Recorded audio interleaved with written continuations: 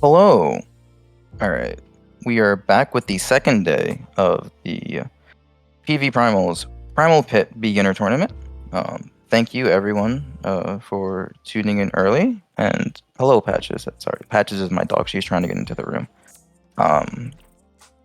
We're going to be going through the rest of the bracket today. So we're going to be having the first 3 sets of winners bracket. We're going to take a quick 5 to 10 minute break to give the commentators some rest. We're going to come back. We're going to do the second 3 sets, we're going to do the 3 sets of losers bracket. Take another 5 to 10 minute break, and then go through the finals. The finals are going to be, best of 5. Everything before that's going to be best of 3. So tonight should be another exciting night because last night was really good. These players have spent a month practicing for tonight and today.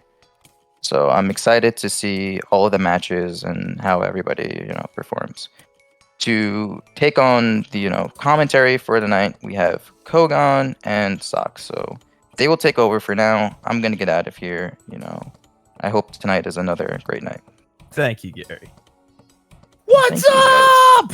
How's it going, everybody? Yo, day 2 of the Primal Pit tournament. Hello, everyone. I am Sox Shimiki, the rank 1 frontliner god queen from Crystal. and I'm joined by Kogan. Yeah. Hey, guys. I'm Kogan, the YouTuber who's played a few matches of PvP, but they brought me on here because they needed a big name to help bring in the crowd. So I got like 30 followers on Twitter, right? I'm a big deal. This guy's got like 20,000. Whatever. Yeah, okay. So wait till this guy sees where I'm at on the front line standings, okay? That's what I'm saying. Things up. That's what I'm saying. That's all I'll say.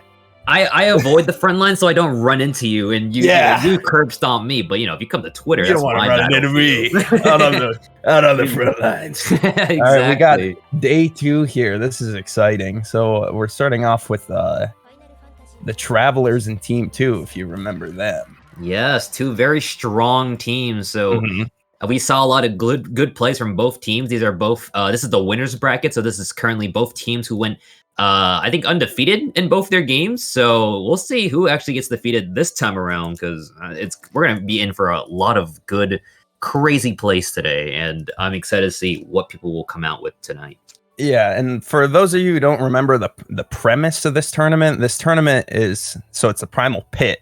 So this is 8 teams of all gold and below ranked players, and they were coached for a month by top 100 players to get ready for this tournament. And so what we're seeing today is the culmination of that competition between these teams that were coached. And these matches have been really, really good. Oh, yeah. Very exciting to watch. And honestly, my throat was hurting after all that commentating a little bit last night. I was getting hyped up. I was getting like emotional roller coasters all throughout the night. I was seeing some teams look like they're going to win it all and suddenly throw it all away. The games can go either way. And that's the best part about this game mode, is that it's full of excitement. You never really know who's going to win out here. Yeah, there was a lot of ups and downs yesterday. Now, so these two teams, we have the Travelers, which is coached by Jay Vermillion, and Team 2, who's coached by Venair Sylvia and Ivan Hart. Now, what's up, Fox? I'm trying to find the rosters here. Yeah, I'm kind of like, I feel like we should reintroduce the rosters, right? Yeah, because we're about to get started with the first game. Both teams are currently picking and banning, and we'll talk about all of that in just a moment. But we are getting just a little bit set up right now, and once we get there, we're going to be able to introduce you to the full teams, who have all lovely portraits. I gotta say, a lot of funny ones are out there, and I enjoyed looking at some of them. We were, playing a bit yesterday, watching them play a bit yesterday. All right, so it looks like one of the teams banned Clockwork, the other banned Volcano, and then we rolled between the other two maps, and it looks like we're going to be playing game 1 on Palestra. Ooh, Palestra. In my opinion, the worst map. The best map. Oh, yes, I agree. The best map in the game. Nothing crazy. Who needs these gimmicks? Who needs these crazy things? You don't. All you need is a nice speed bump, and all you gotta do is just, play it out as normal. You don't gotta rely on weird volcano explosion tricks. No C9 turbulence. You just gotta come out here with your raw skill, and that's all you need. Okay, let's introduce the Travelers. All right, let's talk about the first of our competitors in this game 1. So the Travelers, we have Mick. I'm just gonna call him Mick because I have no clue what to say. Jules, Cineo, Bodil, Maggie, and Octavius, coached by Jay Vermillion. Yes, as said before, a very great player, Jay himself, I've heard. Yes. And on the other team, we have Team 2. Team 2. Which has, let's see what they have on their team. Cut. Oh, let's try my best here. Kat Yusha, Kitsuragi, Aura Fight, Shannon Lee Turtle, Rylor the. That's a funny name. It's just the Vic Solanang, Iso Lemonasya. I hope I said that one right. Yeah, you know what? This G-pose. This G-pose looks really good, and their icon the logo. I love it. Yeah, I like it a lot. I like crucified Venair up there. Yeah, they really went all out. This is like a movie poster level type of good stuff. And for coaches, they have Venere, Sylvia, and Ive Vindhart. Yeah, so it's gonna be a really good one, because this is the winners bracket. This is the teams, like I said, they have fought their way to get up here to this point, and we'll see which team will first to go down tonight. Who will be first blooded? Who will be walking away? Actually, no. The W. With the W. W. Yeah, and actually, I just want to note that even if a team does lose tonight, they're not like completely out. They still have the loser bracket, so they have a second chance to come back in. So these teams still got a chance to come back and win it all. And if they lose in the loser bracket, they die. Permanently on the battlefield until the next match, right? No, not in real life. No, we don't want to scare the audience into thinking we're gonna like take their souls or something. I do want to point out that Venair and Ives' team won the JP User Community Cup last week, and that's pretty big news. That is news, yeah. Like Yoshi P was there, and Yoshi P is now actually on Ives' friends list. No way. I think that's pretty sick. Wait, that's happening? Yeah. Yes. He's got he sent a screenshot and everything. It's pretty sick. I gotta say. Yeah, I think if you guys are unfamiliar with this, the JP scene for PvP is actually really popular. And if you guys can ever go check out the JP players go at it, they will definitely show their skills. And it's always impressive seeing other people's from other areas of the world playing. We are getting set up real quick, but we're almost there, guys. Just give us just one moment. Ready to head into game 1 on Mario and Sonic at the Olympic Games track and field. I like the nickname and I like the map, so I'm all for it. I'm digging it tonight. Yeah, what was it designed for? Also, so in Crystalline Conflict, what are we doing? What does pushing the crystal into the enemy team's base even do?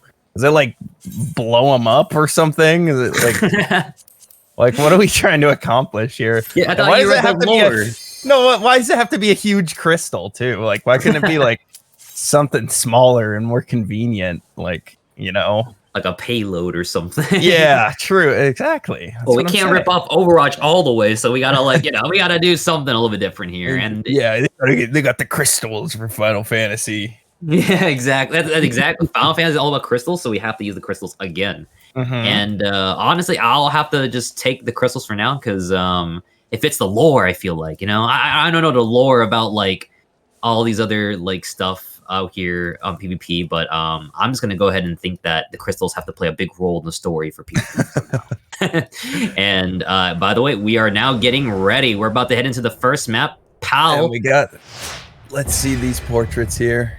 Oh yeah, let's see the portraits. The best part of doing this. The Ishgardian Knight. I love the Ishgardian Knight cosplay. It's just so simple. Oh my god! All right, and then I love these zoomed in. Aura Fight is back with that picture. Yeah. I love it. Absolutely smoky with roses. I like the people's skills at making these portraits because I actually suck at making portraits.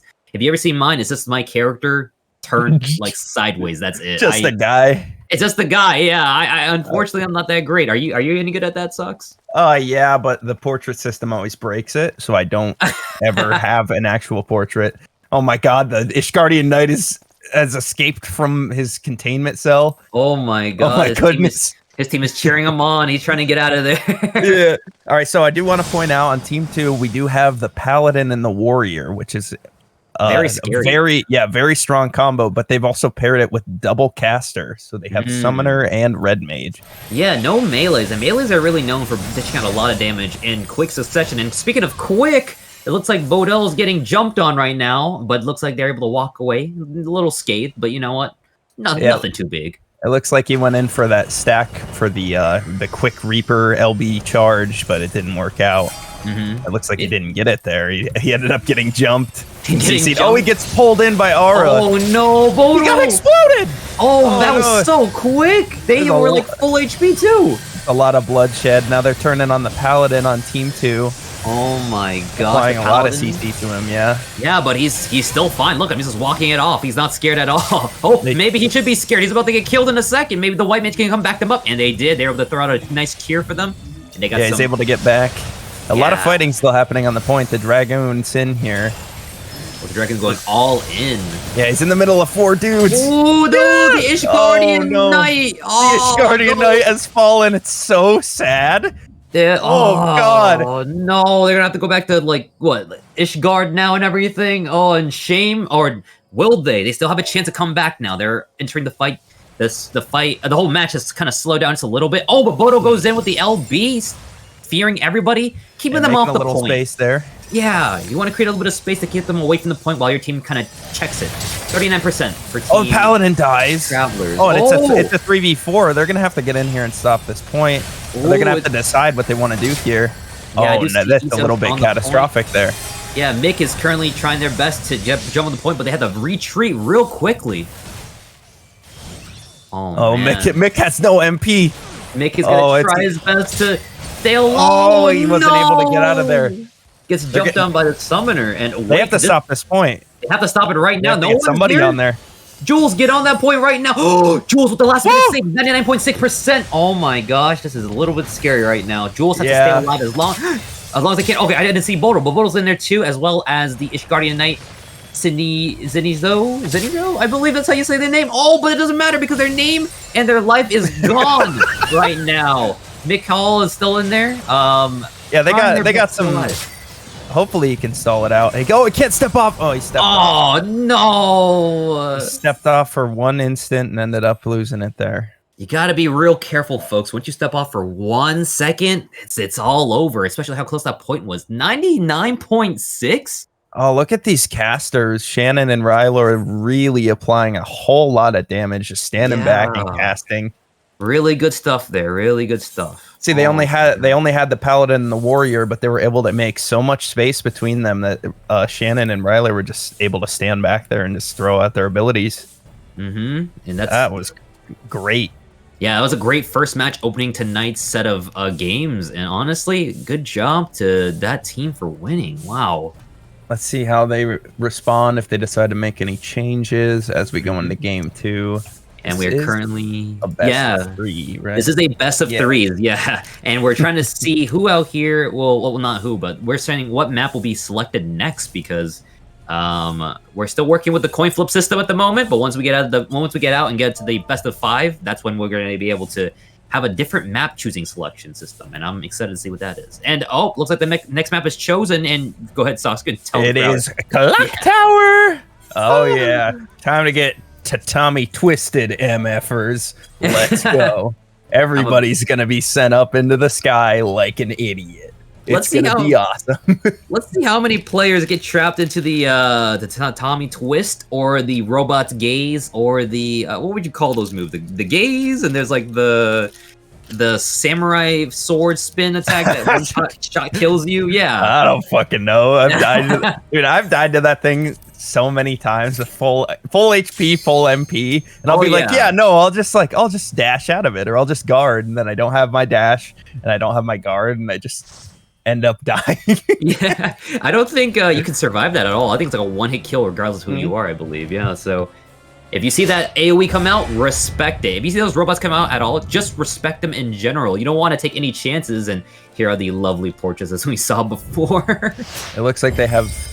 They didn't have an Astro before, did they? I don't think so. I thought it was a white mage on one side. Yeah, it looks like that was an adjustment that was made. Yeah, we'll see how this plays out. I personally have seen a lot of great Astro players solo queues, but as we all know, solo queue and party finder are both very different things. In light parties, it's very coordinated, and some jobs just aren't always meant to be played the same way in solo queue. Yeah, it's hard to get value out of the abilities that the Astro has, and what you can get out of the Astro, you could probably get out of a different job, but even better. For instance, like Bard or Red Mage could pick up what you're trying to get from Astro and do that, and do it better with a little bit more utility. Right. And, I'd love to see some variety in, like, some jobs. We have yet to see a Scholar, a Sage, and I'd like to see that sometime tonight, or, I don't know. But I'd like to see that, too. I love Sage. All right, we got a bit of an aggressive stance coming in here, the Travelers. Ooh, they're going all in. Yeah, right on the Paladin Warrior, going very hard on them. Is Aura going to live? Gosh, yeah, Aura is already getting a lot of damage. They have enough for a pop, but can they walk out and heal safely? Looks like they're able to walk out just a little bit, and they're safe for now. Aura is taking a step back, but it looks like the Ishgardian Knight sitting now. Sitting? Yeah, it's just going down. Yeah, he went down. Yeah, he came around that corner and ended up attracting the ire of the whole team, locking onto him. Looks like the Travelers are going to keep up this offensive and try it. Oh, they're going to have to run away. Yeah, run away. Yeah, they got the Reaper there. Yeah, I got it backwards. No, you're good. The whole team is starting to drop now. 2 players just went down and to the side of Travelers. Yeah, from that beginning, though, it looks like the Travelers got a little bit of progress, so that'll help them out a little bit later. Covering ground is always important. They're going to try and regroup for here, and let's see how they handle this next engagement here. Jules, Jules, don't get caught on the mat. The Tommy mat. Oh, people are getting flipped up. That's going to be a lot of damage being thrown out. No one's dying, though, but it does hurt. Aura got flipped like a burger. Yeah, a pancake, a burger. A chef. Bodal explodes on the point. And then let's see here. A lot of guards are being broken by the warrior. Oh man, Mikkel just went down. Unfortunate from the team Travelers. Oh, they're getting pushed into their base really fast. Aura pushing the point in. You see, they're going very hard on the DPS. They see a lot of the damage was going to come out of that Dragoon, so they're going very hard on the Dragoon onto our Ishgardian Knight and exploding him. They've seen the legends of what Ishgardian Knights can do, and Dragoons are very scary. They're going to drop the whole not LB3, but their LB onto the enemy team. So you got to respect that and take them out. The Phalanx just came out from Team 2, so they're going to have about 50% damage. They're going to have 50% damage reduction for a little bit. It looks like it's just worn off, so they're going to be able to take some damage. Oh, the Bodal has passed away. Rest in peace. No. They're trying hard too. Yeah, they're trying to defend here. Let's see. So they have this Dragoon LB and the Astral LB. Let's see how Sin and Octavius. So the Astral LB comes out. Sin, are you going to be able to LB, dude? No! Oh, no, Sin couldn't even put it out. No! There is so much damage coming out of Team 2 right now. Team 2 just can't. Wow. Bodal just couldn't make it. That is unfortunate. Oh, you hate to see it. Their foot was literally on the circle, but it just didn't register to the game that's saying that they were on the point. Oh, Shannon and Ryler once again getting space opened up for them by the tanks to just blast down. Yeah, showing the enemy DPS, and they were like just basically checking the Dragoon and the Warrior, like, are you going to be able to guard this? Are you going to be able to keep up with our DPS? And yeah, that was wow. That was a very strong opener by Team 2. They really wanted to show tonight that they wanted to win and come out here. So well played by them. And hey, once again, Travelers is not out of the game just yet. They're going to the losers bracket, but Team 2 will be moving forward to the semifinals for the winners bracket. So congrats to them. They're going to keep going further in. Well played. That was just a best of 3, so no chance at redemption for a best of 5 just yet, but soon they will get there. Yeah, the Travelers will be moving to the losers bracket, so they're not out yet, so they will have a chance at redemption. They are still in it. So if you have a friend in there, if you're cheering for them, if you're the #1 fan of Team Travelers, don't fret. It's not over yet. They'll be back, hopefully, for their chance to come back stronger. Maybe a new group, not group, but a new composition, a new, like, maybe a role swap or something would be the play here. I don't know. Do you think usually maps, anything could change? And that's what I will say that was kind of scary on Team 2. They were aggressive. They were doing really well. Yeah, they were going all in. They were going in hard and like just applying so much pressure. They didn't get a chance to breathe. On the melees, on the Reaper, every time they went in, they were just getting blasted down. Right, yeah. And honestly, I would be afraid to go against Team 2 right now because they were just aggressive. They just kept pushing. And there was one moment where they looked like they weren't actually making any ground at the very beginning of the castle map, but they just, as soon as they got their footing, they just send it down and just took it all. Yeah, I'm sure that the coaches for both of these teams met after yesterday, and I'm sure they spoke about something because it seemed like Team 2 had a bit more aggression today than they did yesterday. It was just a little bit. I think a lot of these teams, I think today, I think riding off their wins, these teams might be feeling a bit more confident, a little bit more ready to just kind of not send it down and, like, you know, run it down mid, but like maybe playing a bit more confidently. I will admit the first day jitters might get to a lot of people. Maybe the second day they're feeling a little bit more stronger, feeling a little bit more confident, and that will definitely help out with trying to make some big plays and getting that big win of 100 million gil. 100 million. So we're moving on here. So this is... Yes. The two teams we have right now coming up are Not a Sketchy Team and Pineapple Pizza. Which I'm a fan of pineapple pizza, so I can't dog on them too much. I like that. All right. Let me introduce this Not a Sketchy Team. So I do have to put some respect on the coach's name, Kasai Kage. They are very high ranked in Primal, and I did not know that. I want to put some respect on their name. How dare you? Ruja Thorn is the other coach. I just want to say let's put some respect on their name. On Not a Sketchy Team, we have Audrey V, Beebs B, Kaleshi Magne, Teria Sylph, Evalder Byrne, and Sarent Sastrol Ka. Wow, Not a Sketchy Team. That was a really good reading on that name. And also, I love their icon. Is that I think it's a cat boy maid outfit? Yes, I do want to point out that the players did do these G poses on their own, and they did make the logo. Yeah, I really like the effort put in by these teams, so good job, Not a Sketchy Team.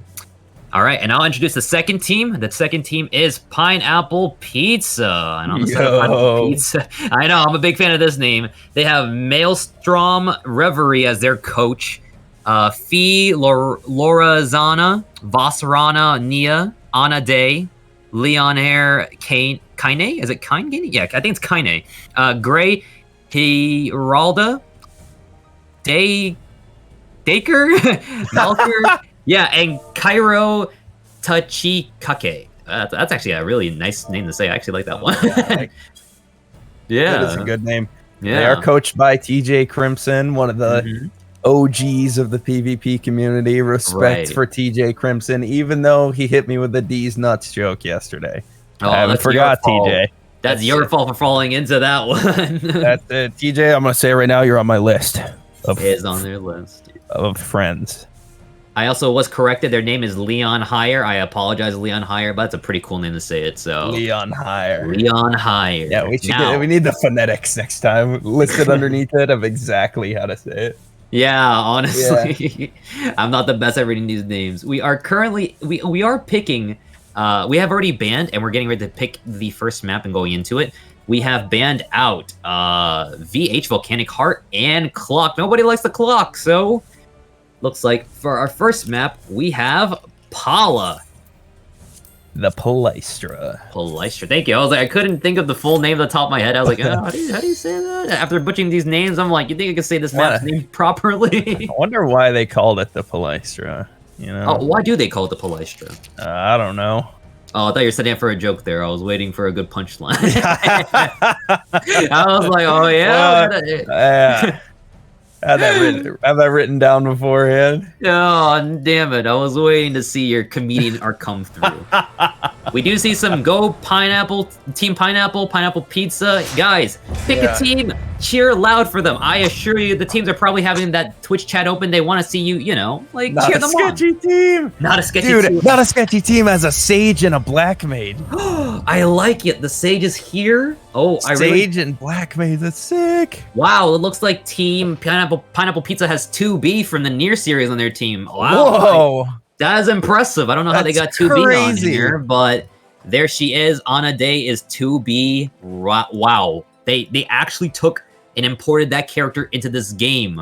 That's insanity. I've never played Nier before. Yeah, there's a lot of effort. Yeah, I've never played Nier before, but I have seen a lot of people talk about how great it is, and I can respect the the job on the cosplay here. I also do want to point out that the glamour from this team, all black on Team Pineapple Pizza, I love it a lot. Aesthetically pleasing. I respect that decision. Let's look over at Not a Sketchy Team. Oh my god. I love the spinning chocobo outfit thing. Yeah, that thing. I like how their paladin is just almost the basic guy that you get when you first make a character. You mean the legendary meteor? Yeah, almost Johnny Final Fantasy. John Final Fantasy, yeah. It's Kaleshi. Let's go. Let's see how they open this up. So they do have this Sage and this Black Mage. I really want to see how they employ this. Oh, the way you employ is simple. You basically stay on the back line and pray your team can peel for you, and that's it. You just throw down spells, some freezes, and you're in. And that's what I love about Black Mage. Yeah, so the Sage is going to be passing around this Cardion, and We'll see how that gets used. Usually they'll be passing it to whoever's taking the damage. They're going hard on the Paladin. Ooh, Vossarana going all the way in, but no healing? Vossarana? Oh, no! Unfortunate.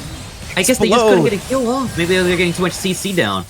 Oh, but I do want to note over here, Bede's Beam is just doing what I said earlier. As a Black Mage, you sit back, stay slightly behind the point until it's safe for you to move up, and just put down some spells. They're using fire! Fire time. Yeah. Beam's Fire Mage, and it's working. And it's working. Yeah. There's so much damage coming out from them. They don't even need the CC.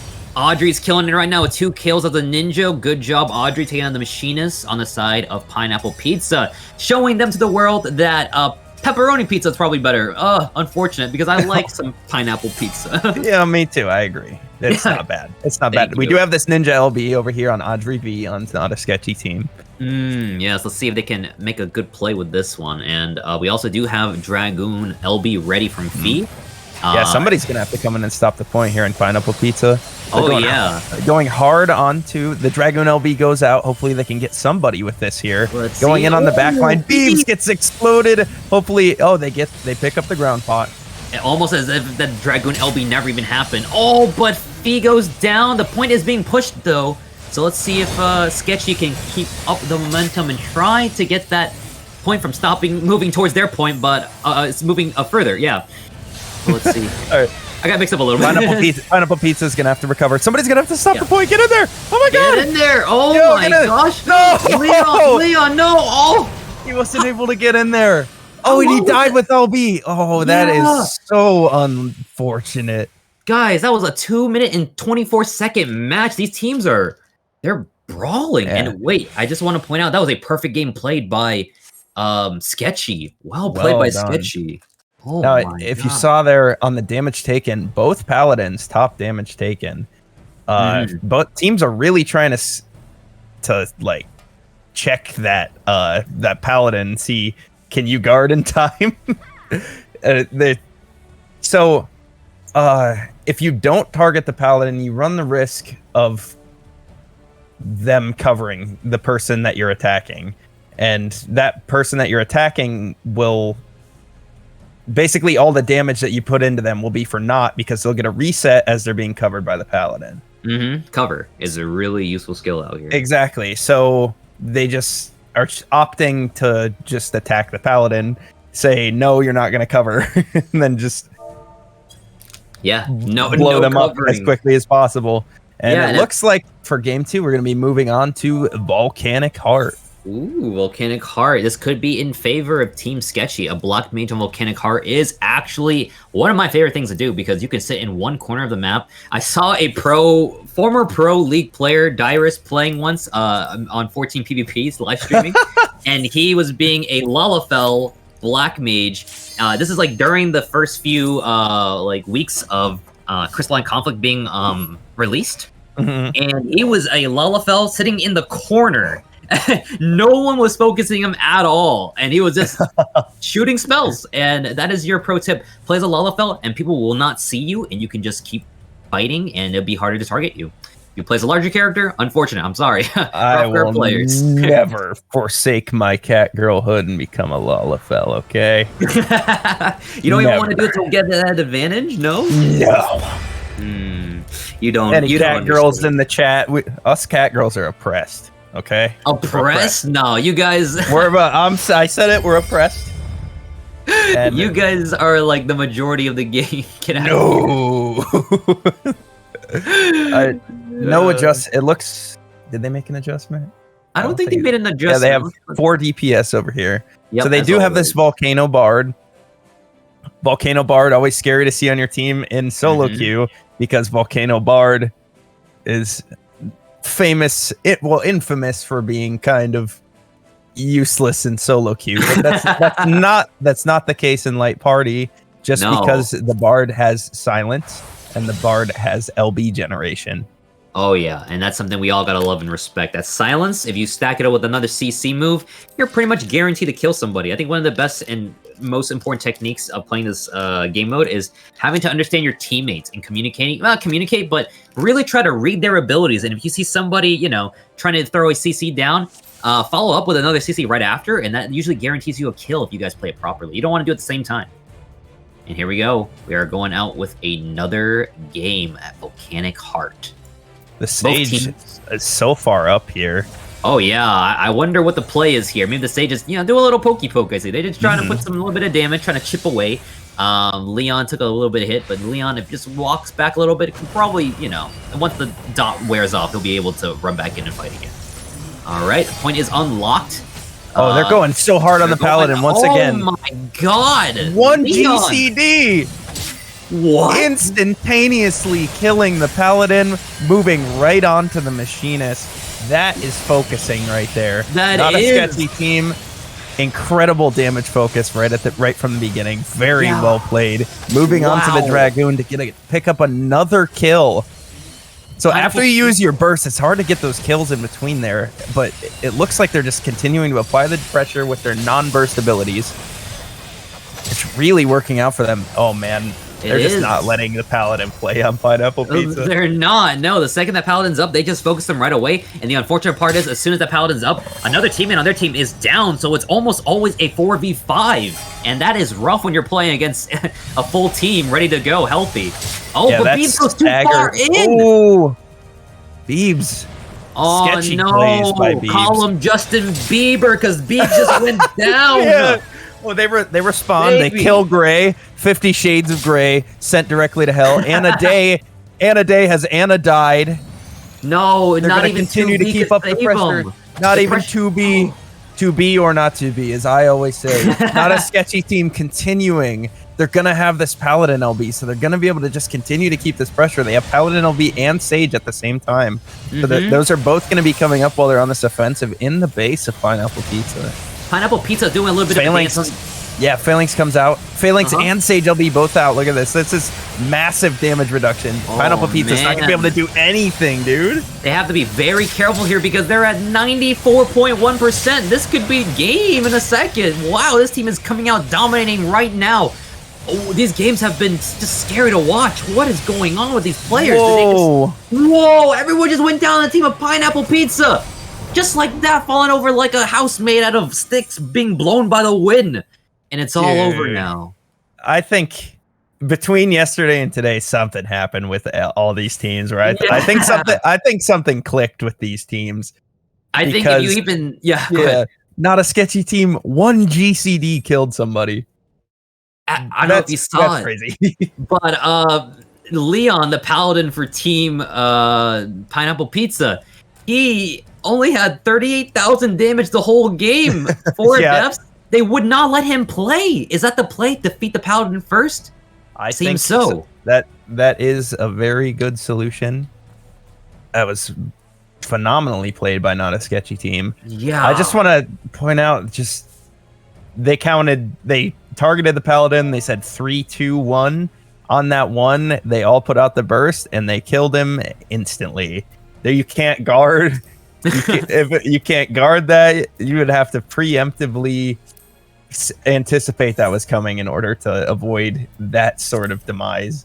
Right, and that is an example of what great teamwork looks like. If you're able to sit down and coordinate those abilities really well, then that's what you get rewarded with, these quick 2-minute long games, and that's what we like to see, some really great level display of skills. And I'm really excited to see what the semifinals are going to be like between these two teams.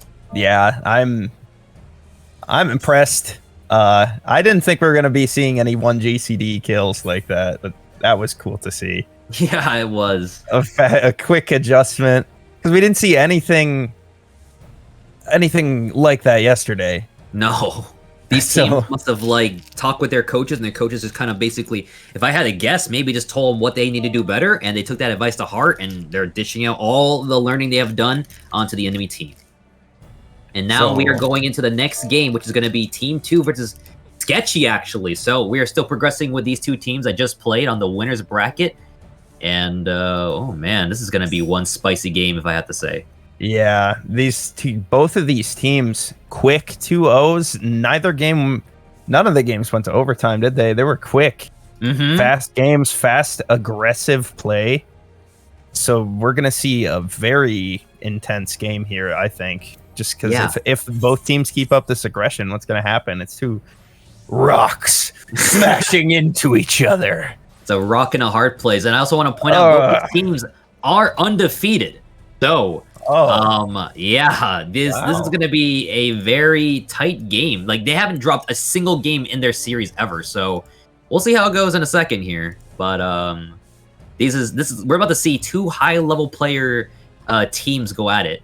And wow, I'm just excited to see what's going to come out of this for the results of this match. Yeah, so I do want to say that the coaches for both teams, very high skill. You can just see that the coaches have rubbed off on the players. Something that they gave, one little bit of knowledge, something happened to where they just are going hard today. They're just really going hard. And that's the kind of passion we want to see with these players. We want to see players play their best. We want to see players do everything they can to display their skills that they've learned, since these are almost brand new, fresh players coming into CC and in this light party format, which is really impressive.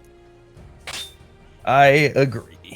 Yeah, and we are still getting set with the teams at the moment, so just bear with us, guys, but we will get there in just a moment. But as you guys can see so far, it has been pretty crazy. These games have been a lot of quick stomps, if we have to say here. But the teams that both dish out the stomping, they'll be coming out here in just a moment, and we're going to see which of these teams is going to come out and stomp harder. Maybe we'll see a whole series. Maybe we'll see a 2-1, a 2-0. We'll never really know until we step into the field of Crystalline Conflict.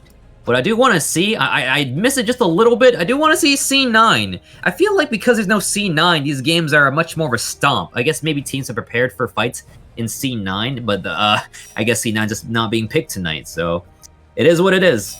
And I even though I don't like C9, it is interesting to see that map not being played tonight, so I don't know. Let's see a whole variety of maps tonight. I want to see some good, clean play and some crazy strats being pulled out, like the infamous Warrior 3-man stun before Turbulence on C9. That was impressive to see. Oh my god, that was a wonderful play. That was a good one, yeah. I want to see if we'll see anything good like that tonight. And that's my favorite part, seeing crazy plays. I always like seeing something that I can kind of take away and probably do in my own solo queue matches. I'm sure we'll see a crazy play. We've seen... So, like I said, like you said, both of these teams are undefeated, and they're... Let's see who gets their first loss. Yeah, and let's see who goes maybe undefeated. Maybe we can have a team go all the way to the end and not lose once. That would be... Yeah, that would be good, and I could be one of these teams. And once again, I want to quickly go over it. This is Team 2 and Not a Sketchy Team. Both very strong teams, yeah. Not a Sketchy Team. Yeah. I wonder where that name came from. I wonder too. It's like... And they all got the mug shots with the little smile. Yeah, I really do like the energy that they put into the thought behind their portraits and all their outfits. I love how they just went in with default character outfits too. That's actually one of my favorite parts too. The default guy. Yeah. Oh, and our next map for this one will be Palestra. Wow, we're getting a lot of maps that I like to see tonight. Yeah, yesterday was all Cloud9. Yeah. Today they're all opting for Palestra. You know what it is? Nah. These players have realized the power of C9 and how dumb it is, and they don't want to play that. Yo. Yeah. You gotta put some respect on Cloud9. I'm putting zero respect on Cloud9. Like I said, it's where the cat girls become cat women. It's gonna be crazy. We're gonna see what happens in Pala. Palas have been kind of a stomp tonight, but we'll see if a team can come out and maybe, last a bit longer on Pala. So both teams once again opting for Paladin. A very popular choice by a lot of teams, actually. I remember when the first time CC came out, Paladin was not really picked often. It was always Warrior as the mainstay tank. Yeah, we really didn't realize the power of Paladin until people realized that you could get that cover out. And that is a powerful skill because as I've noticed, when you put cover on a person, they take 0 damage and they can literally just pot right in front of you and you can't do anything about it. Yeah, they reset. So what it does is it covers up mistakes. And you go in, you take a bunch of damage, and that damage and those abilities are gone after they got burned into guard and they got burned into the cover. So it's really like for free taking a lot of damage from the enemy team that bursted into that cover. Right. Yeah, and that's what makes Paladins so strong. And almost every team seems to be going in with a Paladin, which look at Aura fight. Look at Aura fight. He wants out of this cage. He just wants to run right at not a sketchy He's team. Ready to He go. broke through the gate. Holy shit! Oh my gosh, this is why oh my God, he's going in. Broken. Yeah, he's going in. Aura fight's not messing around this time. Yeah. I think he's finna go in and explode somebody. He's ready to just fight. He left up to his name. Look at this aggression. Oh my God, they're going in. He's going in. Hey, whoa. Aura, just hang out. Oh, he's asleep. He took a siesta. He got Aqua Veil. Yeah. He's out of there. Okay, he got out. He's ready to go. His little nap helped him. So they're going hard on this Paladin here, Kaleshi. He guarded. Aura fight in his guard, in his bubble. He doesn't want to die. He doesn't want to risk anything here. He doesn't need to risk anything because he takes 1 for 1. There goes the Sage. Unfortunate for Sara. Aura fight gets covered.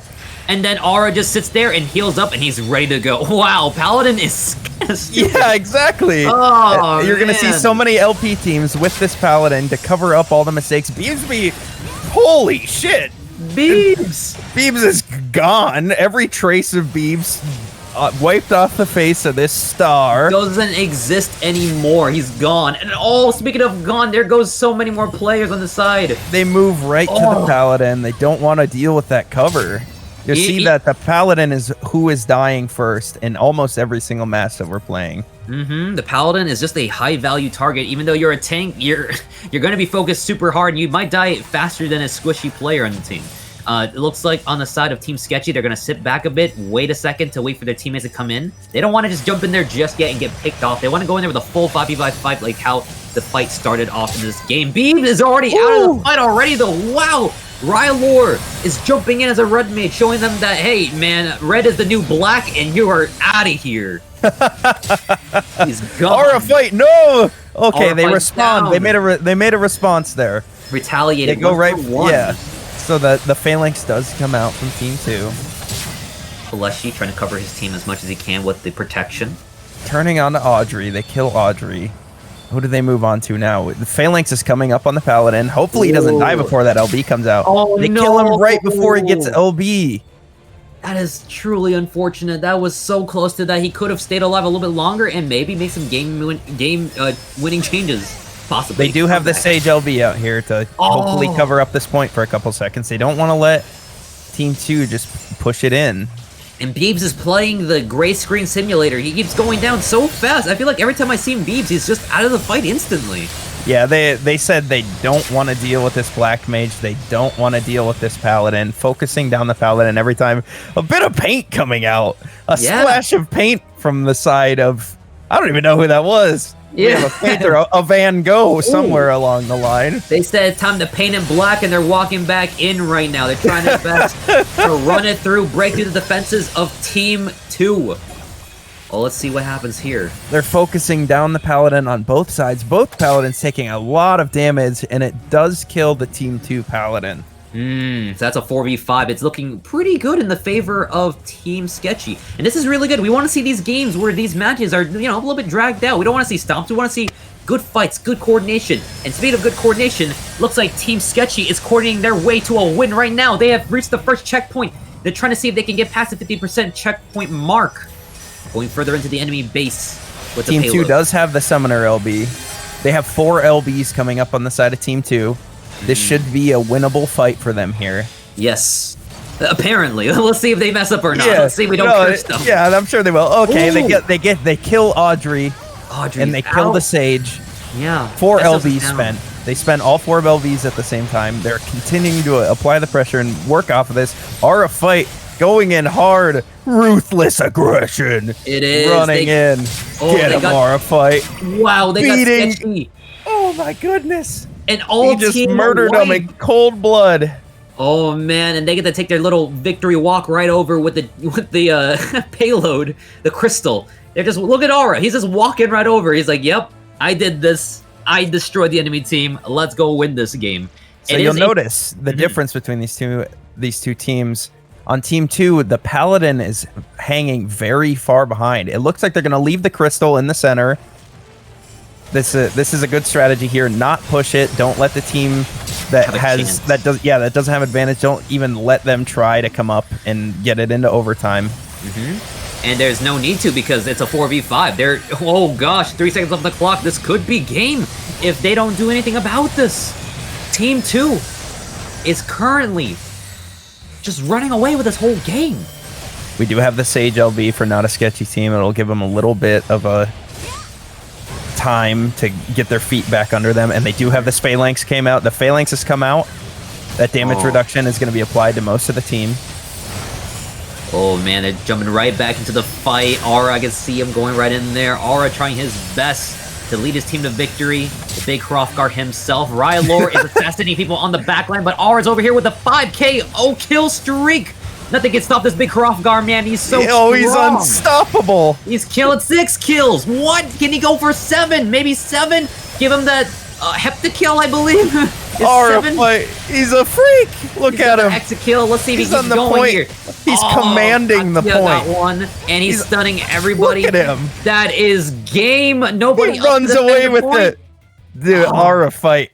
That guy's a freak. Look at that. Let's look at this damage done. Wow. Whoa.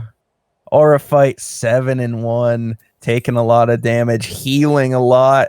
All that damage taken. Healing it right back up. And once again, I do want to point out on the side of Team 2, Shannon and Rylor, just a lot of damage done. Oh, yeah. Really utilizing all the space that's been made by the warrior to just just do damage like in front lines, just padding. Yeah, and then seeing Rylor on the back line trying to kill teammates, trying to run away from the fight, that was impressive to see. That was well played by Team 2 there. That was wow. That was a very bloodthirsty match. There was a bit of a comeback on the team of Sketchy, but not good enough. They're going to have to try to run it back one more time to see if they can try to get at least a win, tie the series up a little bit, and try to stay in the game for the chance to go to the finals and not get knocked into the loser's bracket. All right, next map is Cloud9, the greatest map ever made. We're going to be moving on to that. Even though I hate it, I do like to see Cloud9 tonight. I kind of missed it just a little bit. So I did want to talk about not a sketchy team and Team 2's usage of the Paladin. You'll notice that not a sketchy team was using the Paladin more as a frontliner. And they're up in that front line, and when the Paladin burns their guard, that means they can't use cover to its full extent. They can't cover somebody and then guard and make all that damage go away and open up an opportunity for them to get out that potion. Whereas Team 2 was having their Paladin hang out in the back. Like that sounds strange. So the Paladin's back there, and Aura fight on the warrior is up in the front. And he is able to make that pressure, and when Aura fight starts to go down, that's when the Paladin comes in, flies in, saves them. And they have their guard and their cover because they're not in the front line. Right, and they can do so because they have double tanks. You can make for crazy different plays with these different kind of comps out here, and as we can see here, double tank is a pretty strong comp. Yeah, especially that warrior and that Paladin, just because warrior has that W key, they're able to run forward. Just make space, open up the space. The casters are given space to stand back and do some damage and pad on the front line. Yeah, and they're really checking the MP and the HP of the enemy team's palette. Yeah. And they checked very thoroughly because they checked their way to a victory on that last one. We are having a bit of a player swap at the moment. Speaking of the legendary double tank comp, it looks like they are switching off of that for Team 2, actually. And wait, what is this? What is this? We're about to see in a second, but Yo! Huh? Interesting play. We haven't seen this job yet, but when we get in, we'll tell all you guys what's going on out here. This is going to be... Well, actually, this is actually one of my favorite jobs to play, and I've been excited to see this. Someone did ask, is that a dancer being finally played? Unfortunately, no. Unfortunately not. No, but it's another job that has not been played yet. But this is actually a fun one that I actually really enjoyed playing. Do I do a lot of wins on this job? No, but I do enjoy trying to just play it out because it's a fun one to dish out. Fisher, they Fisher, let's go. They got it. They got it. Culinarian, miner. We do have a miner. We'll see if you guys are right. If you guys are right, you know what? I'll throw you the 100 million guild. Just meet me after the stream in the den and sneak you the prize money. No one needs to know. Let them cook. Let them cook. Yeah, let the culinarians cook. And here we go. Let's see. What is the mystery job that hasn't been played? Yeah. What will it be? Look at this beautiful Cloud9. Wow. It does look nice. I will awesome. Admit. And here we go. It is Gunbreaker. They swapped out for a Gunbreaker on the side of Sketchy. All right. Wait, Lucio Light in the chat. Gunbreaker is a throw job. Oh, what? We'll see here in a second. What do you mean? They're right. I don't think so. Wait, no. I do have to say, everyone that I know who is a Gunbreaker main is unhinged. Oh yeah, if you're a Gunbreaker, you're literally secretly a tanky DPS. It's actually kind of nutty. I think maybe tied with Warrior for having the most HP pool. Is that wrong? I think Warrior's more. Yeah, Warrior's more by 2k. But Gunbreakers are pretty tanky, and they're literally a disguised DPS. It's actually kind of crazy.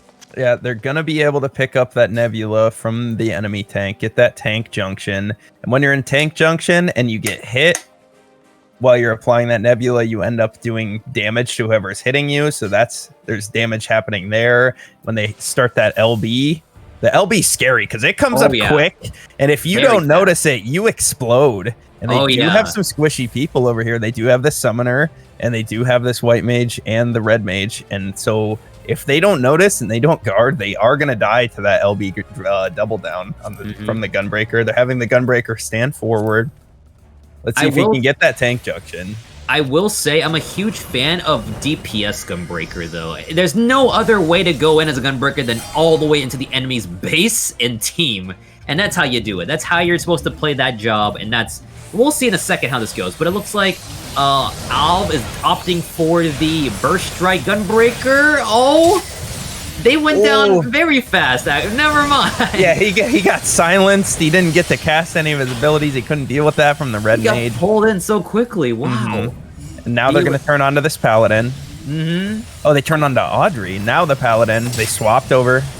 As a residual, they killed a White Mage. The White Mage did get an LB off before they died. I don't know if it got ghosted by the server tick or what. Yeah, I wasn't able to see so much of a benefit from it. I can't talk tonight. But already 3 players went down at the very start of this map.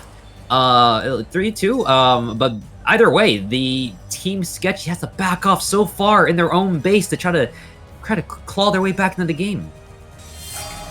Or I do see Ava with the Gunbreaker LB. Let's see if they can get the most value out of this one in the next engage. I would say go for the people. I think now would be the best time to use it. He got silenced. He couldn't do it. He couldn't do it. He got silenced. Red Mage LB exploded. That's unfortunate. I thought I saw the animation go off too. He could not do anything. Yeah, there's a Dragoon LB up, picking up another kill with that LB. Oh, they're just running them down here. Not a sketchy team. Oh, the Paladin just got sent up. Guard broken. Let's see. Oh, how much damage. That's a lot of damage. Auraflame comes up and smacks him with the side of the axe and sends him directly to hell. Oh, all the way down to the 9th circle he goes. And speaking of circles, that circle's making its way to the end, landing the Team 2 in the winner's circle, getting closer to that finals, where they win so much money. Oh, enough money to take them all the way to Baldmont Quicksands for a good time, in fact. And wow. They weren't able to respond at all. No. Rylor on the Red Mage just saying, no, you cannot cast anything to that Gunbreaker. The Gunbreaker had 0 HP restored. He just wasn't able to because they were going in so hard.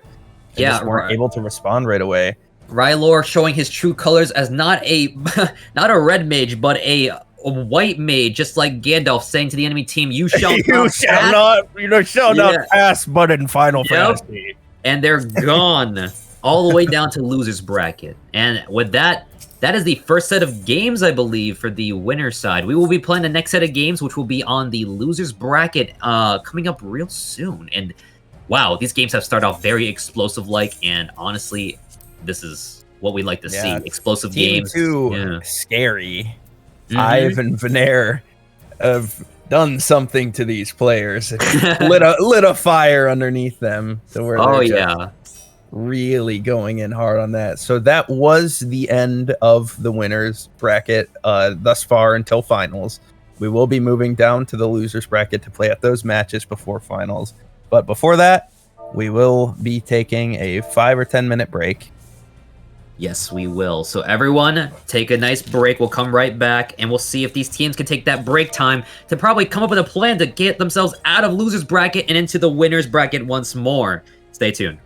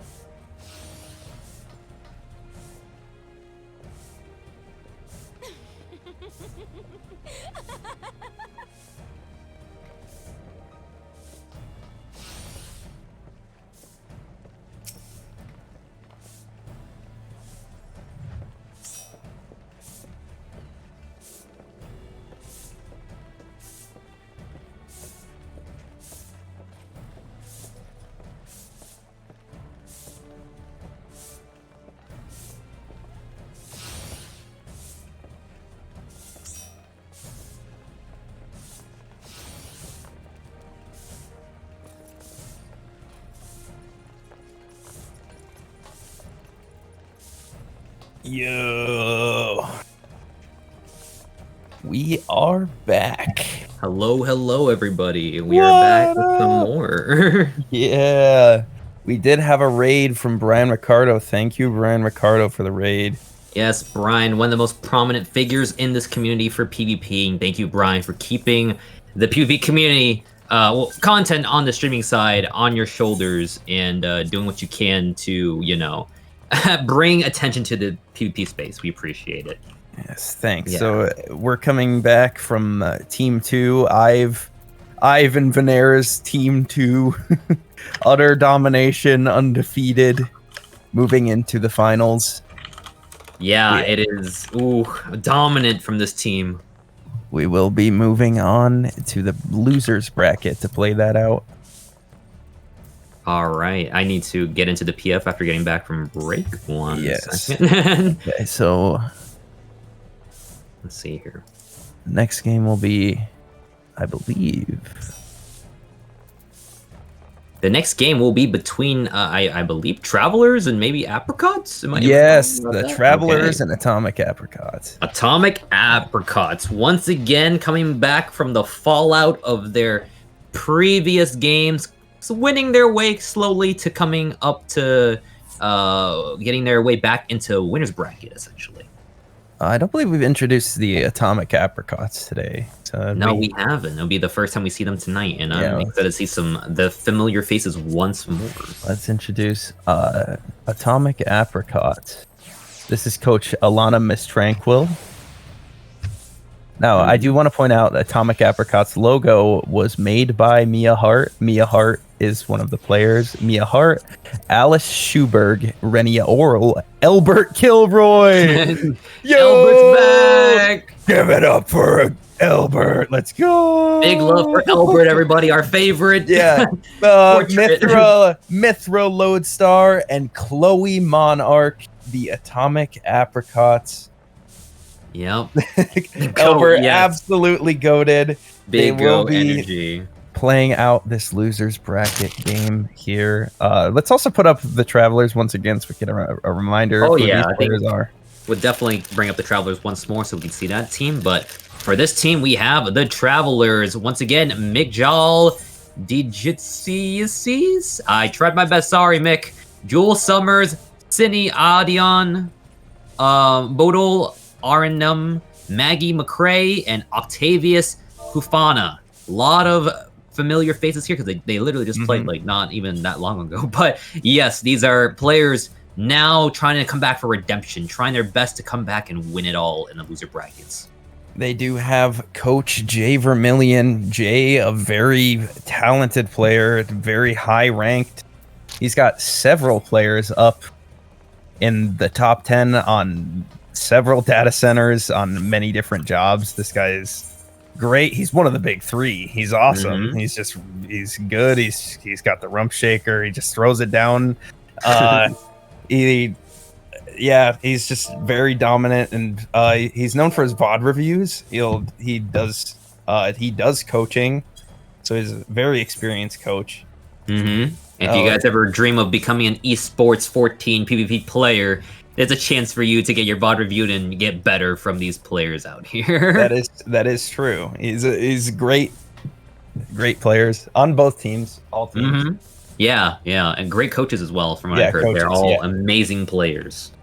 We do have our maps banned out and chose. Are we ready to talk about that? The maps banned are C9 and Clockwork.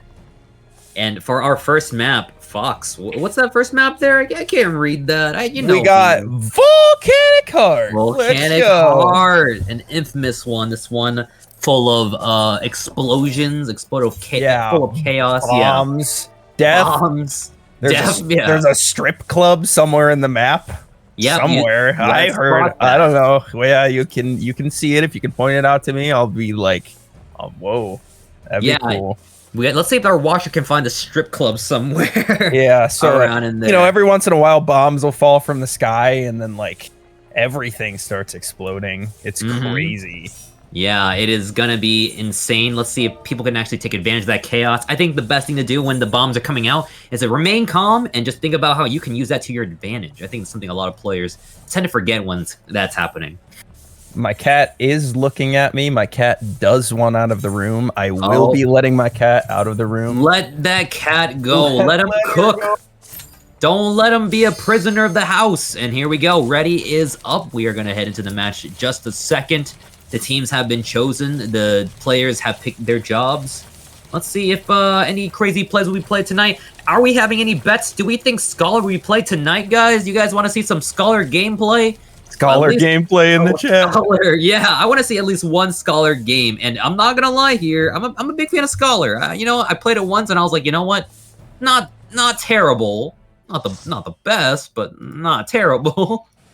The cat is out of the room. The cat is out of the bag, just like the cat is about to play this game. Yes. Between as we see.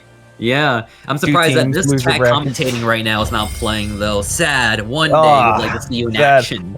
We see the return. The God King. Alice has joined Albert. Wait a minute. I like Alice's picture. Yeah. Well, they're not competitors. They're on the same team. I think Albert must have convinced them to do that same thing. Oh, you're right. Albert has brought Alice into the Albert the mix. Yeah. The Albert universe. Yeah, she must have drank too much of the Albert Kool-Aid, and now she's a part of the Albert cult. The Albert clan. If you guys don't know, Albert is the star player on this team. Look at him go doing, is that the gritty the kids call it? I don't know what dance he's doing the gritty, the thug shaker, whatever you want to call it. He's really hitting it. Yeah, he's getting it right now. He's trying to, so there's no official dancer on the team, right? But he's basically the dancer of the team. The trying to encourage dancer. them. Yep. And he's trying to show them, hey guys, we got to win this game. I'm Albert. And they're like, oh my God, you're Albert. And he's like, I'm Albert. And then they're going to win the game. That's how it's played out here. Albert is just here for moral support. What's actually going to happen is his team's going to 4v5 the enemy team. That's how good they are. Albert's going to run out. He's going to see if he can make some plays. Let's go. Bodo jumps right in. Oh, Bodo goes right in. That's scary. Jump right in. Jump right out. Bodo is already leaving. The enemy... It looks like Albert's team has taken almost little to no damage compared to their team, which is good. They have resources still ready to go. Bodal, though, on the other hand, is getting pulled left and right. Bodal's taking so much damage. Bodal trying to make their escape, getting so much debuffs on them, trying to get out of here slowly. I don't know if they'll be able to. Oh, they focused him down. They really don't want to deal with that Reaper LB. The Reaper LB, you see it's already almost coming up. They killed him before then. Mia Hart, the summoner on the side of Atomic Apricots, does go down. Yeah, 1-for-1. Bodal and Mia. They're focusing down Alice, the warrior, on the side of Atomic Apricots. Is she going to be able to get out? She's in the guard. Trying her hardest to keep that guard up. She wants to be sure that she can try to stay alive for her team because she's the only tank. Oh, that is unfortunate that they go down, though. They do get hit in their guard by the Machinist. Machinist does have drill, which goes through guard. It does. Wow. Yeah, I totally forgot about that fun fact. So bring a drill to a guard fight and you may just win. Albert is ready with the LB, shooting it right out, stunning some players. Octavius McJawl is out of the fight. I'm not sure if the LB had any factor into that, but it certainly did help. It is a 4v3 in favor of the Atomic Apricots. They're going to keep applying this. Bodal trying to keep up pressure on the point, but Bodal's alone there. Bodal is trying their best, but just could not. Looks like the Machinist point blank blasting somebody with a 50 caliber sniper rifle. A little bit overkill, in my opinion. You got to do what you got to do to win, you know? American sniping your way to victory, quick scope, 360. You got to do everything you can to win this game as a sniper. Get down on one knee when you do it, too. So it's like they were proposing, but like with a fucking gun. With a whole ass sniper rifle, yeah. Oh, Mia gets pulled in by Mick. Mia is getting the beat down. Mia's out. Mia's dead. 2 times now they've capitalized on the summoner coming in, and they just pick up that kill really quick. Oh, a Dragoon sneaking in. LB coming out. Oh my God, the big damage. Could they coordinate? Could they follow up? I don't think I saw another LB available on the side of team. Oh, Travelers, Apricots. Oh my gosh. Let's see what happens here. Bombs are out. Oh, Albert, don't jump on that point. You might just get hurt. Don't do it, Albert. Yeah, Albert, you're too young. Albert, run, Albert. There these you bombs go. Are scary. Yeah, nobody's been caught in them yet. It doesn't look like. A lot of happy feet coming out though by the people. Good footwork. Good footwork. Yeah, they're going after the monk. The monk does have LB. Monk gets pulled in. Oh my god! Big explosion damage, but Bodo goes down. Mithra also took a big hit as well. Mithra is, I think, slowly getting harassed over here by the enemy team. Octavius takes the kill, going down. Whoever thought not a gunbreaker, an Astro would take down a monk. I never would have thought of that happening here tonight. The monk pulling him in, doing a big slamma-jamma power bomb into a bomb, killing them. Elbert does pass away, and Mithra as well. Octavius is all the way out behind, in front of the point, trying their best to stay back. They don't want him to break this checkpoint here. They're really trying to keep him back. Trying to keep it even. They're trying to keep it nice, and you know they want to make sure they can come back, and they're trying their best to. Let's see here. Ooh, the red team is slowly pushing up. Slowly, Elbert, that dance buff at the beginning of the game, he is showing that dance buff is bringing them the victory. Yeah, Albert's showing up here. He's ratting. He went after and killed Bodal in the back. Oh my god, hits him with that Seraph strike. They don't want to let them go. They're trying their best to grab them and kill them. The Dragoon LB does go out. Very little damage from the Dragoon LB, but it does. They're just trying to keep up this pressure on the point here. The Atomic Apricots just keeping up the pressure the whole time, not letting the Travelers get resets, as we saw Elbert flying in back there to slaughter them while they're trying to reset, drink their Gatorade. Yeah.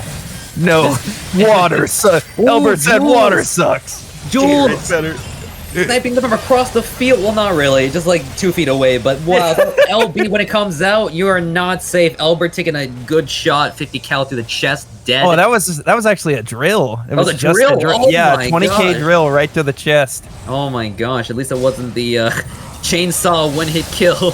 Oh yeah, we haven't seen one of those yet. And we are in overtime anytime soon. Oh yes, it is currently a slow but steady race for Team Apricots. They want to take it nice and slow. They know how their win condition is just to push the base. Oh, and that's it.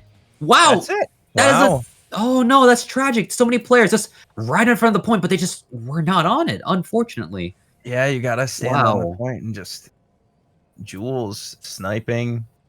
Mithra, this monk, 7 kills, securing the kills on the side. Wow, well played by Team. Wow, Apricots are killing it. Elbert, I don't know what you're doing to your teammates, but how are you making them win? I don't know. What's the secret? Just keeping up the pressure. I did see Elbert making a swag play, flying in there. He Seraph striked in to secure a kill on someone who was resetting, and that made a huge stagger so they could just keep up the pressure and keep pushing the point. Well played, Elbert. Yep. That's just the first game out of this set of matches. We are currently trying to see what the next map will be, but let's see if Apricots can make a good run for it and win in this next match. Right off the bat, get a quick 2-0. That does mean this is do or die for the Travelers. Yes, it is. Travelers, we're high up on the winner's bracket, but now they've fallen so low. Can they just make a comeback tonight? We'll see it in just a second. I think any of these games could go anyway. With how these players are playing, everyone has surprised me. Something could click any match.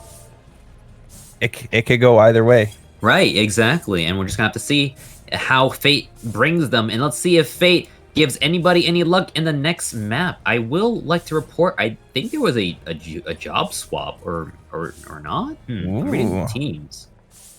Maybe not. Maybe I'm crazy. I thought I saw a job swap there. Maybe somebody just left. But anyways, no, I think there is. Yeah, there's no more Reaper. Okay, interesting. Oh, okay. Yeah. Well, they were really focusing down that Reaper. It was probably scary to play that. Yeah. And so this next match, it could go either way. It could be a coin flip. What else gets flipped? MFers on the tatami mats. That's right, on the clock tower. We are going to clock tower next. That is the next map, and I like that map due to all the chaos that can happen. I'm just a big fan of it. This is our second time seeing it tonight. A special guest, Zebra Embers, Season 1 Rank 1 on the Crystal Data Center. Yes, welcome on over. Zebra Embers, as you can see. Legendary Clock Tower. player. Legendary. Absolutely legendary. I taught them everything they know. Did you? Yeah. How come you don't teach me everything you know? You know, I think I might have to after today. I know. Take you under my wing. I gotta become a better player. That's just what has to be at this point. I'm not ready. All right, here we go. We're going into the next match, which is once again in Clock Tower. I think it's probably my favorite map. I'm a big fan of Clock Tower. I'm glad they added to yeah, it is my favorite map as well. This really so very quickly became the best one. Okay, all right. Yeah, you liked C9 before. What happened there? Yeah, it's awesome. No, it's like I said, I like C9 because it's all messed up. You know, you can use the map to your advantage. In this one, you can really use the map to your advantage. Okay. So you'll see there's a lot of corners on this map, and when you push the crystal past that corner, it becomes a huge advantage for the team. Like the instant that it moves past the corner, whether it be the attacker or defenders. So there's a lot of momentum shifts of advantages here on this map. You'll notice like the crystal will get pushed to like right to one of these corners, and then right when it moves past it, yes, as you can see on the corner, yes, right when it moves past that, that's when a team's going to get a huge defensive advantage of just being able to peek behind that corner and break line of sight. The tatami mats here.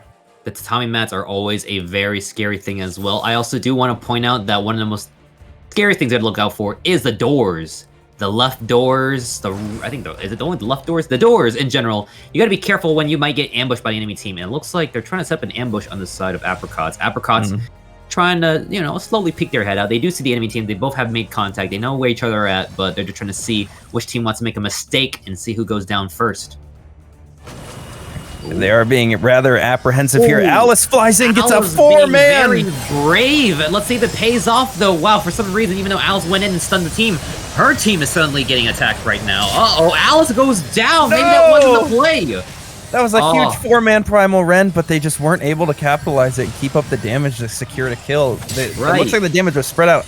Octavius, the Astrologian on the Travelers, does explode and die forever. And so it is a 4v4. They're coming up to this corner. As you'll see, the teams are moving towards the position to where they can get a good defensive line of sight breaking going for them around these corners. Right. Oh, they're going all back in again. Oh, there goes. Ooh. Oh, is that Jules? Jules is getting jumped on. Jules is by themselves. Jules, you're on the wrong side of the map. Jules, where's the team? Oh my god, turned into a pig, Elbert style. Oh no. Oh my god. Mithra. Oh, Monk LB'd? Yeah, Mithra steel chair, slamma jamma. But despite all the jamming and slamming, it looks like Jules walks away unscathed, luckily. Wow. Well played by Jules. They ended up killing Sin, the Ishgardian Knight, back over here. Wow. The point's going to continue to get pushed up.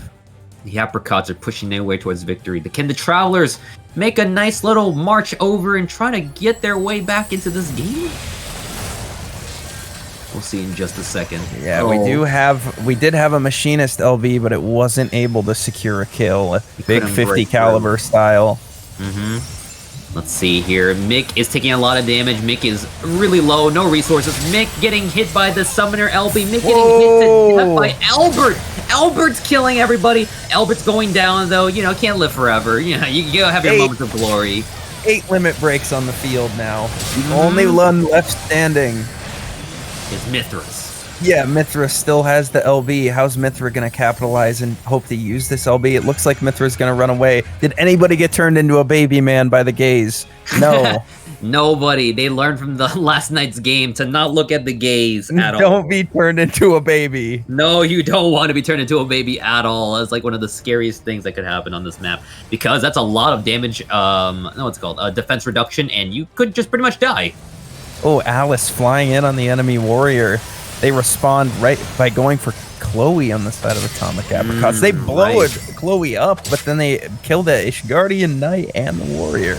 The Ishgardian Knight's gonna have to retire after this one. Their post at Ishgard is now no longer there. It's vacant. Let's see if a new knight can take a place. Oh. I used to be an adventurer like you. Until I took an arrow to the knee. And no bards, though. No bards in the game. Yeah, no bards in the joke not landing because there's no bards in the game. We tried. Mithra Steel Chair blowing up Maggie. They don't want to deal with that Summoner LB. Securing the kill. It is a 4v4 Atomic Apricots. Oh, it is now a 3v4. Oh my gosh, the Apricots, even though they're down a few players, can they still make a push and end this? Yeah, they're trading kills here. 3v3. Just going back and forth. Every move that they have is having a response. This game's very close in terms. The only way it's not close is just by the Atomic Apricots have just been pushing the point, playing around the point big. Yeah, and it looks like the bots are out. Got to be careful of the bots. One of my favorite additions to this map because you're able to change up the game if you play it carefully with the bots. Stopping stalemates. Yeah. Piles of gold lying around the map. Ooh, Octavius. Octavius does get killed. Oh no, Octavius. Any baby men. Mithra is turned into a baby. Absolutely babified. Heading towards the map. You see the Summoner LB. LB not really hitting anyone. Elbert walking it off. He's like, nah, dusting it off his shoulders, walking away. Elbert said, nah. The Ishgardian Knight sent directly to Hades. Unfortunate for that guard. Oh, let's see what's happening here now. A lot of fight in this corridor we were talking about earlier. This little corner here, the defensive spot. Another Dragon LB by Chloe. Chloe, can they drop it on somebody? Dropping it on the head of Maggie. Absolutely. Maggie getting hit. Big damage and a big Astro Macrocosmos coming out. A lot of big plays happening right now. Oh, man. And it's a 3v5, I believe, at least right now, right? Mithra somewhere on the field, trying to get an in, trying to get a backlining Jules. Mithra as well as Alice jumping right on Jules, trying to make sure that they get down quickly as possible.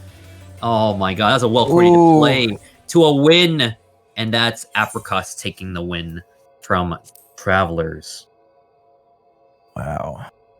That was... What a game. That was a really well played by the Apricots there. Well done. Yeah. So they were trading kills back and forth. Even when they were down players, they were still capitalizing and still securing kills. Yeah, because keeping up that pressure. They were just juggling the plates, keeping it up the whole time. And as we all know, the name of the game is to pretty much get on the point. And as long as that point's moving, you have a good chance of winning. Well played by Apricots. And with that, unfortunately, the Travelers are going to have to take a long trek back home because their journey ends here. Well played to the Travelers. Thank you. I really hope that you continue to play LP. I hope you stick with the team and continue to play. Very well done. You should be proud. You did great. Everyone should be proud. Everyone's doing great tonight. Everyone who has played before has done great.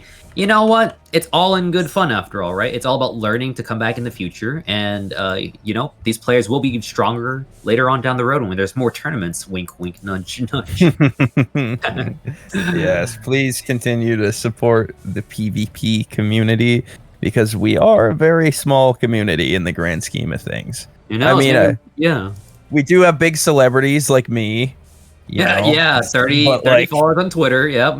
Yeah, well, I mean, what else do we have? No, I'm respecting it. I'm respecting it. No. Yeah, you know, we gotta continue to support. Yeah. Yeah. And then with that, support the people. And if you're ever curious on wanting to, you know, join in and want to be in future tournaments, where could they find the folks?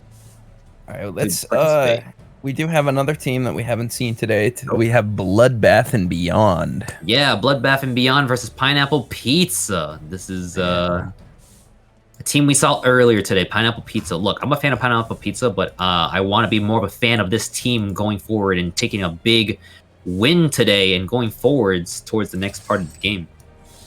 Pineapple Pizza, they are looking nice and stylish. I really like the black colors. They got that drip. They do have Coach Maelstrom Reverie, aka TJ Crimson. How could they not have the drip? They do have the outfits. Honestly, I really like the Bloodbath and Beyond here. I love the color scheme. They really went all in with that red. And it's it's a funny name, Bloodbath and Beyond. It's a really clever name, and I like how they match with their name with the outfits. And they have Coach Vivian Infinity. She is sick currently with COVID. We wish you to get better soon, Vivian. Get well soon, please. As for players, we do have 11D Rain, Chisame Hasegawa, Anzu Tuger, Park Chaeyoung, Iris Vale Fal, and Ariane Rosecrown. Yeah. Iris Vale Flay. My apologies. Now, I did compliment Ariane Rosecrown yesterday. Oh, yeah? And they did call me out on it. But yeah, I'll call it Ariane. Yeah, I like Ariane. Do we? All right, we like Ariane. We like all the players, actually. Yeah, exactly, we do. Good players. It's been really nothing but I've heard positive things about everybody involved in all of this. Yeah, it's been everyone's great. Wonderful experience. I hope people watching decide to get involved, because you too can get involved, because as we said before, all of these players are gold ranked and below, and they were coached for a full month by top 100 players before this. Right, yeah, and they went from almost having not as good of skills as they did before to now being really good now, and that's what matters, getting better every time they play these games and learn from their mentors. All right, we do have the map. Yeah. Let's go. Go. You could say it. You can go. All right. Yeah. This is my favorite map. Our second favorite map now, actually. Yeah. Cloud9. Pineapple Pizza versus Bloodbath and Beyond, Game 1. We'll see what happens here. I'm really curious on how they'll play out Cloud9 today. We saw one Cloud9. Did it? No, we did see Cloud9, right? Yeah. It was a blur. Wow. Yeah, it was a blur. The Gunbreaker match. Oh, yeah. The Gunbreaker. Yeah. The Gunbreaker wasn't allowed to play. Yeah. Getting silenced. Just let him play. It seems like a very an interesting strat here, where it's like pretty much single out one player from being able to play the game, right? Is that one strat players can do? Yeah. Yeah. Yeah. Okay. I'm sorry. I was reading something. I have no idea what you said. All I said was, hey, look, we got some nice, beautiful portraits out here. Let's start game 1 between these two teams. Look at that. Those portraits rule. Pineapple. Yeah, they're really good. I like the matching backgrounds. One of my favorite parts. The red with the white. Just a good color scheme. I love red. That's a good color scheme. Let's look at this. These team comps. They have the Paladin White Mage. It's pretty standard composition happening over there. They do have the Bard. Both teams have the Bard. So they're going to be trying to utilize that silence and get that limit break generation. So we're going to see a lot of limit breaks coming out from both teams because of that Bard. And on the side of Pineapple, we have all DPSs, no healers, and the Paladin. Fully offensive team. They do have a Bard to try to, push some damage on the enemy team. We do have an issue, it appears, a tech issue, possibly. We're gonna have to probably restart things in a moment. Yeah, looks like we're gonna have a restart. Oh no! There is a camera issue. Players are leaving the map at the moment. Everything has gone wrong. The map is imploding on itself. Astro wins! So that means Team Pineapple on Pizza will be moving forward. No, that does not count. That does not count. No, we will. We're gonna run it back. We're just resetting. No win trading. Yeah. No win trade. This is a fair and balanced thing. Players know what they're doing. Yeah. Yeah.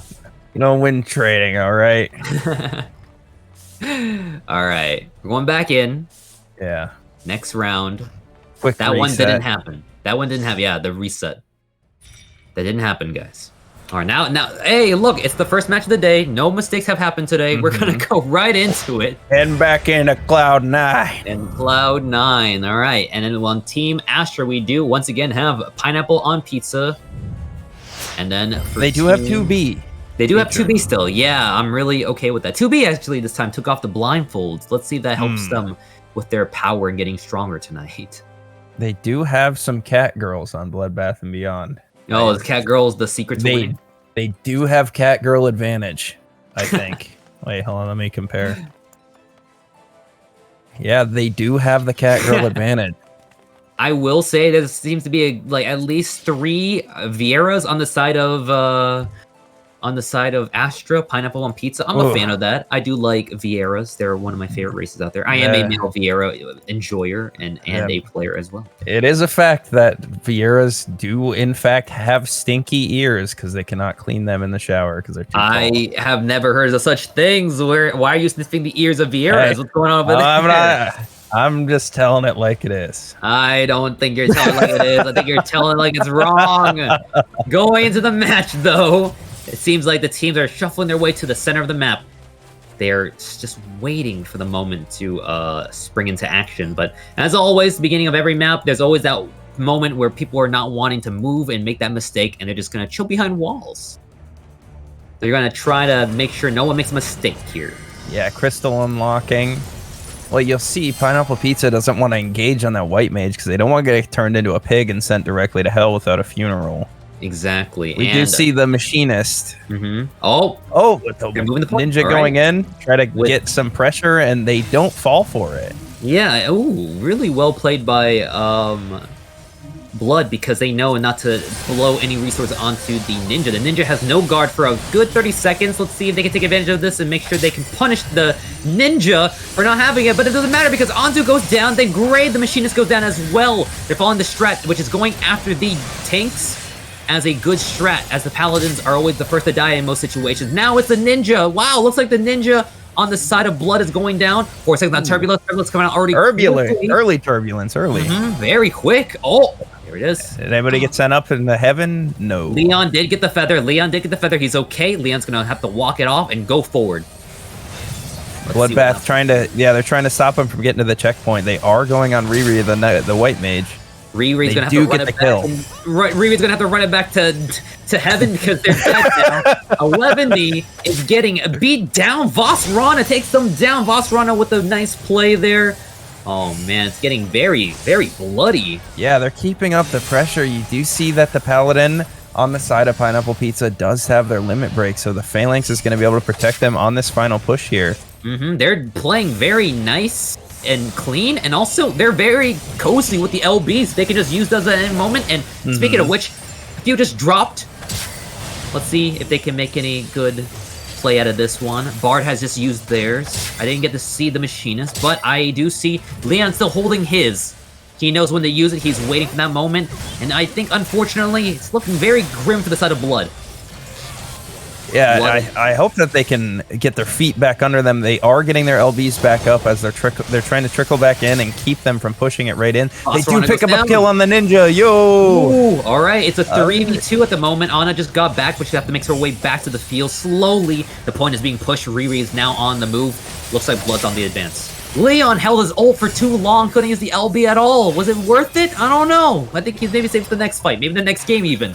Yeah, Leon was covering there, and he ended up getting hit by a white mage LB, and it looks like he took double damage as a result of covering and not guarding there. Gray goes down, the machinist on the side. Blood is now making their attack. Counter-attack is coming out. Counter-strike. Oh, Chisame, no. Oh, they're finally getting some pressure to be able to push. Yeah, just when your team is going in the offensive, you don't want to die at that moment. There's a Dragoon LB. Ooh! Oh, double damage taken on the Paladin on the side of Bloodbath and Beyond, and they did get exploded during that Dragoon. Wait, look at the point! Look at the point! Oh my god! The point? Yeah, Riri pushing the point on their own. Riri's just like, hey, I'm just gonna win, and I'm just gonna stop it from winning. Oh, Riri got the feather. Well played by Riri. They got the feather. Yeah, they got their LB back already. Now this point is here, and it's just Riri. Riri is out here by themselves. It looks like the team is now remembering Riri existed. Riri goes down so quick. Ooh. Oh. Yeah, there was so much space. That was a good try. They were trying to push the crystal there. Wise man pushed crystal, and the Pineapple Pizza just turned on them because they did realize that big opening there. Riri tried to go for the sneaky crystal push. Could not get it, unfortunately. Maybe if they're playing something more tankier that can handle more than a few people, but they got popped so quickly. But it's okay. Oh, no. Wow. Anzu's Paladin LB got ghosted. That is unfortunate. It acted as if it was never even there. Yeah, they didn't they didn't get the phalanx buff. They didn't get the buff to their team, and they did lose it as a result. That may be catastrophic there. Maybe indeed. Oh, Riri's trying their best to fight off Gray. Gray is 1v1ing the white mage. Never mind, getting 2v1. Chisame jumps in to save their friend Riri. Riri is now back on the push. Riri is like, I know how to win this game. We put the crystal, and they're back to doing what they know best. All right, 5 seconds till overtime. 5 seconds till overtime. I think the team in the lead right now is currently Pineapple, so they Umbra, which is Team Blood, need to stay on this point as much as they can. Once, 2 seconds, 3 seconds off that point, and you lose. They have to stay on this at all times at this point. Iris now manning the point while Pineapple is on the back pedal, the back foot. Oh, this is a scary situation because it's actually kind of funny. Pizza. They pick up the kill on the Dragoon instantly. Just lead him. Fee dies here. Oh my gosh, you don't want to die right now, Fee. Yeah, quick 4v5. They are having the Bard push the point. Oh my gosh, let's see what happens next. Riri is trying to get this point moved up. Oh, they just lost a member. Oh Iris. No, Deathlink. They have Deathlink rolling on the ninja. Lost. Oh, don't drop below 50% of the ninja killing. Is picking up some names right now. Riri knows how to win this match. It's by pushing. Riri, go, move your small legs. Riri, the wise man, pushing the crystal. Riri gets that big horrid roar, trying to keep the game alive. Fee's about to have the Dragoon LB come up, and they're going to be able to stall this point for a long time if nobody has guard. Right. Fee goes up with the Dragoon LB. It's going to blow. Woo! Wow! They stepped off. Riri, the wise man. Riri! Yo! That 0.1%! They need to play the game, which is to push the crystal, which they couldn't do, unfortunately. And they have won the game. Riri with 2 minutes and 25 seconds on the crystal, paying off. Wow, 2 minutes and 25 seconds. If you guys ever seen a game like this, I'm sure we've all been in solo queue, which is where you are the only person pushing the crystal and no one else was doing it. And that was what she did today. Say her name, Riri. What was the last part again? Riri. Riri. Yeah. Well done, Riri. Playing around that crystal. It's games like that where you realize the game really is just about playing around the objective. You could die 1 billion times. You could die forever. But if you push the crystal further than the enemy team, push that objective, you win. Exactly, and that's all you need to get one step closer, 1 foot in the step towards getting that #1 spot today in the tournament. And they're getting 1 step closer, as we can see. 1 step closer to the edge. And 1 step closer, and we're going to take 1 step into the next map, which is going to be Pala. Oh, man, we've seen Pala in a little bit today. Yeah, now it's going to be boring. It's the worst map. No, it's always fun with Pala. Get out of here. You're the hater. We'll be moving on here. Bloodbath. Now, I want to see how Pineapple Pizza adjusts to the wise man white mage. Because that white mage was really pushing the crystal there. Oh yeah, that white mage, Riri. Throw some respect onto Riri's name. Riri knows what to do and knows how to win. But can Riri pull off another one? I feel like you can only pull off that play maybe once per tournament. After that, everyone's more alerted, like, hey, we got a crystal push. We got to protect that. Yeah, so, I think they're going to be aware of it, and they're not going to allow it this time. We will most likely see a big adjustment. All right, and as the portraits once again looking all great. Pineapple Pizza. Pineapple pizza. Bloodbath and Beyond. I do like 11D's action pose. 11D looks really cool. The monk with the hands. What was that weapon? I gotta figure that weapon. Those are the Makai fists. Makai, that's right. They've got something written on. I have no clue what that symbol means. I'm sure it means something sweet.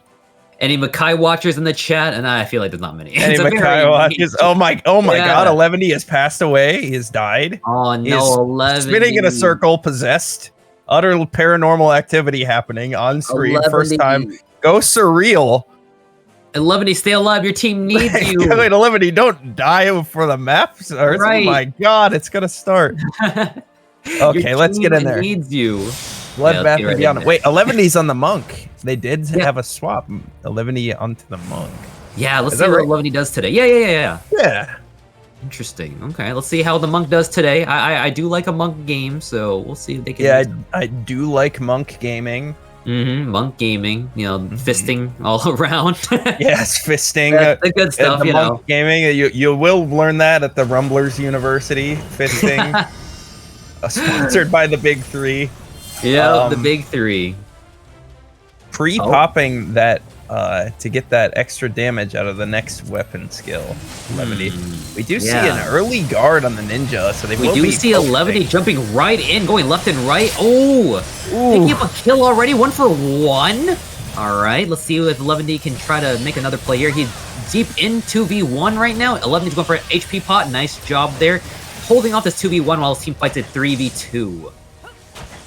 Oh, this team is really opting to go directly for the Paladin. Anzu is getting exploded. As we should. Anzu's taking a lot of hits. Anzu got silenced. Anzu trying to get the HP back up slowly. I don't know if they can do it. Oh, they're going to get away. Oh, they're lucky. Run, Anzu. Full HP Anzu. Now they're back in the fight in a second. Riri goes down, though. No! Riri trying to sneak into the point. They don't want Riri to be a wise man. They just don't want it. It looks like everyone else wised up to Riri's axe, and now they're able to stop her before she can even push any further. I do see Leon taking a few hits over here. 2v1ing the Chisame. Chisame is able to hold off 2 players at the same time. Pretty good strat there, wasting their resources and time. They do have on a day. They do have 2v on the point with that ultimate weapon. Oh my goodness. Yeah, you gotta big time PvE gamer. Yeah, but you know, it's not a bad... They go right for on a day. They heard me. Oh, they're going for on a day. I'm sorry, on a day. I did not mean... Wait. Voss takes a kill off the Bard. Iris is out. On a day. Oh, Anna dead. She's on a dead now. Oh, no. On a die, if you will. On a die, yeah. Oh, they kill the Paladin before the Paladin's able to get their LB out. Leonair does have their LB left, so they can keep up this offensive on the side of Pineapple Pizza. Riri is on the point right now. She's playing what she does best. She had to back off for just now while Levany takes the place. Levany takes down a player right in front of his own team. Guys, defend your players. What are you doing? Gray couldn't do anything on his own. Oh, Leon is it. Leon? Oh, Leon, don't ghost that LB.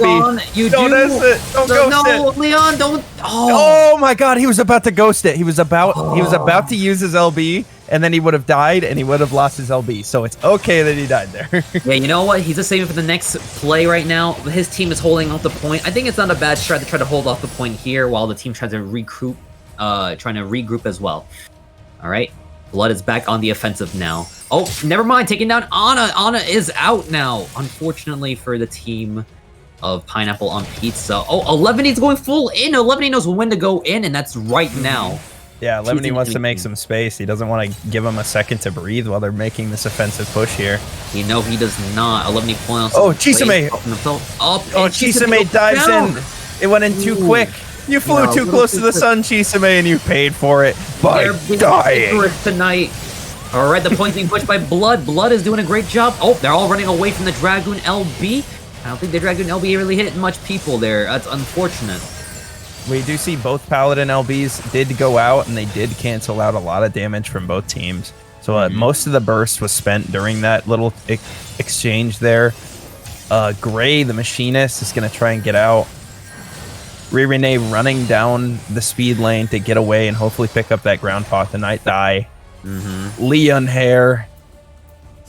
Leon Higher. Leon, whatever. Okay, I'm sorry. Correct. There's a lot going on. Leon and I'm sorry.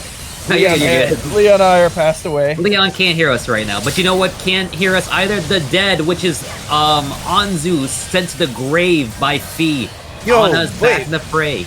Bloodbath and Beyond did get advantage at one point, so they are currently in the lead with 30 seconds until overtime. Yes, it looks like Bloodbath and Beyond's going to try and regroup here. Yeah, they're going to try and regroup. Hold up. Let's see if they can. Let's see if they're cooking. Let's see what's going on here. We will let Bloodbath and Beyond cook. Yep, but they are letting them push. Let's see. If Pineapple can make a nice little push and get past that 57 mark and keep going further. Voss is throwing down an AoE. Voss is trying to protect themselves right there. Voss, you're going to have to use those pots. Voss, you're going to have to use your guard. Voss, you're going to use everything to stay alive because the whole team is jumping on you. Voss is out. Anzu is out as well. Fee is carrying her team on the back with her Dragoon 6 LB. kills on Dragoon. Yes, another. Woo! 11 goes down. Fee is carrying her team right now. All right, He let's said, see. taking my team and carrying them on my back. Riri is popping them from afar with her spells, while Anaday is on the point. Anaday is down 5. Fee is pushing while also killing. This is some masterful play going on right here now. Fee is knowing the proper amount of staying in and out while Leon stays on the point. Leon about to go down. Oh, Leon. Comes to an LB. Leon's LB's up. Let's see if Leon can back off and get his elixir off so he can stay alive for much longer in a bit rather than blowing off the LB now. Fee is about to go down. He got Monk LB. No! Okay, let's see if Voss can hold the point. Voss, you are the last person left that can hold this point. All right, never mind. You saved it just in time. Leon is here now. Leon, you're going to have to use that LB real soon. You have 4 resources. Leon! No! Oh, no! Leon, no, dude! You don't want to see that. What? Oh, so there's 2 left on the point. It's a pretty dire situation. It's very dire because it's both physical range and they're not known for having the best HP pool. Let's see if the team can run back in. Ana, guard, Ana, Voss. Wait, he saves the game. He's out there. He's fine. All right, they do have a chance. If Leon can get run back in, Sakuchi'd in by Voss. Leon's coming back with his Paladin LB here. Yes, let's see if they can make a play here. Leon, use that LB. Keep the team alive. The cover up. Leon. LB! Cover up. Voss is healing up right now. All right. Let's see what happens here. The team is starting to come back. It's starting to come back a little bit slowly. Yeah, they're coming back. Okay, Leon had to use the LB. Oh. Let's see. Voss, hold the line. Death Link going out. 1 Death Link for Voss. Oh, no. 11D with 2 kills. but the blood is low. Oh, everybody's dying. Bodies are spent. Destruction, death. Oh my god, this point right here. They're holding it so hard. This is Helm's Deep. They believe. Pineapple Pizza, they believe. They're pushing for it.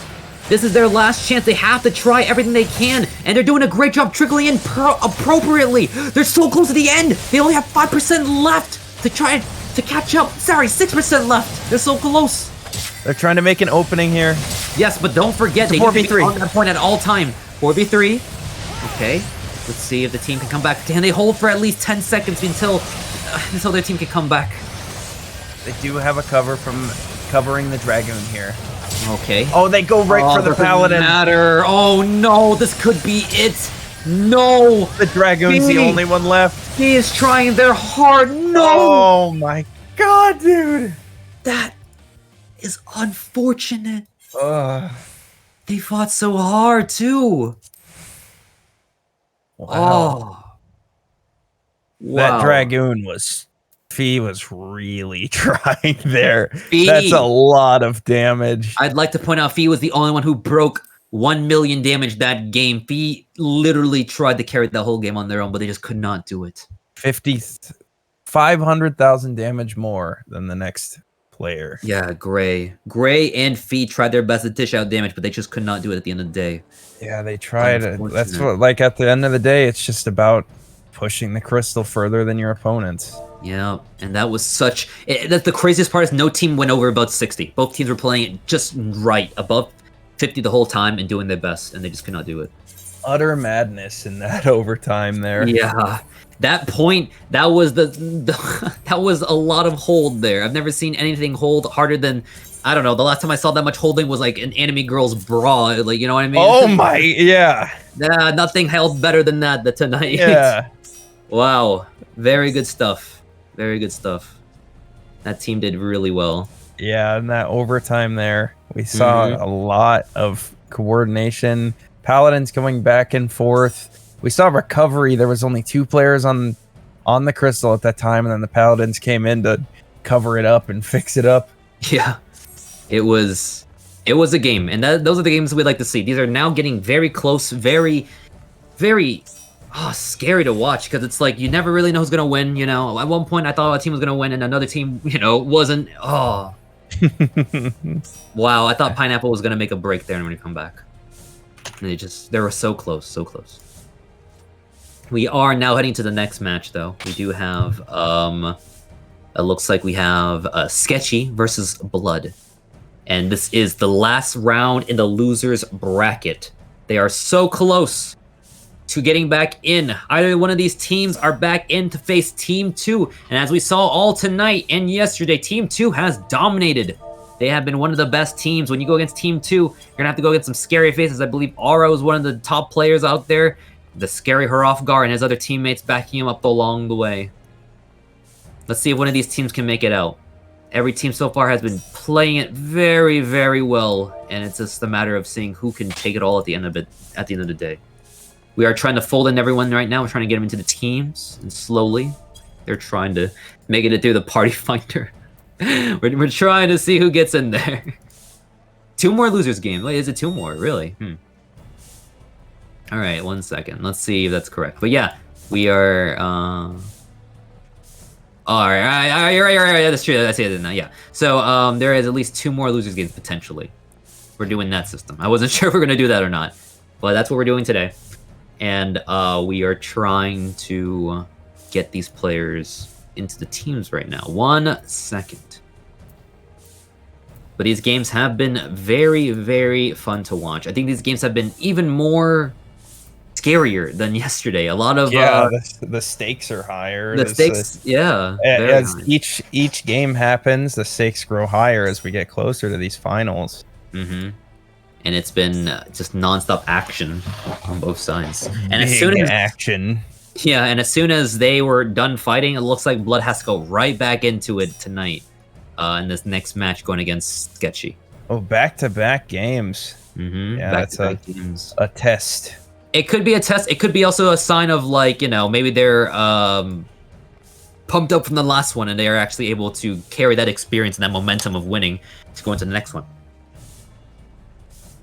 Let's see what brings them here in the next round. The teams have now been loaded up. We're going to give it a second. We will be deciding the map. We'll be deciding the map, yes, exactly. And then we'll see where we go from there. But these matches, we're so close to the end. One team here will now be facing the winners after this once again.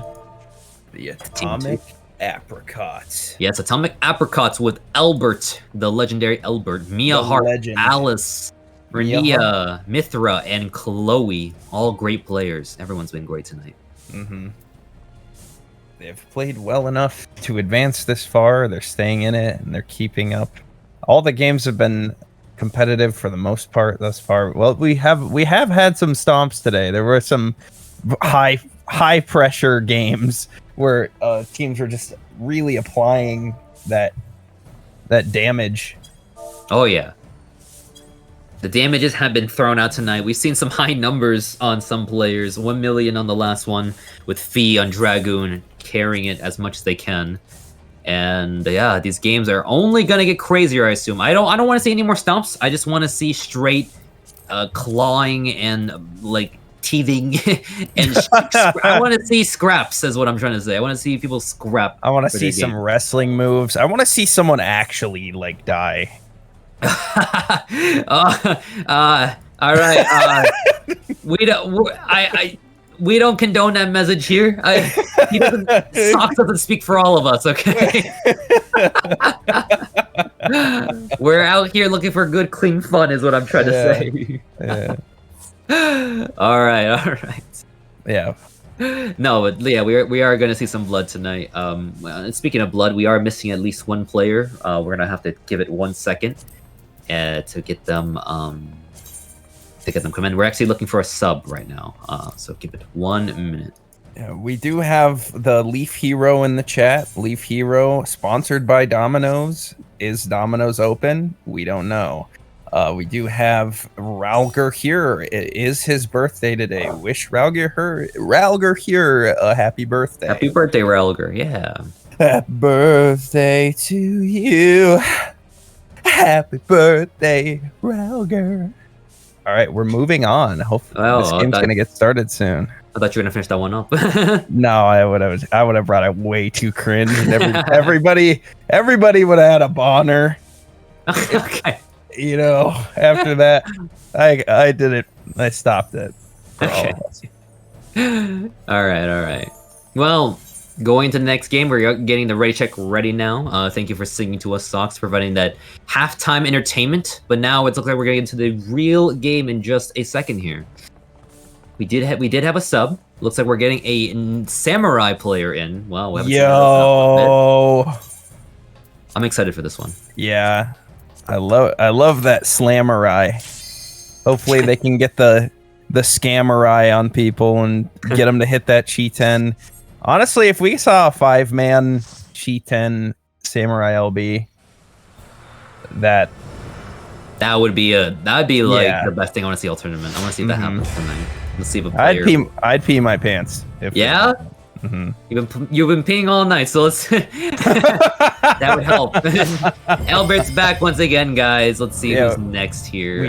They do have the Albert advantage, but Park, the cat girl, they do have 2 cat girls on the side of Bloodbath and Beyond. Right. That is going to be a big advantage for the side of Bloodbath and Beyond. They also, cat girls they've got that, the it factor. I do want to throw some respect to Riri as well. Riri's on the team, and they were killing it on Cloud9, the other map, where they were able to push the point all the way towards almost victory and pretty much ensuring their victory for the team. So let's see if Riri can pull up another sneak here. And Riri, they were so hard. They were hard on the point. They were the wise man. Like we say it a lot. Wise man pushed Crystal. They stood on the point and they ensured that the pressure, the damage, the kills, they ensured that it meant something. And as they did. And it's one of the advantages I said earlier. If you play a LFL, people will ignore you. They just cannot see you. It's hard to see in all the chaos, and that's exactly what happened here. That is kind of unfair. They are really, really little. They're just using their advantages. That's how it is. You guys be the cute cat girl, distracting with your cuteness, and then that lets Riri push the point as a LFL. Yeah, Chisame opting for the speed lane for a more aggressive point right here at the beginning. Right. Oh, there's some fighting happening in the speed lane. There's a monk and a ninja slapping each other a little bit. Yeah, just a little bit of love tapping. No one really takes big damage. And yeah, they engage on the point. Yeah, Alice popping their guard early. They are gonna try to capitalize early on that. Anzu! And Anzu is down. Alice, well played by Alice and the team. They're trying to go full offensive, trying their best to do damage to the enemy team. Alice may be going down in just a second, maybe not. Alice is being kept alive by the white mage as well. Well played by Elbert. That white mage, Elbert, wasn't able to keep him alive. No. Elbert does go in, kills the samurai, puts the 4Gs on the Jeep, and does pick up the kill on that samurai there. He is going to try and keep it up, and they get another kill. He LBs 11D. Gosh, Elbert, what is going on? He's suddenly carrying the team. Elbert is the one distracting, but today he's carrying. I think the enemy team is starting to disrespect Elbert a little bit. Bloodbath is going to try and get all 5 back up. Oh, Park, don't engage. No, you're going to get blown up. Oh my gosh. No, Park, don't die. Park just needs to take a second back right now. Park, you need to build that LB up. You can't do it when you're dead. You're going to have to stay alive. So many LBs up on the side. 11D takes an LB out. 11D takes out Albert. He got revenge. Yeah, Park went in for that revenge. We do see a Dragoon go up. Chloe gets a lot of damage out, spread across the whole Bloodbath and Beyond. Oh my goodness, this fight is a Bloodbath and Beyond. There's a fight going on. Everyone everywhere. Volcanic Heart, Mia Heart. Oh my god, this is Volcanic Heart. This is what we want to see. Chisame gets slamma-jammed. Oh my god, everything. So many bombs. Can they dodge it? Mithra gets hit by the bomb. Onto Mithra. Everybody's dying, dude. Everybody dies. That's the name of the game. Mithra trying to get out, but they could not. They get stunned by Park. Park dashes in. Park gets the kill. Big damage. Oh my goodness. This is a Atomic Apricots keeping up the pressure, and they're continuing to push this point. Finally, Bloodbath and Beyond is going to be able to respond and get a little bit of push onto this point here and get a little bit of Wise Man going. They do have the Samurai LB, and they do have this Paladin LB. Let's this is see how 3 Park players on that. one Chloe. I don't know if this is enough resources that's worth it because Anzu and the team is pushing. All right, they're had to walk all the way back. Bloodbath has 3 really big LBs here. Yes. I want to see how Park handles their usage of the Samurai LB here. Let's see it. Let's see if he saves this. I would save it for a 5-man at the very least. Wait for a big team fight, you know? And then, speaking of which, the whole team is back. Oh, never mind. Mia is down. But a 4-man is not a bad deal here. I'm gonna keep my eye on Chisame. Let's see if Chisame can make... No, Chisame. Park cannot make a play because Park is dead. Maybe they focus Park too fast. Park has passed away. Send flowers. Yes. The funeral will be Sunday. Please check in. That's today, actually. Right after the game. The wake. The wake. Yeah, Bloodbath did get advantage during that push, so they are in the lead. While they regroup, I wonder if they're gonna stop before the checkpoint, or if they're gonna allow them to push the checkpoint. It doesn't look like they're going to. Does look like Elbert's on the point, trying to get a little bit of wise man action going on. Right. They're gonna go on this ninja here. Ooh, Warrior LB out. No guards on Anzu. Anzu responds with that Paladin LB. Chloe. The guards are broken. Dragoon. Ooh, Chloe dies through their shield from that Dragoon LB. Chisame taking a lot of damage. Chisame couldn't even use a pot. They're down already. Ooh. Oh, Park. 4v4. Now it's a 3v4. Ooh, Park still holding onto this LB. Oh, Park. 11, he tosses out the LB. Ooh. 11, he gets the other monk.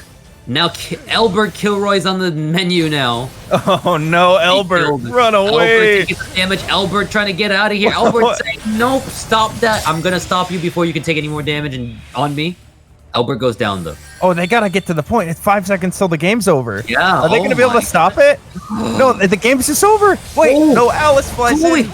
No, Chloe. Alice saves the game. Alice saves the game. Chloe backs up in the wrong way. Wait. Mia doesn't even have LB. Mithra has LB. Mithra, can you do anything with the LB? Nice LB while staying inside the point, keeping the game alive and going. 2 people at the point right now. Mia's on the back line. Mia's just throwing out some spells. Mia, you're gonna have to get closer. You're gonna have to replace that point when your team is pushing up further ahead. Let's see. Samurai popped the cheetah. Samurai popped the cheetah. Oh, yeah! No one's on the point. No one's on the point. Mia! That is truly unfortunate. She was too focused on the damage. She couldn't actually stay on the point. Ooh. Oh! You hate to see it, folks. You hate to see it. That is unfortunate. Game 1 goes to Bloodbath. Bloodbath. Wow. Beyond. It is a bloodbath indeed. It is true. Yeah, they're coming out here swinging, coming out here trying to prove to the team that they were thrown into loser bracket today, and it was a mistake that they're gonna have to correct by winning. Apricots was...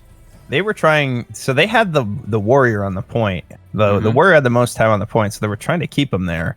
But still, there's just so much cleave going out that just it's hard to just stay alive on the point when there's just damage hitting you. Oh yeah, you gotta respect that cleave damage. You gotta be careful. You gotta respect.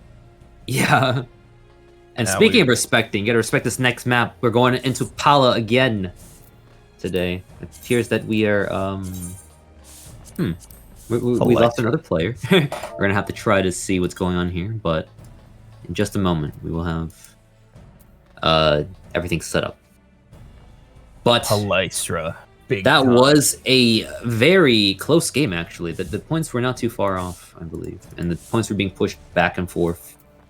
Oof. Now the samurai held on to their LB for a while to. So when a samurai has an LB, that puts it in the back of the mind for the enemy team. Like, that's scary. The samurai actually didn't LB until the server tick that the game ended, and they would have gotten a double kill with it. It's a mind game when there's the LB up and ready to go, because you're not sure when the samurai could activate it, so you have to be very careful. Yeah, they would have just kept it up. That would have been like even more of a win there, just because they would have gotten that double kill as a result. But yeah, I personally like samurai a lot in light party teams.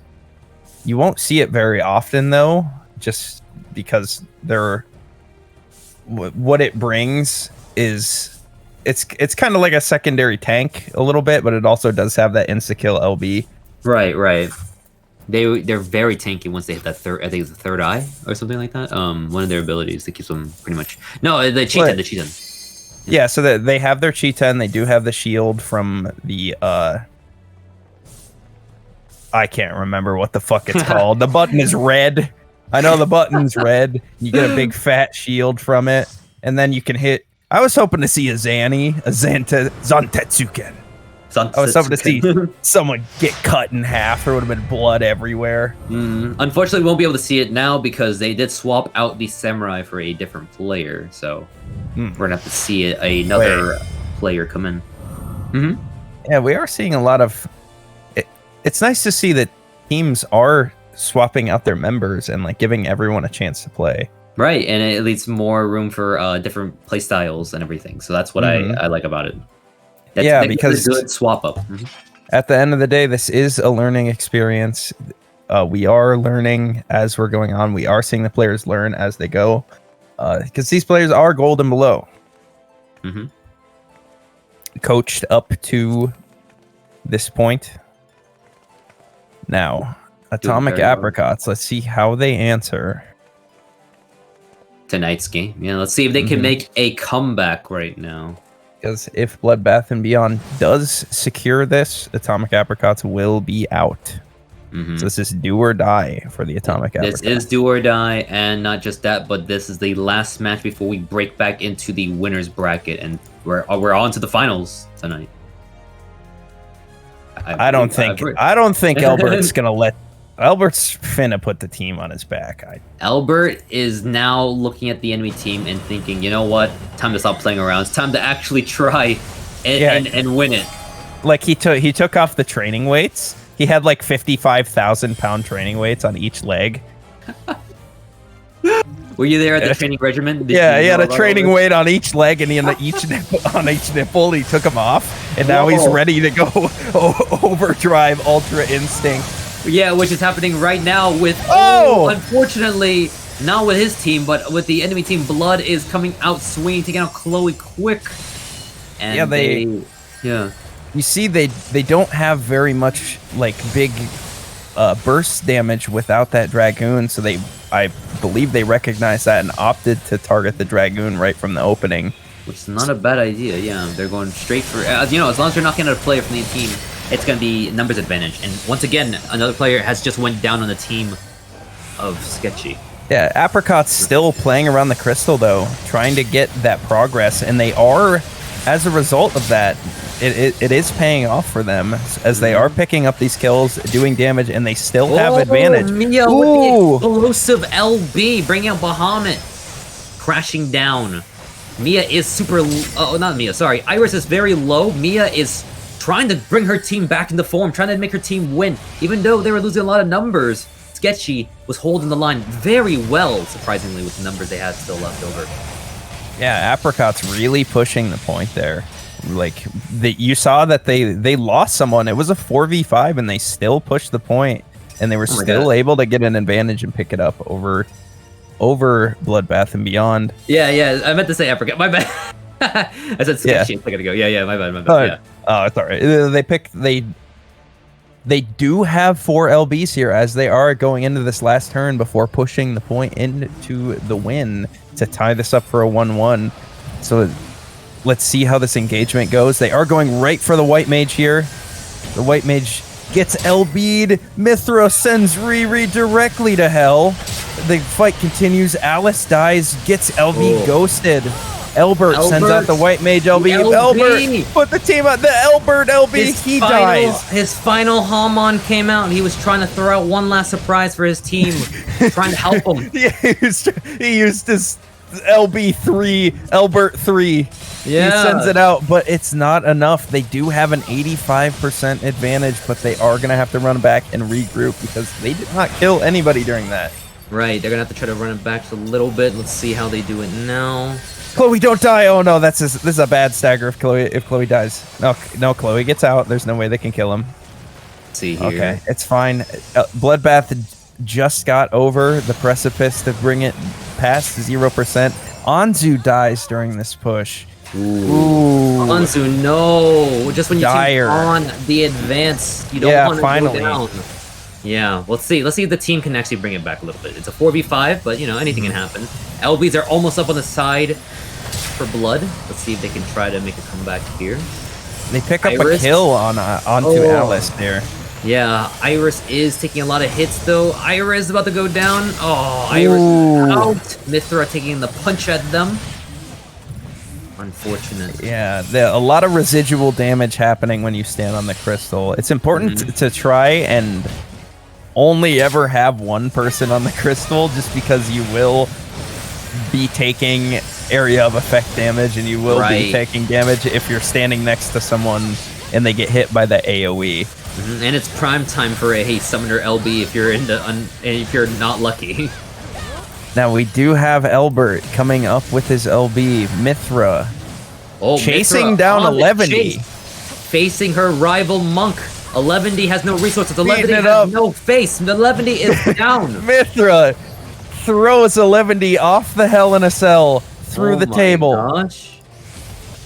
Apricots are making a big play to come back and try to stay alive tonight. Yeah, Mithra's beating ass, running around beating the ass of anybody who is within range of ass beating. It's quite crazy. Chloe seeing any ass just grabbing it. The Dragon LB goes out by Chloe. Chloe throwing some big damage. This could be going in the favor of Apricots to keep up the pressure. Oh, but it looks like Chisame has 3 kills. Can they keep the momentum? Can they keep that rolling? Can they keep their team going a little bit further so they can keep themselves in the game and maybe have a chance to close out this game quickly? See in a second. Mithra. Alice gets the kill.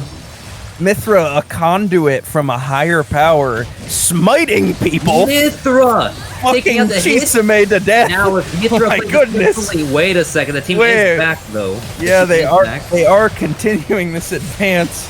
Oh my goodness. Oh, Mithra. The team is back though. It's only one player left. Anzu gets the LB off. He's going to be able to stun for 11D. No. 11D's coming back. He's coming back. Let me come back just in time. The LB is off in just 2 seconds. It is holding. They're still holding. They're holding it. Hold the door, as they say. Ooh, 11D, no. Oh my gosh, this is looking very... Oh no! Chisame is knocked off, I believe. Pulled away by Alice. Atomic Apricots has the answer. Mithra, Mia, Chloe just putting up damage numbers. Mithra just ass beating. Running around ratting, just fulfilling all the roles necessary to just keep up that just keep it up. Almost showing everybody what happens when you press your buttons carefully and appropriately, because that's how much damage you can bust out, and winning right now. Congrats to the Apricots. They have tied it up 1-1. 1-1. The loser will be eliminated. Yes, going up against not a sketchy team. And it's been, I feel bad for Bloodbath because they've been playing ever since like the last match, and they've been pretty much, if they win this, they have to go back to back to back consistently. So it's a lot of play on their part. The gauntlet. The gauntlet, exactly, yeah. They're going for it. Oh, it has been, that has been explosive. We'll see how this next match goes, but it's a 1-1. Now it's actually do or die from both sides. A little bit of pressure, I bet, is being felt by both. Some nerves maybe, but yeah, some nerves flaring. As you know, sometimes when you get nervous, you can like use the nerves to make yourself go hyper ultra instinct mode. You know, overclock. Can you actually do that? I feel like every time I get the nerves, I cry. Oh, dude. Well, sometimes. Other times I'll get nervous and I'll lock up and fall over and fail and choke and die and embarrass myself and piss my pants and look dumb. Or sometimes, you know, there's nothing wrong with that. It's okay to be nervous. But then we'll see who comes out of this situation where it is do or die, and it is 1-1. Mm-hmm. We are trying to figure out which map it is. We have played through Volcanic, we have played through Pala. Now let's see which map will favor this last game and have the teams move further in. I think deciding between Clock or C9 at the moment. Two badass maps to decide this. Yes, I'm excited to see some tomfoolery going on here. But we have a confirmation. It could possibly be C9. C9. I do want to point out that we are at the Primal Behemoth Wolf's Den Pier, and it has been raining almost every single time that we've come back here. A very rainy day out here at the Wolf's Den Pier in PvPrimal. It is representation of how intense this last few matches will go. This will be pretty much down to the wire. Very badass. C9 map incoming. Lots of rain. We do have zebra embers on the scene. Yeah, we had a lot of faces. I did see Jay running around the Jay. right? So I always ask Jay. So Jay, your name's Jay, right? That's a letter. You could just spell it with one letter. He spells it with 3. I always ask him, Jay, why not just use the one letter? Right? Am I right? Yeah.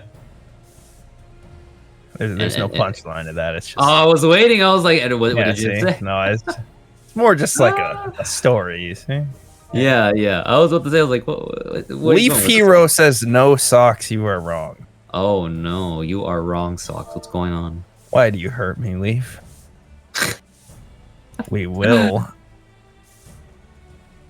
We are still deciding at the moment. One moment.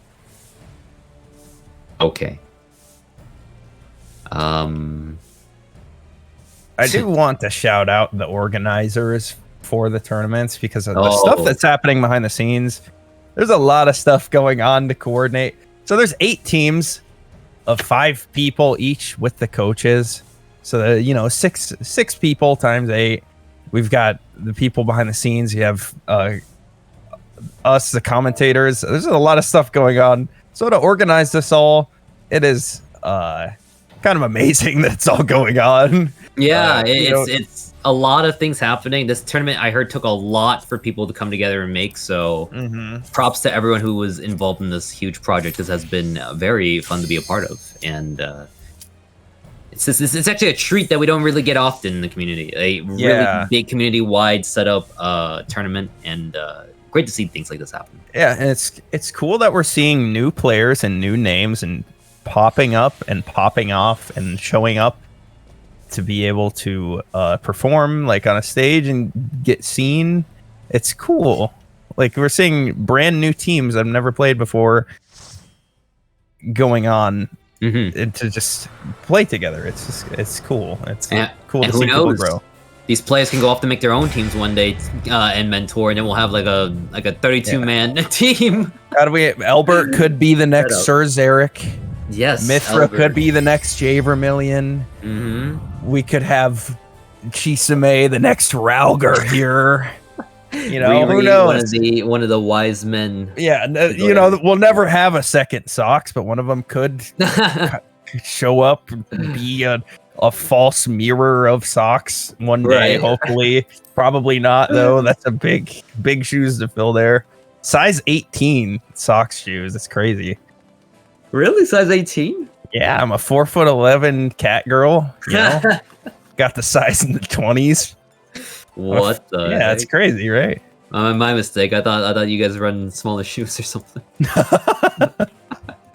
All right, well, we are on C9. The teams are about to hit in. 5 seconds left on the clock. They're wearing clown shoes. Took me a second. I got the clown shoes on. Yeah, you got the clown shoes on. Yeah. All right, it is 1-1 tied up. The loser will be eliminated. Yep, this is it. Guys, give your team their energy. If you have a friend on one of these teams, make sure they hear your prayers, cheer them on like they're Goku, give them all the prayers and spirit bomb energy that you can. Let's get some hype. Let's get some random letters in the chat. I want to see some random letters and some let's goes. Let's go. Yeah, let's go. Give them your energy. Apricots taking a lot of energy today. It looks like Apricots could be walking away with a win with all the energy and cheers they have. Let's see if that translates into a victory. With already Chisame taking a lot of damage. Chloe is already dead. Maybe you guys cheered for the wrong team. Alice is pushing the point. Alice decided to go, hey, I want to pull a Riri on her own map and try to push the point on my own. And that's what she's doing right now. Alice is holding the ground. Alice is, wow, they're pushing the point. It looks like Blood is going to have to retreat just a little bit. Alice can't even heal. Alice has got CC back-to-back silence. Oh, no. Stunned. That is unfortunate to see right there. Oh, they did make some progress. Oh, these people need to get back. Mia needs to get... Oh, if Mia gets caught out here, this might be bad. Oh, no, Mia. Run away, Mia. Run away, Mia. Get away! There's no def link just yet, so she can walk it off just nicely, but next time they engage, that could be just ready for it. And actually, it might be ready in just a second here. Oh, no. Chisame sees the kill. Chisame wants it. Oh, my God. Mithra just cannot get away. Mithra. Oh. 70 blasts. Blast Mithra with a gun. A real gun. Wow. 11D said, play a real range job, and I'll show you how it's done by shooting them right there. CSGO, 11D playing in first person. L-Bead. Albert, come back and help your team. Wait, they're coming back. So Alice got out that Alice capitalized, and they sent out their LB to pick up that kill on the ninja, so the ninja won't be able to. Wait, Alice isn't going to be able to guard for this turbulence here, are they? Oh, I don't know. No, Alice got sent up. Albert's up 2. Oh, it's a lot of players up. Yeah, right a lot now. of people up there. Anzu dies. Dead. Anzu. Iris dies. Everybody dies. Everybody that dies on the side of blood. The tornadoes. Well, the tornadoes are sentient. Oh yeah, they're scary. You need to respect the tornadoes. The tornadoes speaking to me. Oh my God. An utter power. Power. There's a cow here or something. Yeah, they just sent everyone up to the skies, killing everybody. There are 4 LBs on Bloodbath and Beyond, so they will be able to take this fight. Yeah, going hard onto the summoner. They're trying to kill. They do kill the summoner there. 2 LBs bursted. Bard LB goes down. LB regeneration. Chisame goes down before they can even activate the LB. 1 for 1 at the moment. Might be a 1 for 2 on the side of. Wow, Alice is holding on real strong. Alice is trying to walk away. Alice just got hit by a lot of gun ability. Alice is going to sacrifice herself as a sacrificial lamb to go and try to save her team. The team is now trying to back off right now. Albert is... It is a 4v4. Ooh. Rough death for the Bard there in Bloodbath and Beyond. Oh, yeah. Riri's trying to stop him from getting there to that point. Oh, man. You see the Summoner and the Dragoon just padding on the people on the point. Oh my gosh. Uh-oh. Mithra getting hit. Bahamut is on the field. It's a big hologram dragon. Oh my hologram dragon. No, he got... Dude, the Phalanx got ghosted on the Paladin. That is so awful for Bed Bath & Beyond. That sucks. You hate to see it. No, Bed Bath & Beyond. Could their run end here? Alice is slicing through, throwing the fell cleave, felling the enemy team. 3-3. Chloe's in the guard, may die here. Oh my God. Are they going to let Chloe get away? It looks like 11D's not going to let it happen. Jumped 11D so close, but could not get the kill. 11D backing off because he knows this is just a waste of time at this point. He needs to go help out his team. Yeah, he just needs to get back out on the point. They're going to try to apply this pressure. Turbulence in 5 seconds. Uh-oh, here comes the tornado. A lot of guards go down. Let's see how many people can able to... Okay, 2 people on the side of Apricots. Can Alice come back and recover quickly? Maybe not. Ooh. Albert goes down fast. Alice holding on strong. Alice is down for now. It's a 3v5. And that's a 4v5. Wow, well played by Mithra to take out 1 player to try to even the score just a little bit. Keep them from advancing a little bit strongly. We do have overtime in 3 seconds. 2-1 overtime is now happening. All right. It is 50-50. They're going to have to push past the checkpoint in order to win. They're going to have to break it and push past 50%. 50.1% to win this game. And this game has been very back and forth. And with this overtime and very much like tied up, it's going to be very... This might be long. Let's see.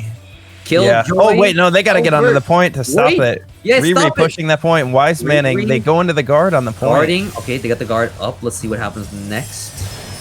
Big Albert White Mage LB. Albert. Alice does die. Riri goes down. Riri has the LB too. Oh, that's devastating. They could have used that a second ago. They just stayed alive just for a second longer. Mia's LB's out. Mia's is blowing up. Everybody bursting. All the is going down. They stepped off. Oh, once again, they don't stay on the point. No. No one could pass the point. 11. Oh my God. Bloodbath and Beyond. The Wise Man once again stands on the point. They end up eliminating Atomic Apricots. The Wise Man prevails once again, time and time again. Favorite too. Apricots were having a lot of big names on their team. Albert, Alice. They had. It's true. Big. I want to congratulate the winners of this, Bloodbath and Beyond, as they advance. But I do want to shout out to the Atomic Apricots. Very well played. They did have a lot of big names on there. Just great. Well done. I hope you all stick together. I hope you continue to play as a team. Thank you. Good job. Very good job. They were able to tie it up for a second. It looked very close. Looked very close to the point where I thought there was going to be a potential tie and a long stalemated battle where they hard fight their way to the end. All right. We are getting things set up. We're trying to figure things out right now at the moment. But everyone's right playing. Yeah, loser. We're going into the losers finals, which will be not a sketchy team and Bloodbath and Beyond. Bloodbath and Beyond. This will have to be their third series in a row. That's a like it really is a gauntlet. Oh yeah, games one after another, and they've all been so close. Like that was a 50-50 split, right? Oh yeah. And so that's rough. Yeah, and they let's see if this break we have coming up right here in a second will help them kind of get their energy rested for a little bit before they have to head right back into the fray. But everyone, we're going to take a quick 5-minute break, and we'll come right back with more games in just a second for the losers final.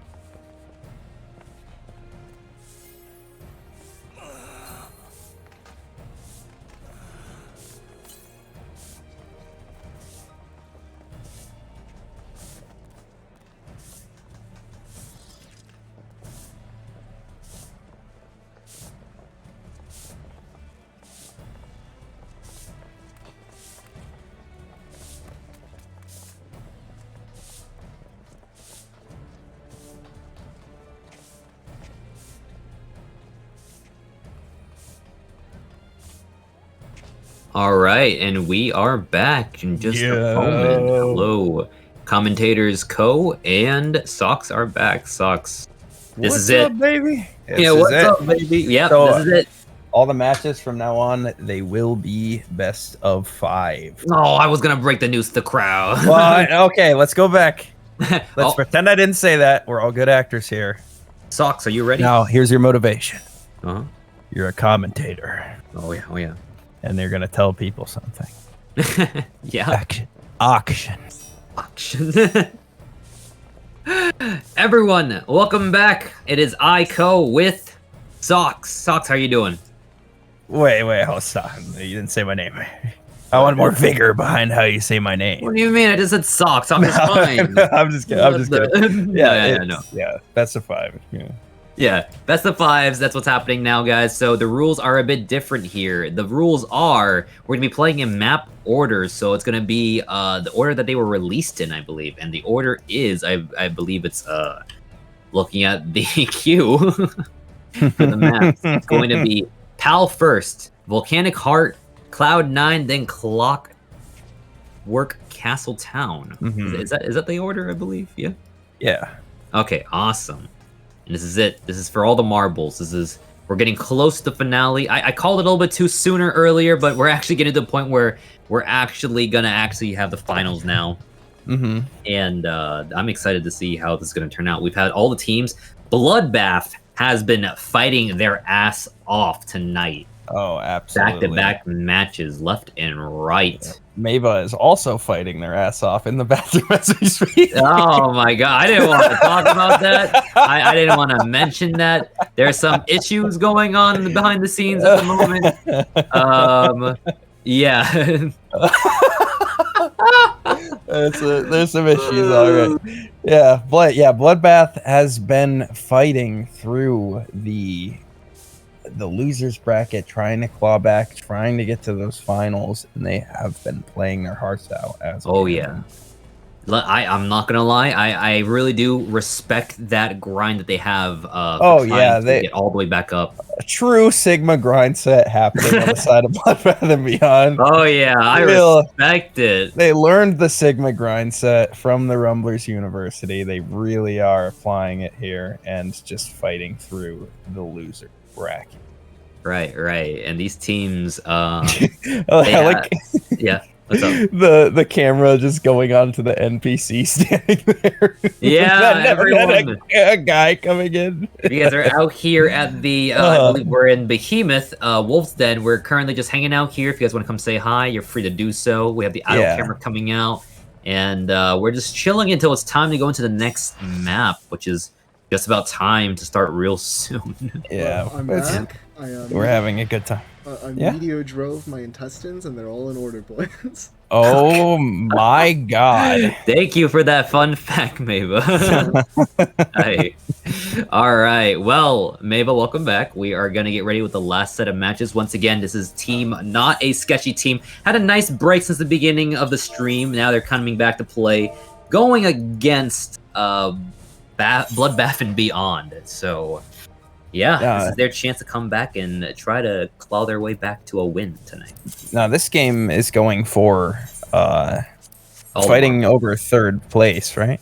Oh yeah, this is 3rd place pretty much. So whatever team wins here, they move forward to 1st and 2nd fight, and then whoever loses that, well, obviously they're 2nd place, and the winner is 1st place. So this is it. This is the ending of. We're almost done with the weekend. It's only been a weekend event, and. It brings a tear to my eye knowing that it's almost over. Yeah, we're in the losers finals here. Not a sketchy team, Bloodbath and Beyond.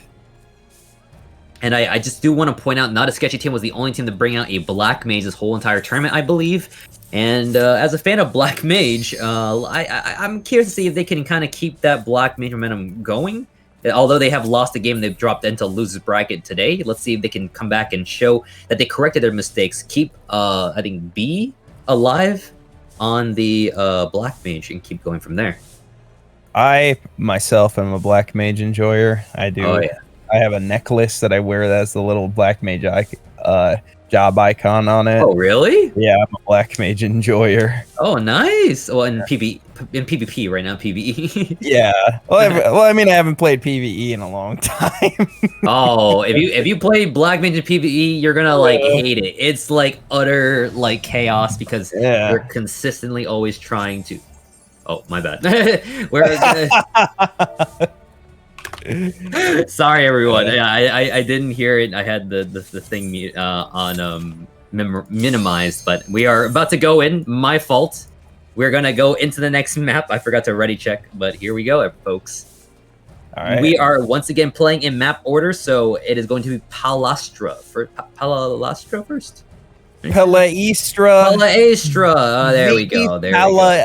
Palaestra. Yes. Map number 1 of this losers finals between Not a Sketchy Team and Bloodbath and Beyond. Yes. This is a best of 5. Yes, best of 5. So we're in for at least 3 wins for a team that sweeps, or maybe at least 4 matches. It's going to be a long set of matches.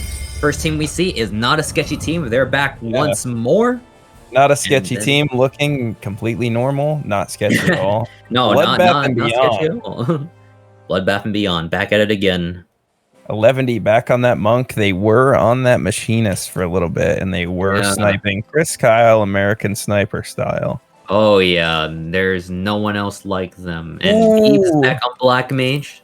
Nice to see that. The Paladin Dark Knight combination made famous in JP, the JP composition.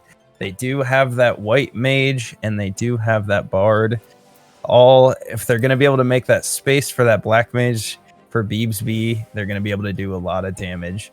I'm curious to see if they're going to make Yoshi P proud with that Black Mage. If you guys don't know, Yoshi P is a big fan of the PvPrimal, so please know that he'll be taking notes and making sure that he can take the best data from all this gameplay to see which jobs need to be buffed and debuffed. Yeah. Here this we go. Opener here. So both teams do have a White Mage, so engaging is kind of scary. You will be turned into a pig. Yep, you want to be careful. You don't want to sit there and get caught out and then risk your team pretty much losing because it could snowball really fast if it's a 4v5. That is true. I am going to crack a cold one for this one. Oh, yeah. As the engagement starts. Big engagement. Going all in. Ooh, 11 taking a lot of hits. And they said 11 needs to be going down in a second. No, that's a lie. Sovereign is going down first with the Paladin, then Chisame right after. Both teams are very healthy. We do have a Dark Knight on Audrey, our first Dark Knight of the whole entire tournament, I believe, actually. All right, Audrey, pull it out. Let's see it. I like Dark Knights a lot, actually. Very offensive, very great for holding a certain point. That Soiled Earth is just, mwah, I love it. I love this thing come out. Yeah, you can stall the point for a really, really long time. A lot of times they'll keep the Dark Knight on the point. Ooh, 4 people. Players? Yeah, sucking them all in. The big suck on Audrey V. Well played. The whole team goes down. Ooh, Sara comes right back and tries to come back with the vengeance, instantly killing multiple people. Riri trying to get the Wise Man push, but unfortunately the Wise Man is stopped by 3 people in their tracks. Chisame alone in the base, on the point, but unable to do anything about it, so they have to get out. But Chisame is caught out, getting attacked by everybody. Chisame slowly getting CC'd one by one. Is out. They couldn't even do anything. Beebs proving to everyone that Black Mage is pretty damn good if you use it. And wow, they're spawn camping really hard. The point is being pushed by Audrey. Audrey could just walk away with this, and it looks like stopped last second by 11D. 11D coming right in to save the day. Oh my god, 95.6. Audrey sucks them all off the point. Oh, it wasn't able to get them. They were in their guards. They weren't pulled in. Audrey does have invulnerability for the next 4 seconds. Audrey will be coming off of it in 2 seconds. Can Audrey got stunned last second? Audrey is going to be, I say, healthy. She is very healthy right now. She's got the cover. Yeah, the cover comes out. The Black Mage, look at the Black Mage standing back, trying to use their stacks of their LB. You want to try to get those stacks out, trying to put some fire on, trying to put some ice on. Yeah, trying to put some stank on them. A little bit of stank on the enemy team. That point is being pushed off just slightly. Only 2 left. Only 1 left. 11D. Oh, Beebs with the 7 kills too. Oh my gosh. Oh, and Audrey with the 1. That was so close by Anzu, but not close enough. They weren't able to be able to register to be on that point because they just lost. They had there was so much pressure from the Dark Knight pushing forward that they just had no response. There was like no way that they could deal with the Audrey V on the Dark Knight, just applying a crazy amount of pressure. Normally in that composition, you'd opt to have the Dark Knight just pushing the point, but Audrey was pushing forward from there to continue to apply that pressure, as we will be moving on to the next map sequentially, which will be Volcanic Heart. I did really enjoy the fact that the teams were able to, on the side of Sketchy, using the Dark Knight for a push, while Beeb's Black Mage just pretty much just put down the damage from afar, and that's the best kind of peel you could get. That was a perfect play by them. Palastra, as we all know, is very kind of straightforward, but with Volcanic Heart, there's a lot of corners this time around. Maybe it'd be different plays here, but as you guys saw, game 1 goes over to Sketchy. There will be a player swap on the side of Blood, where it's switching back in Park, the Samurai, and we'll see what happens from here on out. Bloodbath has been opting for the Samurai on the Volcanic Heart here. Yes, I think that's the only time they really switch over to Park on the Volcanic. Yeah. So I hope what will happen here is that the Samurai will be able to respond to the pressure from the Dark Knight. We'll see how this goes here. I think besides the Samurai swap, nothing really else has changed on the side of Bloodbath. The Dark Knight has been proven to be a very destructive pick, maybe a pocket pick, in fact. No one was ready for this one, and when it was popped out, it was carrying the team to straight crushing victory by Sketch. And well played by Sketch, actually. I just really cannot get over that Dark Knight play. The multiple people locked down into the salted earth was just fantastic.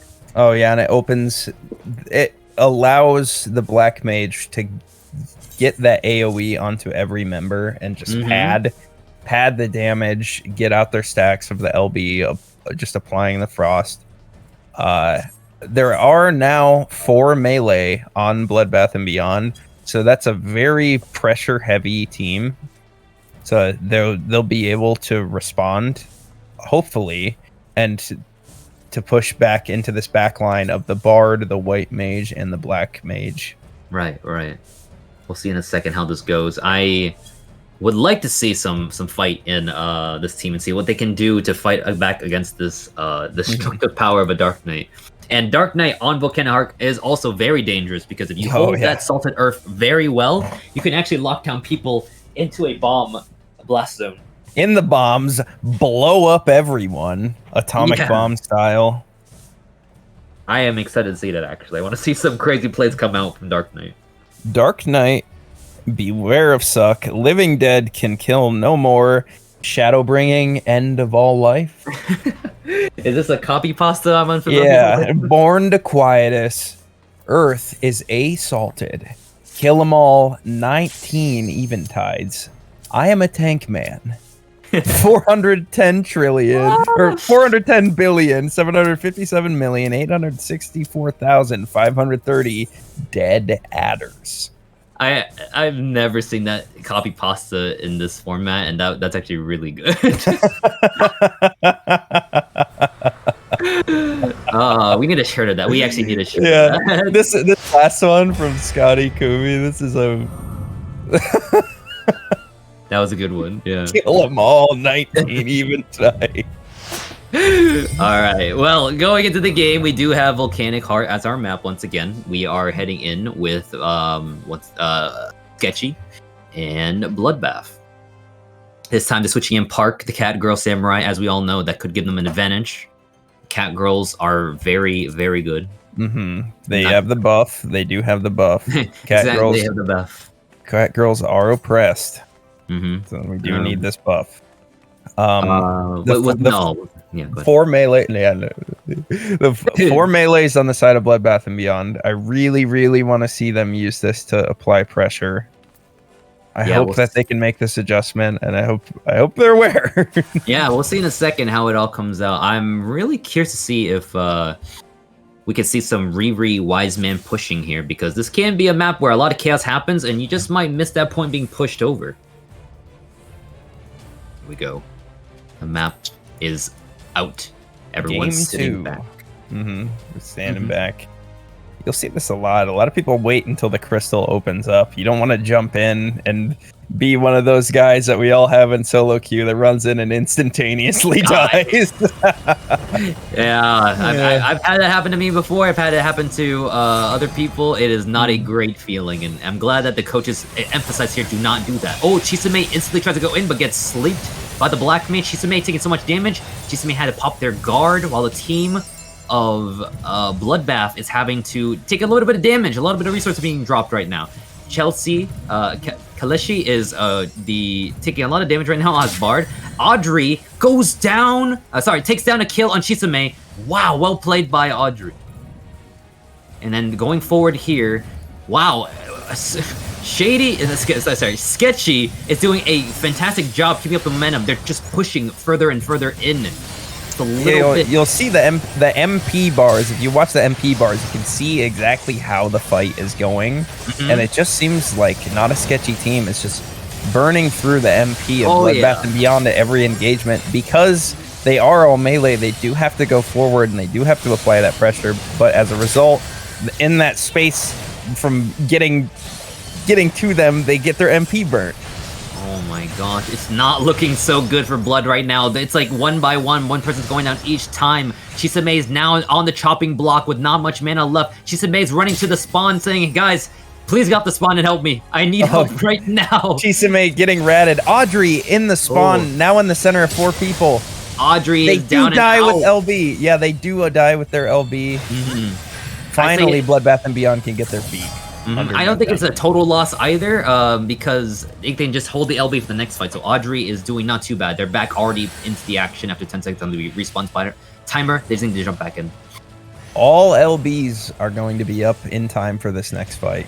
Ooh, bombs going out. Park taking a lot of hits. Chisame as well. This is the moment to go in. This is the time. Oh, and Audrey wants to make sure you can't leave the circle. Audrey takes down a kill. 3 kills for Sketchy. Audrey goes back in.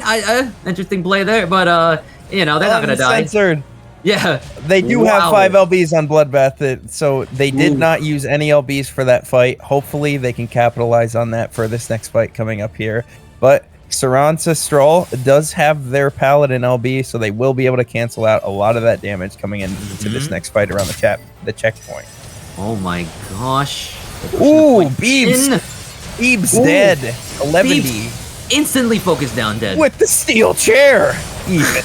Getting beat down so quick. LB's going out. Looks like they know how to use their LBs properly because they're trying to put up a good fight on the side of Blood right now. Blood is pushing the point slowly. Deathlink is out. Deathlink is out on the Ninja. Chisame try to get someone down for 50%.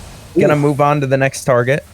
Kaleshi is trying to run back. Kaleshi was a few feet away from that potion. Unfortunately, they're taking away Kaleshi. Can they try to do anything to stay alive in the next few seconds? I don't think so. Once that guard's down. No, never mind. Looks like Chisame wants to try to go in for a kill. Chisame stuns. Chisame is trying to... Oh, Kaleshi is just being bullied all across the whole entire the game right now. They can't even play. Goodness. Yeah, they can't let him play. Yeah, Anzu goes down on the other side, too.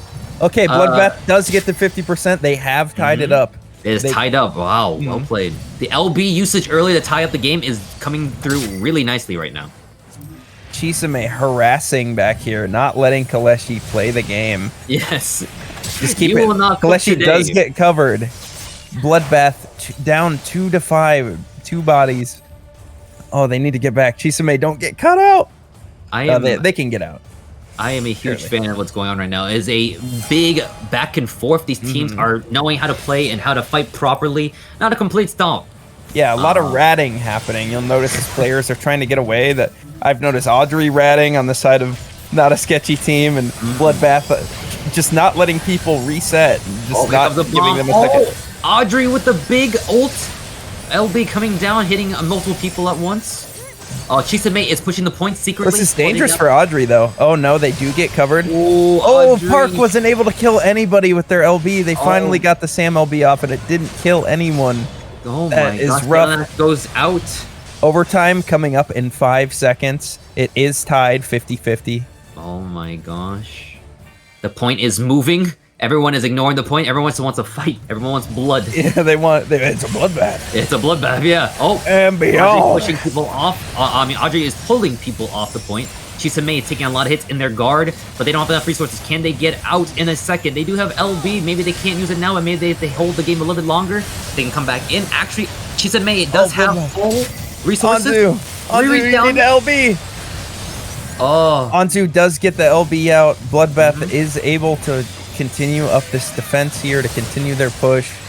They are down a body at a disadvantage a little bit here. The suck in from Audrey blasting them. 1v4ing the whole team on her own, pushing it in ever so slowly. Ooh, I do see Park taking a lot of hits. Park's about to go down in a second if no one helps out Park. Maybe one swig of potion right here. They keep him alive just a little bit. Okay, going back in. He knows no other way but to fight until the end of days. And it's working. They're responding and they're applying the pressure. Audrey does have that Dark Knight LB, so they will be able to stun for a long time here during this now 3v4, looking to be a 2v4 if they can end up killing the Paladin here. Let's see if they do it right now. Audrey throwing out the LB. Audrey can't die for another 7 seconds. Let's see if Audrey can make some kind of play off this. Audrey's on the point, just chilling. Got some HP back, sucking they're off. chilling. Yeah. Multiple people. Audrey is now low on resources. Audrey, I would advise to back off right now if I was you. Oh, no, they got covered. They got covered? They got cover. Yeah, so the Paladin LB is out too. Yep, so, well played. And Audrey's not a sketchy right back team. into the fight. Ooh, Park ends up dying there. Ooh, it's rough. It's hard. Now a 4v5. Bloodbath taking a lot of damage. Very low MP on all their teams. The Bard LB comes out from a Kaleshi, so they're going to get some LB regen. Wow, Audrey just bullying everyone off the point. Yeah, she's not letting them reset. Yeah, she's forcing them to go in and fight. Oh my gosh. 11D is down and out. I believe they got silenced at the end of that, and they could not do anything. Oh, someone's got to get on the point here to not let him get past this checkpoint. 65%, 70%. Park does get in. Park has LB. Oh man. Park has the Chi-10. I believe Audrey does have everything up, pulling people away to the point. Let's see what they do here in a second. Oh my god, LB out by Terraria? No, Terraria. Sorry, Terraria is a game, not a player. Well, let's see what happens here. 3 people left. They're holding this point as much as they can. They know if the second they're off this point, it is game. They must try to hold this point as much as they can. Chisame. Ooh. Holding the point very well. Chisame is frozen. Oh no! Frozen! Beebs! Throwing out big damage. Beebs is just in the back line shooting spells. Beebs got sniped by Riri? American sniper Riri? Blasted! Utterly! White mage. Boom! Is that an LB from a sniper machinist or is that an LB from a white mage? I can't even tell right now. Well played. 2 kills secured. That's gonna save the game. Rene, just once again coming in clutch. Wise Manning using their LB, securing 2 kills, and now they're going to be able to get onto this checkpoint, hopefully to break it. Yes, and as someone said, Wise Lala blasts fools. Do not get close to the Lalafell White Mage, or you will be blasted. Audrey's trying to get back to the point here. Oh, they're bullying Beebs in the back. Beebs utterly bullied. Anything in? They're communicating. They're saying we cannot let that guy get spells off. Defeat immediately. This is looking like a very decisive victory right now for the team of Bloodbath. Bloodbath falling their way back into the game after the first game, going by so fast. Yo! Bloodbath, we have a series, ladies and gentlemen. It's not a complete stomp. We have a series. Let's go. 1-1. Well played. Wow. My goodness. The team, I think the MVP of that game has to be Riri. Riri coming back through the last second LB was amazing. Good job. So yeah, they played around that point. They blasted them with the white mage LB. That saved the game. That actually won the game right there. That was really good. Oh man. They are swapping out another player. Park will be leaving on Samurai. Now they'll be switching out, I believe, possibly for a range player for C9. But wow. Now, I saw a lot. Bloodbath and Beyond, as they were trying to reset, they were being... So we call it ratting, where you're chasing down somebody way too far towards their spawn to prevent them from resetting, from getting that Stern Issue Elixir off because when someone gets all their MP back, it's like they just respawn and they have all their life back. So you don't want that to happen. So Audrey was trying to prevent that. So you're seeing split-second decisions of someone not being able to reset. So rather than just running away, we were seeing these players just run onto the crystal and fight to the death, as opposed to just run away and just get ratted on. It's debated. Some people don't like that. I personally think that's the best decision you can possibly make. Right. To just run back in and run in the fight and not let the ratting work, not let them take you out of the fight. That was very good by Bloodbath and Beyond to just decided. I saw 11D do it. They ran in and just continued to fight, as opposed to, just dying and having nothing come from it. Yeah, really well played by Bloodbath to bring him back. A lot of well-placed. A lot of the LB timings were great. There was a moment where they were being pushed back. They all held their LBs at the right moment. They all popped at the right moment to bring it back to a good counterattack against the enemy team. And then at the very end, the well-placed White Mage LB. I cannot get over how beautiful that was. That is the kind of thing you see in your solo queue matches that tilts you so hard that the enemy team gets off properly. That only happens on the enemy team, too. Oh, yeah. I just want to say that was an enemy team LB. Renate. We are moving on to Cloud9. Never my white mages, unfortunately. But yes, we are heading into the next map in just a second. Once the last person readies up, whoever that is, I'll find out who you are, and I'm gonna have to strangle you. I like to see some matches go, please. We are just waiting. It's exciting. It's tied 1-1 losers finals. Oh, it's exciting. Now, this is just losers final. We do have one last match after this, maybe 2 matches, because I believe we're doing I don't know if we're going to reset the bracket here or not, but that is a chance that could happen. All right. Sketchy back at it again. Yeah. Little smiles. Audrey V, Veebs B. Little tiny smiles. Kind of scary. A little sketchy. But they're not a sketchy team, so I'll allow it. Yeah, they're good people. I trust me. Bloodbath and Beyond. And just once again, I do want to note that on the side of Blood, their coach was Vivian, who is sick. They are going all the way out to try to make sure they can impress their coach, coming out of losers bracket to fight their way all the way back to back gauntlets tonight, and now tying up the series to 1-1. This is a game that they just this is a series that they just cannot lose at this point. They're all showing up now. It's cool that they responded after that first game. They had a response. Let's see how it goes for this, because they are fighting against one of the strongest compositions there is, that JP comp, that Paladin Dark Knight, that is very difficult to play against. Yeah. That is I like to call it the Final Fantasy IV comp right there. Paladin and Dark Knight in one sitting. And it has been shown to be very strong. I think if it wasn't for the few unfortunate plays made, sorry, in that last match, they could have ran away with it in that comp. But we'll see if it pays off here this time around. Ooh, big hit. Audrey going right in, gets a 4-man big suck. Let's go, Audrey. Already locking down the team. Unfortunately, the team retaliates back by taking Sara down immediately. Oh my god! How can they recover from this? Audrey is on the point, trying to fight off the people on the range, trying to maybe distract a little bit. Audrey now deciding to go back to try to help out the team because they are getting bullied by the enemy team harshly right now. Ooh, that's a bad stagger. Yeah. That kill on Beebs B there is a big stagger. It will be a 5v4 for at least another 10 to 12 seconds. Oh yeah, Audrey is in the middle of everything, but Audrey seems kind of lost. Audrey's just kind of like attacking one person here, attacking another person here. Very unsure what's going on here. Yeah, they're trying to make stuff happen, but behind them, their paladin's getting blown up, their black mage is getting chased down. They are gonna stop the checkpoint here. It is a 5v5 right now. They're gonna look to pick up a kill as the cover goes out. Yeah, the paladin gets the cover onto Audrey on the Dark Knight.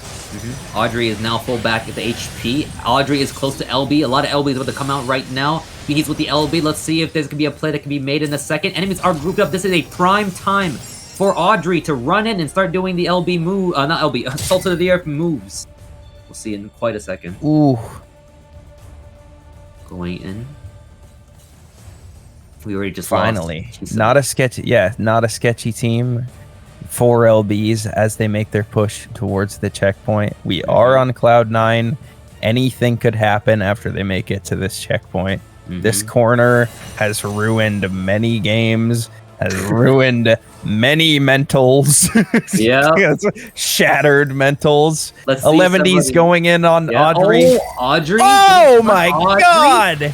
Audrey, can they stay alive just a little? Okay, Audrey has to pop the LB right now to stay alive. They cannot. Audrey stay on the point as long as they can. Guarding as well against the turbulence. Audrey, can they make a big play off this? A lot of people are in the air getting hit.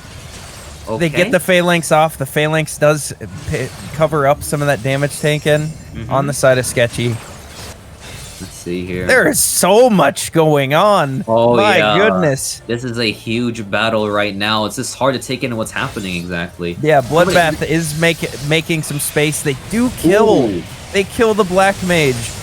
The tornado dances around their body. It's utterly poetic. Oh, it is. The tornado is not something you want to play around with. It is very scary. Beebs is out for a bit, coming back slowly, but it is still a 5v4, but in favor of the 4, Iris goes down. Oh, Iris fights back. Iris trying to Wise Man wasn't able to be covered. They did end up dying. Oh, both bards now down. A little bit of a trade happening. Audrey with another big suck. 3 people. Big suck, as well as close to getting that LB. That suck with the LB is something you not want to be around. It's going to hurt really badly. Oh, the White Mage gets covered at the last second. It looks like the Ninja burned their LB on the side of Bloodbath and Beyond. Oh, a multi-man hit LB from Terria with the LB from White Mage. There's so much fighting. Non-stop fighting from the beginning. Oh my goodness. Audrey gets out. Not been broken yet. Yeah, neither checkpoint has been going. We do have less than a minute left until overtime. Both teams 50-50. Let's see who. Let's see if Audrey get another suck off. Audrey gets her LB. Turbulence is up in 5 seconds. Oh my god, Turbulence. Who's gonna get sent up to heaven? Does Sarah get that? Multiple people get sent up to heaven. Beebs got it. Oh no, Bloodbath. Several players sent up to heaven. Many players. 11D actually got away with it and healed off of it, but everyone else did. Let's see if they can recover off this one. Iris could not escape the death. The Paladin dies when is unable to LB on the side of Sketchy team. Oh no, that is unfortunate. LB comes out from Terria. Terria throwing out these LBs like it's nothing. So many White Mage LBs. 11D. Who's 11D on? They're going after someone. Overtime and now up. It's a 5v4. Bloodbath and Beyond. Throwing the sleep. Beebs is in the back line. Beebs throwing out the LB. Beebs about to try to put down some big damage. Audrey is down. Beebs is trying his best to put down some damage. Trying to walk away, but 11D knows they must stop him immediately, which they did. Deathlink's rolling. Hopefully they can get it onto the Skelechi. That's what they're looking for, to get another kill and keep this stagger up as they push towards not a Sketchy team. Hopefully they can pick this up. Oh, this is scary. Sar trying their best. Oh, Sar getting pushed off. No. Oh no, Sar, head right back in there. You gotta get back in there. You gotta LB, dude. You gotta LB. No, Sar, you have to get on that point. Sar, no, get on the point. Get on the point. You gotta LB, dude. Yeah, don't hold on to the phalanx. You gotta use it. Just use it. What are you doing? You gotta do it, dude. On right now. It's over. Yeah, if they step off, they lose. They cannot step off. The Paladin LB comes out. Finally, Audrey's going to be able to stall a little bit more with that LB here. They're covered. They're going to have the Dark Knight LB come out here in a second. Let's see, big plays can be made right here by the team of Sketchy for one last try to get this win in. Oh! Okay. Very well played by Audrey. Audrey picking up the kill on the Bard as this fight. All 9 players on top of the crystal. It's a whole in the back tonight. Yeah, the whole. And there they go. Okay. Sketchy knows. They're out of. Yeah, that was scary. Okay, so Sketchy team is not in as much danger now. They can afford to step off the point a little bit. Still a 5v5 happening here as players are coming back. This fight is continuing. It has been a continuous fight for well over 5 minutes straight now. Oh yeah, this is a very long overtime. So much pressure happening here. Oh yeah. A great game of Crystalline Conflict happening. Chisame getting very low in the back. They die! Oh They're no, dead! Chisame! Oh no! Back, getting killed. Now it's down to a 4v5. This is the worst time to die because it's getting close to a possible end of this match if they keep pushing. Further in, Solid with another kill. It's now going to be a staggering from the team of Blood. This is something we don't want to see. Yeah, 3v4 now. Oh man. 11D. 11D taking a lot of hits. 11D trying his best to stay alive. 11D goes down. Now it's a 3v4 with Beebs coming back. Oh, Beebs already back. Okay. It is. Oh. Paladin LB coming up on Sketchy team, so they're going to be able to continue up this offensive. Big answer to that initial push. Oh my god! The Paladin is gone! Wait, with nobody to stop the Black Mage, let's see if Beebs can put down the damage. I can see Beebs just putting out a lot of damage right now. He's being uncontested right now. Beebs throwing out some damage. Beebs! There you go. All right. Being backed by Kaleshi. Beebs getting the HP healed. Okay, the pot's back up. 4v4. Soon to be a 4v3 if they get Riri down. Riri is still healthy. Oh man. Beebs stacking up that Umbral Ice, just continuously burning those Purifies on the side of Bloodbath and Beyond. That's rough to deal with. Both tanks on Sketchy team have their LBs. Chisame goes down as well. And 11D in a second. Now it's a 3v5. This is something you don't want to see. 3v5 still, because Audrey is technically in LB, so she cannot die for a hot bit. 1 second. Audrey is healthy again. And Sarah has LB. This is looking very good on the side of Sketchy. Anzu is about to go down in just a second, unfortunately. This is looking like it's about to be a close in a minute with the team. Oh, and they do have several LBs up on Sketchy team as they make their way towards the checkpoint. They're going to be able to apply this pressure. Somebody's going to have to get on and stop. It's time to fight. Yeah, they got to get on the checkpoint and stop it there. It looks like they're going to be able to. The Bard has done a good job of preventing the crystal from moving at all, but as a result has been dying from that. Oh, here it comes. 11D is the last one left on the point, but Chisame runs in to save it, as well as Anzu. Anzu is about to have their Paladin LB up. They can focus Anzu so fast they won't be able to use their LB at all. Oh, don't die, Anzu. No. That was the play. That was the play right there. They stopped Anzu so quickly. Yeah, they did Chisame goes down to deal with the Paladin LB there. Riri is up. Riri's the only one left before Iris can get there and save the day. But can Riri hold the line? Hold the door. She cannot do it. Oh, 77%, no. 81, 85, 95. And that's game. Oh, that's it. Sketchy claws their way back into the game. Almost losing. Almost so close to losing. Well played. Oh, my goodness. Beebs throwing out 1.3 million damage that game, as well as Audrey with a 1.2 on Dark Knight. That is the difference that Dark Knight can make. It just throws out so much damage, and as well taking as much damage. Let's see, Audrey taking almost 1 million points of damage as a tank. That is the power of Dark Knight. Sheesh. Oh, 11D on the Monk, 1.3 million damage taken. Chisame. I need to take some lessons from 11D. I've never seen a Monk do that much damage before. That is disgustingly good. 1.4 million damage taken by Chisame. They were trying so hard. They had to deal with so much damage coming out to keep up the pressure to move the checkpoint, and they just to move the crystal, and they weren't able to because there was just so much happening. Yeah, and that is an example of high-level gameplay. These players are now no longer, I know it's called the beginning tournament, but these players are really showing themselves to be very, very well experienced at this point. And they are now graduating, showing their mentors that they're able to play at the top level just a little bit tonight. Wow. We are now going to the next map, by the way. They are making a swap before we get into the next map, but wow, these games are getting very intense. It is now 2-1. 2-1, yes, exactly. 2-1. Sketchy taking the lead. One more for Sketchy. Can Blood come back? The next map will be, I believe, Clock Town. Oh, Clock Town. Yes, and the way we are choosing maps is we're once again going down the list of games. So we are going from the list of maps. Sorry, from if you open up your duty finder, it goes Pala to Volcanic Heart to Cloud9 to now Clockwork. And then we will tie it up. If it gets tied up, we're going to go back to Pala once more. So let's see if we see another 5th game or not tonight. Bloodbath. I think Bloodbath is going to be able to come back. I at every time they've been down like this, they've had an answer. I hope they have the answers. Yes. If there's a Bahamut out, that'd be an appropriate time to use answers. We'll see in just a second how true that'll be. Hear, feel, think as we load into this game. Clock Tower. Anything can happen on this map.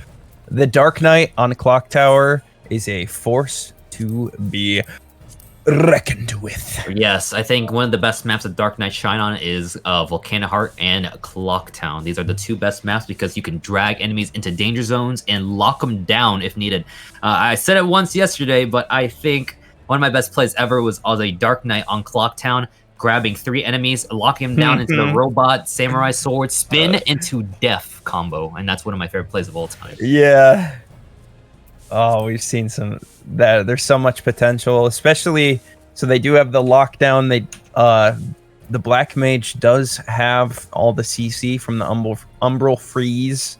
The Umbral Freeze with the Super Flare, it does go through walls when the walls so someone could get hit with a freeze from anywhere and end up, locked down on top of a tatami mat and get flip flop zoobity blammoed.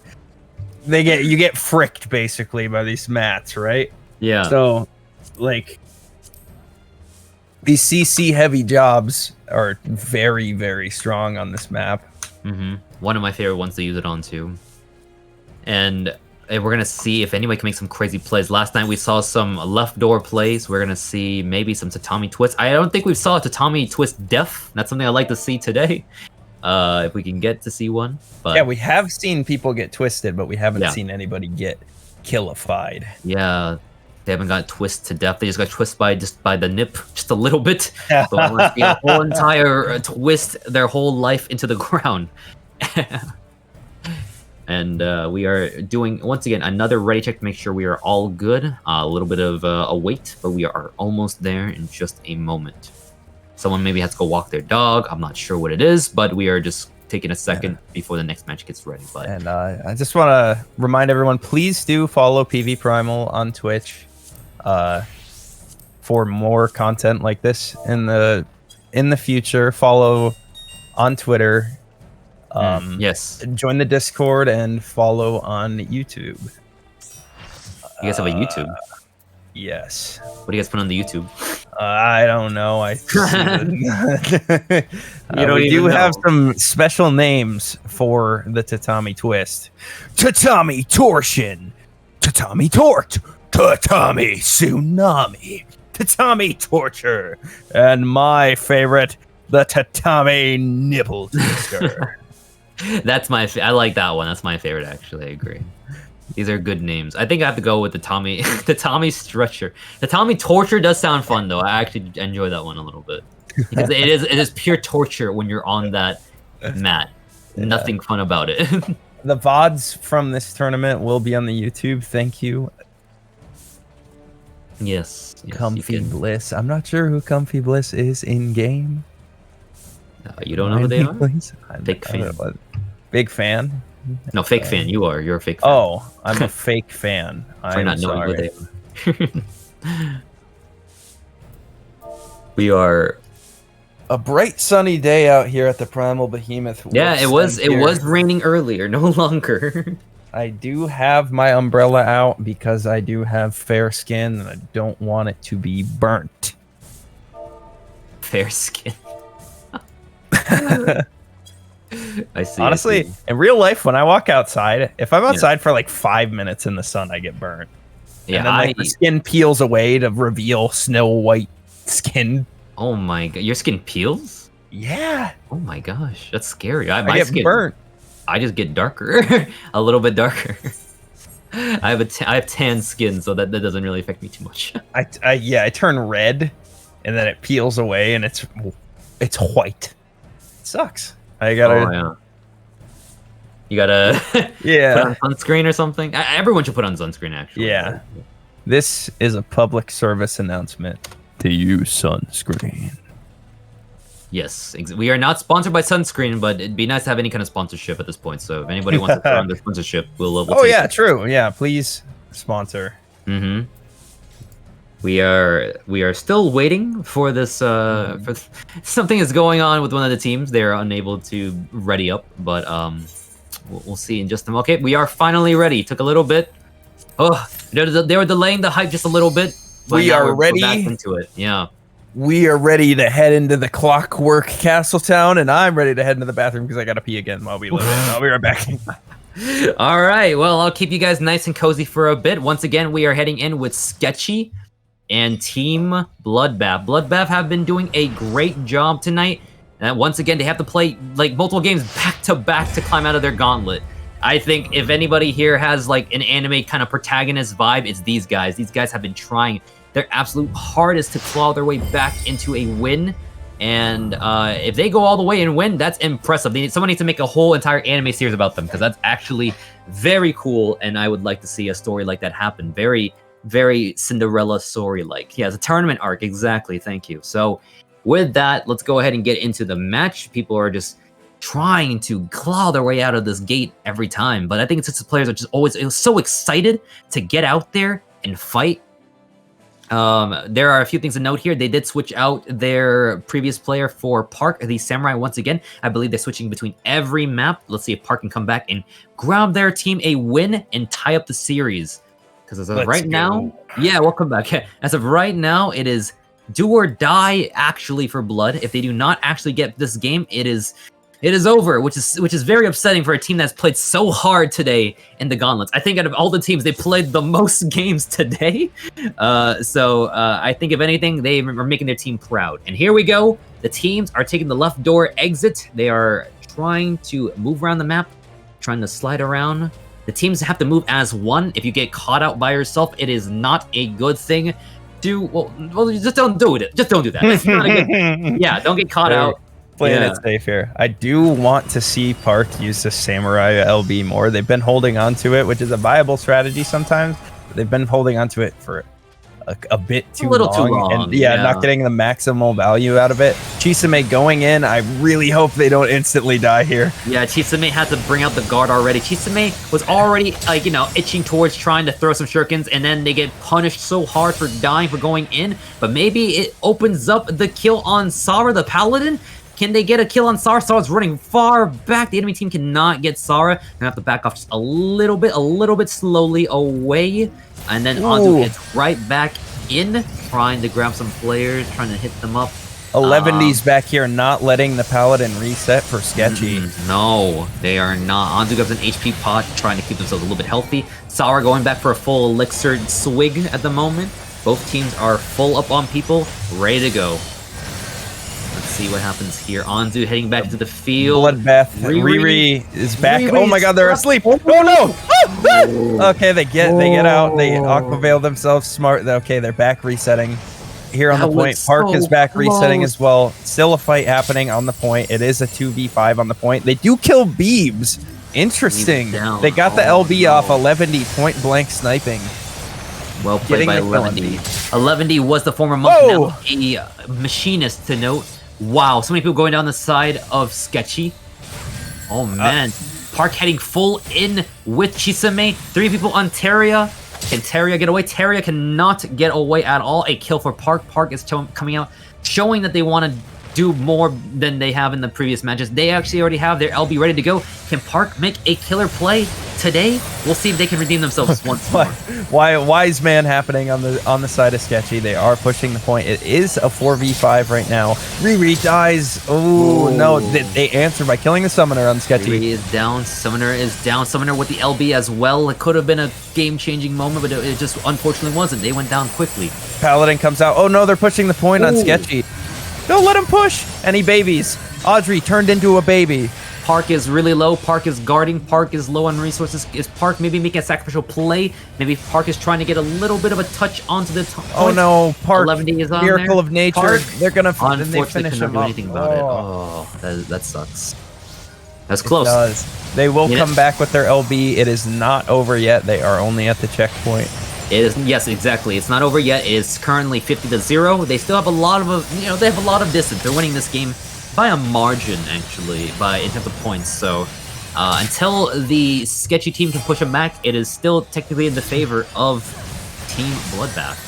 Bloodbath is pushing forward, and they are somehow able to push this point continuously, even though almost all the members of Sketchy is up. How are they able to do this during all the chaos? Teria is back shooting and glaring while also healing people on the sideline. And Park is in there with their LB. The Samurai is in the center of the fight. Oh no, 2 down on Bloodbath. This is rough. This Park, we need you to use it. This is the time. You need to use it, Park. Are they going to? Are they going to be able to? They don't have guard. They end up dying. They aren't able to. Sketchy is able to continue this offensive, pushing the point in. Oh no. This is rough for Bloodbath. If they lose here, they do get eliminated. And that is true. Someone did point out Park is holding that LB for too long. He needs to use it now. If he did use it earlier, it would have been an opportunity for him to have another LB ready. And this is unfortunate because this is getting to the point where this could be the end of the line for Blood. Blood is just needing one last major push to win this all. Audrey and the Dark Knight, Sauron the Paladin, these are proven to be very strong picks. Could this be it? Wait! People are going down. Whoa. Oh my goodness, Sketchy has lost 2 during this final fight here. The Paladin LB is able to cover it out. The Paladin LB is falling off Sketchy.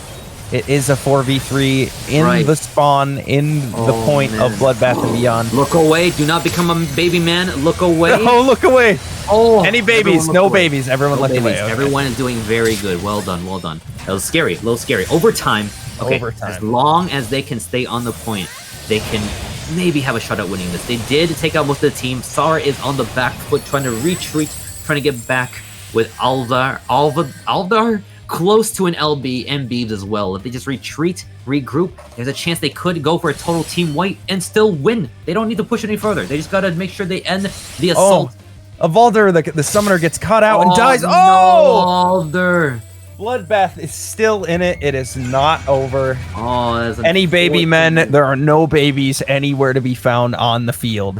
All right, let's see if they can still win without the baby men. They're gonna break this checkpoint. Yeah, they're looking to break it. They're gonna push up to that checkpoint. Audrey going in. Audrey trying to pull people up. Audrey probably be going for. Oh my God! No! Riri moving with a small leg. Park killed the Paladin. Yo! It paid off. The LB ended up paying off. Bloodbath staying in it.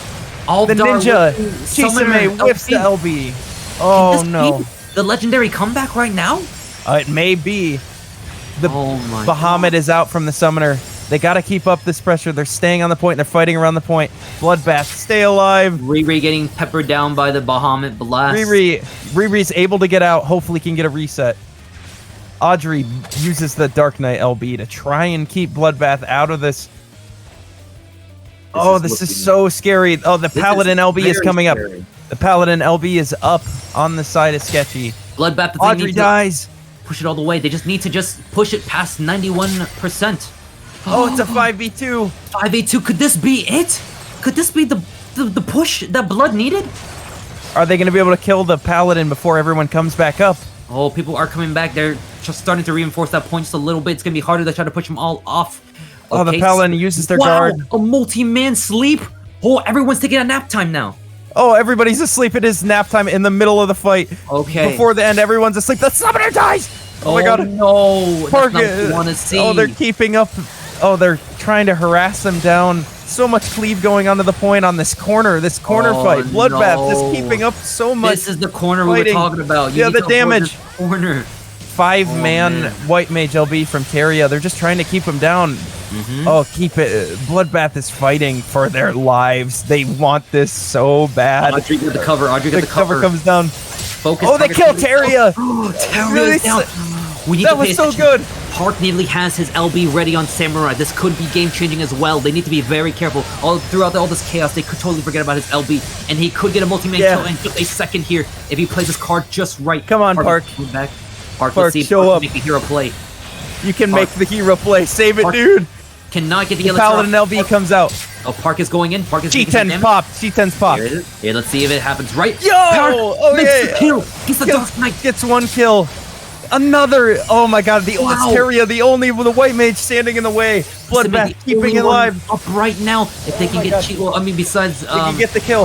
If they can get it. Let's see. Oh, are they going to have time before he gets covered? He gets covered by the Paladin. The Paladin keeping it alive. Are they going to be able to cover? Is he going to be able to survive this burst? Yeah. My mind is lost right now. I don't know what's going on. I'm like, oh, they're keeping it alive. LBs are coming back up. 11D is going to be able to take somebody out with their LB if they're able to give it off. Who do they kill here? They aren't able to kill the white mage before their LB comes up. The white mage dies with LB left. Audrey is about to have the Dark Knight LB up, but they're focusing down Audrey. They don't want their Dark Knight LB to come out. LB is out. This could spell doom if they do not be careful here in a second. Bahamut's going to come up. Bahamut goes through walls and is able to burn through the MP. They're trying so hard to stay alive. Who are they going to kill here? Stay on that point. Like, it depends on your life right now. It does depend on your life because you could lose this game, Blood, if you do not be careful in just a second. They're staying on the point. They killed the Summoner. The Summoner's not able to LB. The Summoner couldn't even use the LB. 87%. Pushing. 87 to 91. Oh my god. This is so close to an end right here. Oh my god. The Paladin has their LB back up. They kill Audrey. Deathlink is rolling, but there is a Paladin LB out. It's going to be hard to get anybody. Down if there's not careful enough. His resources are low. There is only I don't know.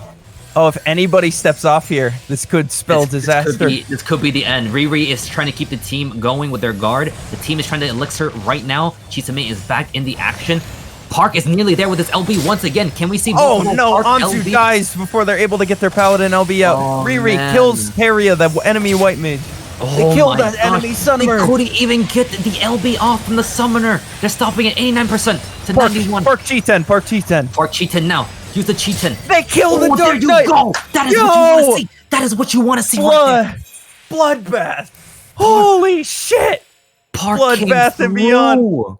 Put some. Everyone, we have Silver Scrapes. It is now tied up 2-2. Oh my goodness. 30 kills on the side of Bloodbath, while 15 on Astra. That was a bloody game all around. Oh my gosh. Going to game 5 of the losers finals. Game 5, Silver Scrapes heading back to Pala. This is it. I am ready to see how this is going to end. Wow. Vivian, are you watching? Get out of your sick bed. This is your team trying to show you that they want to prove to the world that they are good and that they have learned so much from you right now. Let's see how this goes. They're doing it for you. I just want to note that Park has done such a great job just then to try to make so many plays. I saw many kills off Park's LBs, and the final play to kill a team and surprise the enemy team last second to push his team's points of victory. That was amazing. This is game 5 of the losers finals, so let's get hyped, get pumped up. We're heading into Palestra. And I do want to note that, even though they did lose, Sketchy had such a great time defending that corner as hard as they can. They just could not push it, but that defense was too strong. Way too strong. Wow. Yeah, great plays. Chisame pumping damage on that ninja on Clock Tower. Just keeping up, burning the MPs of Sketchy that whole time. Park getting up their LB. They held on. They didn't use their LB a single time until overtime. And then they had 2 that made it count. I do want to point out, thank you, No Menon in the chat. Park does use she, her pronouns. All right, thank you. Thank you. Apologize for that. We never mean to misgender anybody. But yes, they kept up their they used their LBs. 2 LBs in the end that ended up winning them the game. That was a long overtime too. They had the long haul back all the way from their spawn and pushed it the whole way. They had to win several fights in a row to get that to that last fight was hard fought. Yeah, it was. Intense. but they did at the end of the day, and I am actually very impressed by how much they played their heart out on that. Very good job on their part. Oh, ooh, that was intense. that wasn't. That was just Bloodbath and Beyond trying to stay in it and just stay alive and just that. Thinking about that, it was, whoo. This, as I said before, Bloodbath and Beyond has fought from losers all the way up today to make it to where they're at, and I think that's very, very impressive. There is a swap. They are swapping out Dark Knight. They feel as if Dark Knight may not be the thing that's working for them, so they're switching that out last second. We're gonna see what they switch over to, and we will be able to hear out the last match. Now, I do know Audrey. I know Audrey's a ninja player, and so they're swapping back to their main job. So we will see that. Can this ninja pocket pick come through? Well, that's the real question right now. Let's see if that happens. Yeah, I think during that game they found that they didn't have an answer to the death links coming out from Chisame and all the damage and all the AoE. Right. I'm trying to figure out what could they switch to now at this point. Oh, they have a bard. Kaleshi is coming back. All right, we'll see how this goes. Last fight of losers bracket. Then they have to face the monster that is Team 2, who has not dropped a single game all tournament. At least make them bleed in the next game, whoever wins here. This is rather hyped.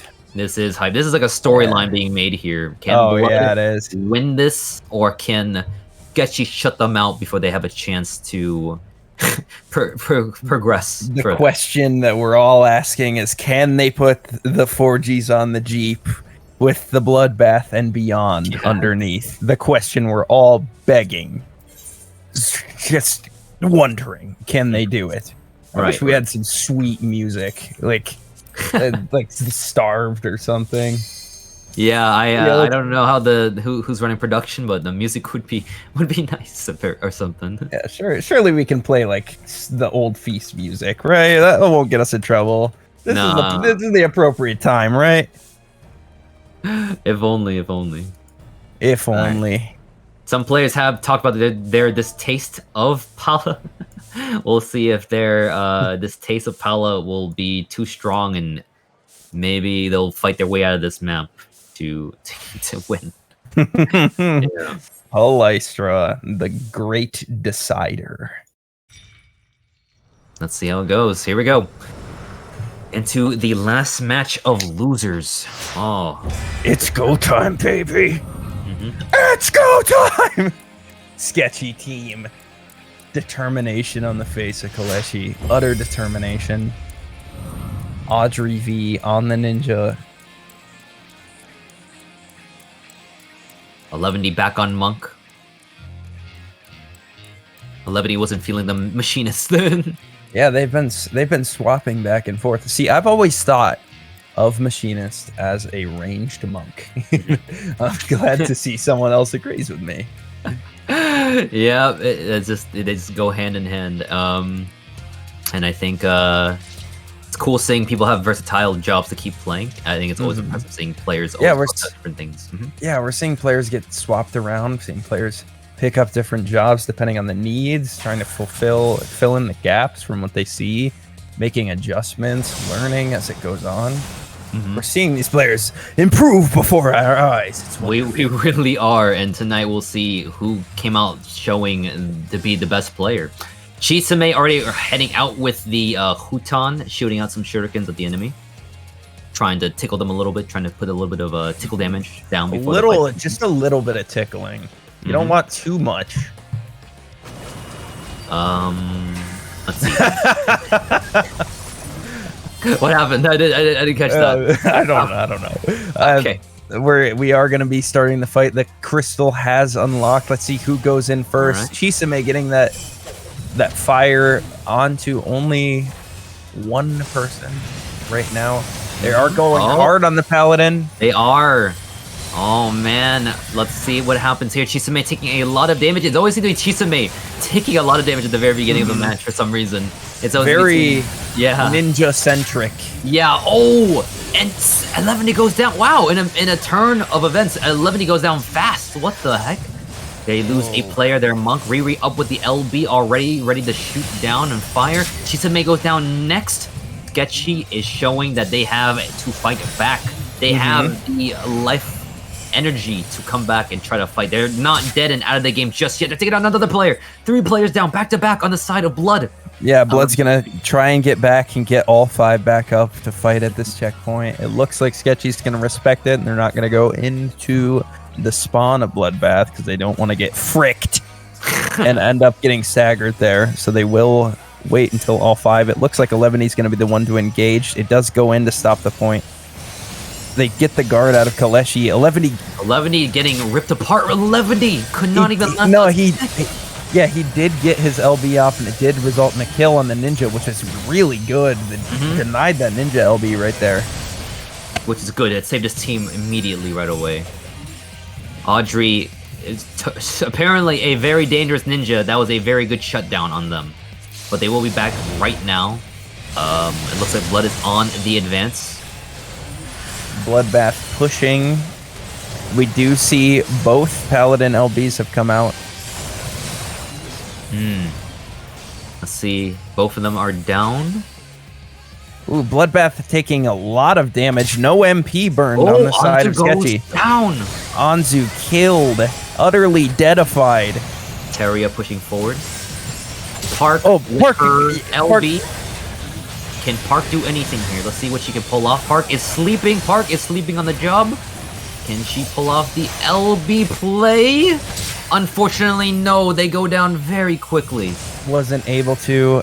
No. Ooh, this is looking very grim. 11, if he can get right back in and 11. Oh, okay. Somebody's gonna have to stop the point. Yeah, this is rough. This is very close. No, going. 11. 11. Does he have guard? Can he do anything to stop? Oh, 11 gets turned into a little thing. I don't know. That was not a frog, but that was something. What is that? Not even a pig. 11 is trying his hardest. Wait, no, they're all back up. They've got their feet back underneath them. They are going to be able to push this. They are focusing down Sastral, the Paladin, on Sketchy. All right, not bad, not bad. They're pushing back. They have 3 LBs.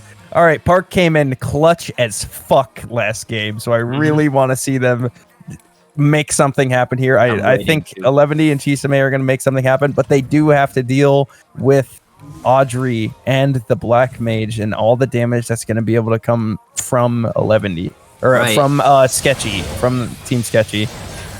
Oh, sleep coming out. 11 is sleeping. 11 had a purge of sleep. 11 is trying his best to stay alive. Park is now down before she can even activate her LB. Traded 1-for-1. They traded the Paladin, honestly, in favor of Bloodbath because they don't have that Paladin there with no LB to cover up that any damage that could be taken. Right, and Anzu is currently almost up with their LB on Paladin, so this could be a pretty good exchange. And if not for Audrey's LB on Ninja taking out 11. Let's see if Audrey can pick up another kill in a second. I don't believe so. Everyone's just too healthy. They're unable to get a edge in to try to poke back at the enemy team. Yeah, they do get covered. Is out. Park's coming back. Park is coming back. Oh no, it's only Park and 11 left. Oh no. Uh-oh. This is looking very scary. 11. Oh no. Run. Oh no. Wait, Park has to get on the point. Overtime is in 2 seconds. Park, go. Oh my goodness. Yes. Okay. 11 picked it up. 11 picked it up. Let's see if the team can retreat in and help 11. Oh no. 11. He has so many pots. Can he pop them? He's popping everything he can. He's spamming that F key or whatever key he has. I don't have an F key. But Riri is here now. Riri is trying to help out, trying to keep up the team alive. I think Riri activated her guard a little bit too early because no one was focusing them, and now Riri's having to back off. Riri's grabbing a nearby pot. Riri is able to get away. They're getting away. It looks like they aren't able to finish her off. If they do, they're gonna have to take pressure off. Oh, they finish her. No. Chisame on the point. Chisame turned into a little pig. Oh no! Chisame killed. Park is on the point. Park does not have LB. They won't have it for, honestly, for probably the rest of the match. It takes too long. I can't talk. Yeah, it takes a long time to get it back. Yeah. Oh man. 11D's looking to make something happen with their LB. Audrey does have Deathlink. Audrey. Anzu is going down. Misses the Deathlink. Oh no, 11D. 11D stay on that point. I see he's about to walk up that point right there, but he has to stay on it. He's in guard. He's in guard. He's in guard. Riri getting that white mage LB. A lot of damage coming out. They aren't able to kill any kills. Chisame coming out with the AoE moves. Teria is out. Coming back soon. Okay. Really? They're swapping in. They're taking time to swap in, heal up, and then come back in. It's a nice swap system, but this cannot hold forever. They need to do something to come back into the game. Because Riri is about to go down. Someone needs to switch out with Riri. Chisame is back in the game. And Anzu is back to save them as well. The whole team is back. Big sleep. Purify's having to be burned. Park is going too far out because it looks like Anzu needs some help. Park needs to retreat back to the point. Okay, no, 11D has the point on lock right now, but 11D is going to go down in just a second. They are in guard.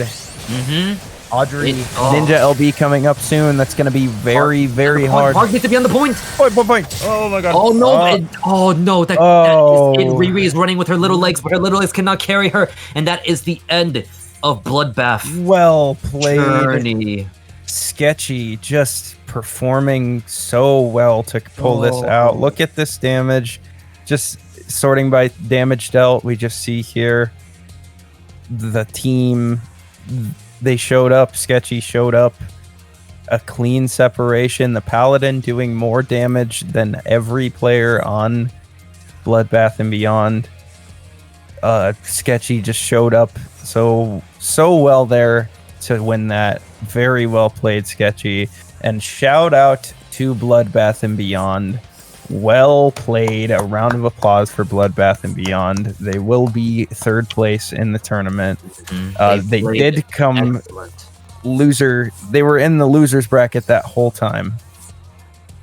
That was insane. I cannot fathom how amazing of a journey this team had, going from losers bracket all the way to third place. That is honestly one of the best recoveries I've seen yet, and they should be holding their heads up proud because they did such a great job today. You have made. I'm proud of you. Like you did really well. Played so well that whole time. Good job. Oh, well played by everybody. It was a good set of games, taking it all the way to game 5 even. That was intense. All right. We are now getting set up for the next game. We are almost ready, but this is it. It is time for the winner's bracket game against the loser's bracket. And this is going to be a spicy one. Sketchy has played their hearts out earlier today, and they did lose to Team 2 earlier, so this is the grudge match. They need to come back and win this against a team that they have lost against. This is very intense. This is the finals. This is it. Finally. Team 2, Veneer and Ives, Team 2 versus not a sketchy team.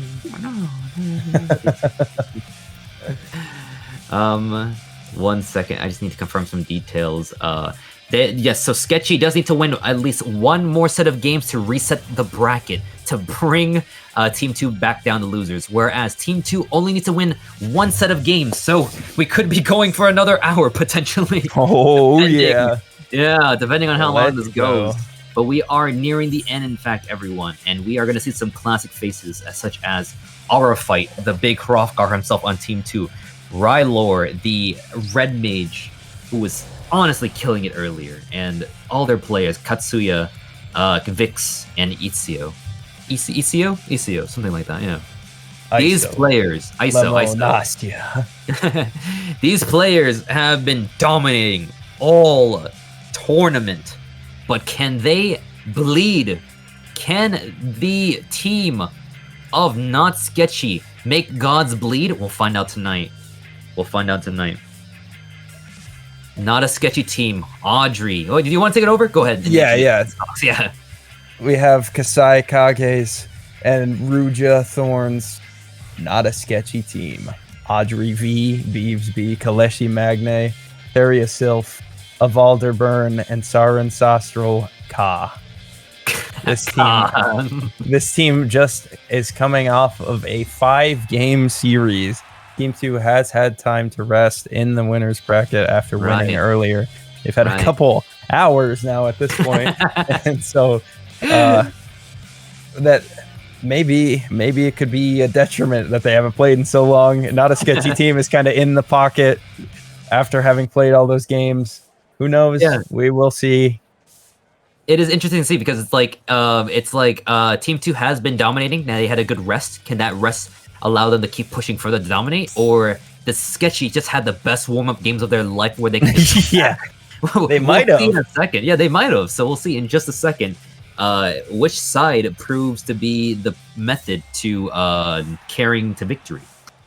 And I know you guys don't like Pala, but we will be heading back to Pala once again because that's how the map system will work for these set of games. So we'll go back through once again. We're going to go through Pala, Volcanic Heart, I believe, right after, Cloud9, Clockwork, and then if we need a 5th game, Pala once more. We just can't get enough Pala tonight. Pala. Yeah. Unfortunately, we will not be banning any maps because that's not the system we're working with this for the set of best of 5s, but maybe next tournament. Come back again next time if you want to ban Pala. But here we go, everyone. This is it. The start of the end. Team, everyone is ready. We have readied up. I don't think I'm in the party finder. Oh, wait. I am not in the party finder. Socks absolutely blowing it before finals. Choking. Socks, what are you doing? I forgot to join the party finder. Oh, he's already checking out before the final game has even started. It is up. Is Let's go ahead and join it. We are gonna, just head on over. This is hype. Yeah. Oh man. There we go. All the way from Goblin server. Thank you, sir. Thank you, good sir. All right. Here we go. Into Pala we go. Once again, the final set of matches potentially tonight. Can Team 2 bleed? Can Team Sketch make them bleed? All questions will be answered tonight. Will Team 2 stomp? I don't know. Who's gonna win? That's the big question tonight. Team 2 was looking scary earlier. They were. And honestly, in a second, we're about to get jump scared by these portraits. Who here remembers what Aura looks like? Because I certainly have not forgotten at all. Everyone with the roses and Rylor with the fancy, portrait as well. And then going into it, we have Sketchy. Sketchy, just being sketchy. I do love the energy they have here. Once again, everyone. Finals. For these final matches, can we get some hype energy in the chat? Choose the team you are cheering for. Who will win this game and this series of games, and who will win? This is going to be it. This is going to be the finale. This is going to be the Cinderella story from seeing Sketchy go from loser's bracket, being shamed by Team 2, to coming back with a revenge match against Team 2. Let's see who wins tonight. I see a lot of different teams cheering for different players, different people. This is going to be great. I do see Dark Knight on Audrey. This is going to be a game. Socks, let's go into this game. How excited are you for this? Paladin versus Paladin. Dark Knight versus Warrior. Say a prayer to Sir Zarek. Cope and think about the feast as we head into this final match. 10 seconds until the crystal unlocks. Team 2 taking a very offensive stance, getting ready to go right in. Audrey diving in, getting a fatty suck. Audrey correcting her wrongs from last games before, not using Dark Knight. Maybe Dark Knight could be the ticket in. Audrey is going to die faster than I've seen anyone else die in the hot bit. Okay, Audrey is down as a Dark Knight. Let's see if her team can make any plays to recover. Aura fight keeping up the pressure this whole time, pulling them back in on the summoner, doing so much damage. Aura fight with the 1 kill on his belt. Will he come back and crush his record of, I believe, 7 or 6 kills in the one game? Let's see if he does it tonight. Aura's leading his team to victory. They're aiming for that paladin that whole time, but they're just not able to do it. No. Aura fight, pulling people in with the dog chain. Oh, I see. The second Aura saw Sara, he jumped in, stunned, and the rest of the team jumped in. The communication on this team, it has to be spectacular. There's no other way they can communicate this well. Sara is about to go down. There's no other way unless Sara can touch that potion. Sara can... Oh, they grabbed the potion last second. Pull back into the fight. Can Sara try to pull something off here? Aura's taking a lot of damage. Aura's going too deep in. Can they punish Sara? Aura. Sorry, not Sara. Aura. That's the ship name they have. Oh, Audrey dies from the Dragoon LB. A big Dragoon LB. Aura fight. Flying in. Oh my goodness. This is huge damage. Rylor with the Red Mage LB. I've said it once before, if you see a her off guard player, 9 times out of 10, they are a very excellent player, and R is proving himself to be that tonight. Both PvP and PvE, her off guards are just monsters on and off the field, wherever you go. Look at him, victory. Oh my goodness, he's on the point, losing it, utterly unhinged. Gosh. Hrothgar, man, unstoppable. Monster. Look at this man go, all decked out in this dark behemoth knight armor. Oh, the behemoth king armor, sorry. But they're going back, and they make Sketchy make one of the sketchiest plays to come bring themselves back into a fight. Audrey holding onto their LB. Sara is down. Audrey, you need to pop that LB right now. They pop the LB to save themselves just in time. But can they come back and push the point? They are sneaky pushing the point back towards their enemy's side. But not enough. Audrey stay on the point as long as they can. Sara needs to come back. Sara does have the LB to try to push the game back into their favor, keeping their team alive if they can. It looks like Sketchy team does have their feet back under them. They do have this Paladin LB. They did get a kill on Rylor. That's big. Now they pop that Paladin LB. They're going to be able to fight this. They're going to be able to continue to push it. Okay. Looking to get a kill on the Dragoon. They're going to be able to... They got to finish off... Yeah, they got to finish off the Dragoon here. They don't want to let him get that LB off. They do get him. It is now a 4v3 here as Rylor comes back up. It is now a 5v4. They are going to be able to push it. The counterattack is coming through by the side of Sketchy. Sketchy made their plays not so sketchy. They're solidifying their plays, making it very accurate, making it very true to their plan to winning right now. And they're about to tie it up a little bit, 50% at the checkpoint. Let's see if they can clear it in 5% or more. Katyusha does get silenced. They don't want to deal with the cover, looking to kill that Paladin. Are they going to be able to? The Dragoon LB doesn't kill anybody, but it does burn a lot of MP on the side of T2. They get a kill on the Summoner. The Summoner's not able to LB.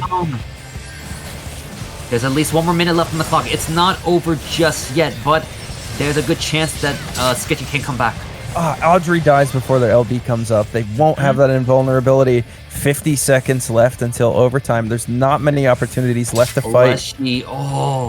Kaleshi got ganked up by 3 people at once. That is something you don't want to see. And Katsuya is going to go up to the enemy spawn and taunt them a little bit before they go back to the team. I see. They're like, you can't touch this, guys. You can't come any closer. All right. Oh, they're scared. 30 seconds left. There's only time for one final fight. They have to get in there. They have to stop this point from getting in there. Yes, and LBs are up on the side. It's going LBs out. White Mage. Bard is out. Audrey popping her LB down to 1% HP. Ezio goes out. And Ezio goes out the window. Let's see if the rest of the team can make a play. Paladin LB going out from... not a Paladin LB went out. Sorry. That's just cover from Katsuya. Sketchy still has their LBs. It looks like Team 2 is dropping back to try to get all 5 back. Vix is getting chased down. Is he going to be able to get out? He does. Okay. Not bad play. They need to stay on the point as much as possible to win at this point, though. One mistake by Team Sketchy, and this could be the end of it all. Yeah, and they do Aura fight. They have 4 huge LBs that can all stack very, very well. Vix with the Wormwind wind up. Aura goes in, LBs, burns their guards. Audrey with the sneaky push. Audrey with the sneaky push. They do need to focus on Audrey. Audrey is bringing a lot of attention back away from the fight. That's good. Audrey's doing a good job keeping the team off her own team. Good job, Audrey. Taking up everything they can get. Huge damage going on to Team 2. Audrey dies there. Sara has no LB. Sara has no Oh man, no one to guard. They have to guard themselves. No, sorry, not guard. A cover. Sara's about to go down in a second. No resources, no face, no nothing. Sara, I'm unfortunately have to go down. Vix, it's holding the point strong. No one on this side of Sketchy can grab the point to keep the game going, and that is the end of game 1 in favor of Team 2. That is game 1. The red mage again showing up, doing huge damage. If you were in this position, what would you do to counter the red mage? And we all know red mages are just very strong. Well, it's interesting because you do see that they were trying to kill the paladin, so they weren't able to continue to make covers. So they had to make a decision there to either focus the red mage or focus on the paladin. But it's hard because if you focus that you focus that red mage, the red mage can just do the backstep and just get out. And they do have a lot of survivability with that white stance where they're getting the shields with every ability used. Yeah. So it is an interesting dilemma. I don't know if there's any right answer there. I think the wrong answer in a situation would be to just not have a specific target, and it did look like they did have a specific target. It looked like they were on the paladin as often as they possibly could. Right. It's just an interesting dynamic, and it's a hard decision to make because the paladin, you either focus the paladin or you don't, and if you don't, then they can get a cover off, and that cover burns a lot of time and FP and resources. Exactly. There is a music check. Is the music too loud, everyone? Is it a good volume? Please give us a quick check so we can make sure. We want to make sure everyone has a enjoyable viewing experience here at the finals of the PvP Primal Pit Beginner Tournament. Music is great. Thank you for the check. Whoever asked the music too loud, please check it to make sure it's good enough for you. I am unfortunately sorry, but everyone else is reporting back that it's fine. All right. We are having a bit of a comp switch in a second. Team, I believe Sketchy, is trying to see what they can do different this time around. They are taking out the Dark Knight to try to do something else instead. We do have some swaps. Yeah, there's problem solving going on in between each of these games. They are trying to see Sketchy, trying to see what gaps they can fill in to try and continue to try to into the game. Yeah, try to correct their mistakes from last game to come back in and try to win it all. Because it is only one game in. It's not the end of the world. They can come back. They can definitely try to make a play here and try to top the series. And then as we said before, Team 2 has not lost a game yet, so there could be a chance that they could lose today. And at least one lose would be a nice little win for the team of Sketchy. All right, and Sketchy has chose their last job. Interesting. They're going. What do we have here? Sketchy. Double caster. Yeah, so they have summoner, black mage. Wait, did they? Yeah, okay. They're switching off to black mage this time, right? Mm-hmm. Okay. I was like, the summoner and the black mage have been like Beeves and of Alder have been playing around the fact that they have the some space opened up for them, and Aura Fight. I don't think Aura Fight or Rylor is going to give them the space that they need to like operate. And Shannon has done top damage in every game that they have played in. Right. Shannon's shown to be a very strong summoner player. We'll see if they can come out today. Summoner, I believe, correct? Yeah, summoner. Yes. I think the switch to black mage on Volcanic is a possible good shot at winning today. We'll see how this goes. Now, we have not seen Team 2 play too many games, so it's kind of hard to pinpoint where their weakness could be. But we could find something tonight as we keep watching. And there are all the portraits going out. I'm a big fan of these portraits. They're always fun to look at. All right. Oh, interesting. Team 2... they haven't had a paladin, have they? Did they have a paladin last game? I don't forget. I don't remember. I forgot. Team G2 has a warrior. Aura fight. Aura fight is a warrior. No, is my eyes broken? Yeah. Yeah, it's a team. The other team that has the paladin. Yeah, they did. So they did have a paladin last game. There's no paladin. There's not going to be that phalanx buff to cut out a lot of damage. Not a sketchy team. Does have that advantage. They do have a paladin. Paladin, we'll see if they can correct their mistakes from the last game, and see if they can try to bring the team back. Sarah, Team 2 pushing up so far. And they're really taking an offensive stance. Their presence is so strong. If you are a fan of Team Sketchy, please give them your energy in the chat right now. Give them your energy. Yes. They are the only team right now that has Lalafels too, so if you're a fan of the Lalafels, you need to cheer them on right now. And as we can see, the game's about to start. The game's underway. Vix is taking so much damage. And Sara gets taken down by Shannon. The rest of the team is staying healthy. They're staying pretty good. The team is backing off for the moment at the moment right now. A lot of respect for that paladin. They know what the paladin can do, and they're forced to attack the paladin first. Yeah, they have to take it down almost immediately, or else it's going to look pretty bad. Terria going in with the LB. Got a multiple stun, but can it pay off? We'll see in just a second. Vix is going in. Let's see. A lot of damage is going down on the side of Team 2, actually. This is actually the first they're on the back.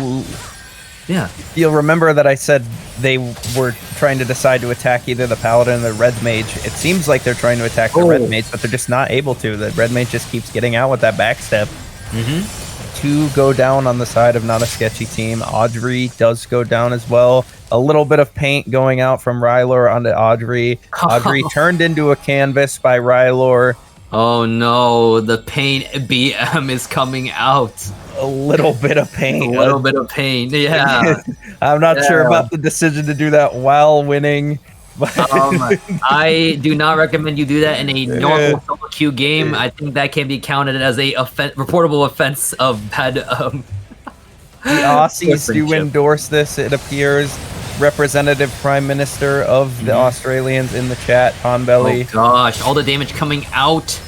Oh, this is devastating. Shannon is coming out here with so much damage on their LB. How can a team be this dominant? They're the G2 of 14 PvP right now. I don't know how a team can be this good. It's just unquestionable. Maybe it's the Warrior. The Warrior is just that strong. We've seen not too many Warriors or Aura coming out here, proving that Warrior is a very strong job, very great at engaging, at pulling people off points and dragging people into their death. Yeah, Aura's just going the fuck in, just causing so much havoc.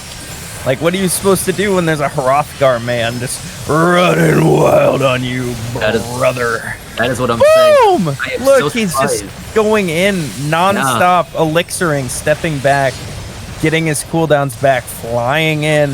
Hrothgar, super hairy giant cat man, pulling people around, putting them on a leash, zooping around. Yeah. And just not a sketchy team. Is just, what are they supposed to do with this?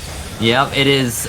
Someone put it, yes, the LB from Warrior just pretty much making the guards useless, and all the other damage coming in from the other team. High-powered damage from Red Mage, Dragoon, and the Summoner. It just makes it so hard to avoid. And they have up with a 4th kill. A 4 LB combo about to come up on the side of Team 2. It looks like they're going to coordinate it.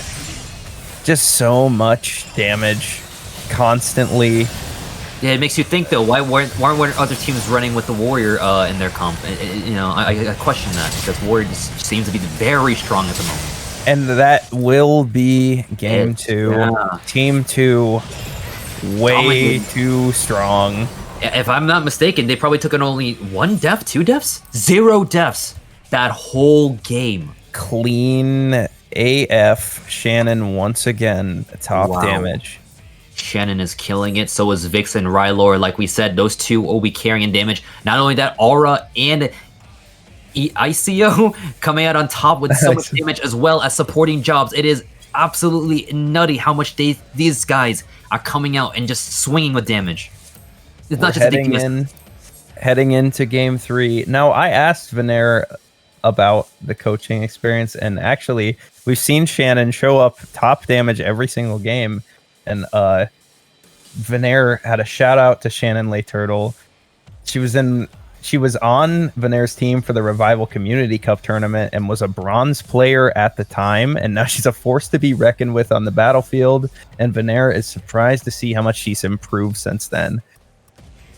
Now, I do remember Shannon as well, and watching them learn from that into this tournament, and it's very cool to see them showing up every single game and doing so much to make their team succeed.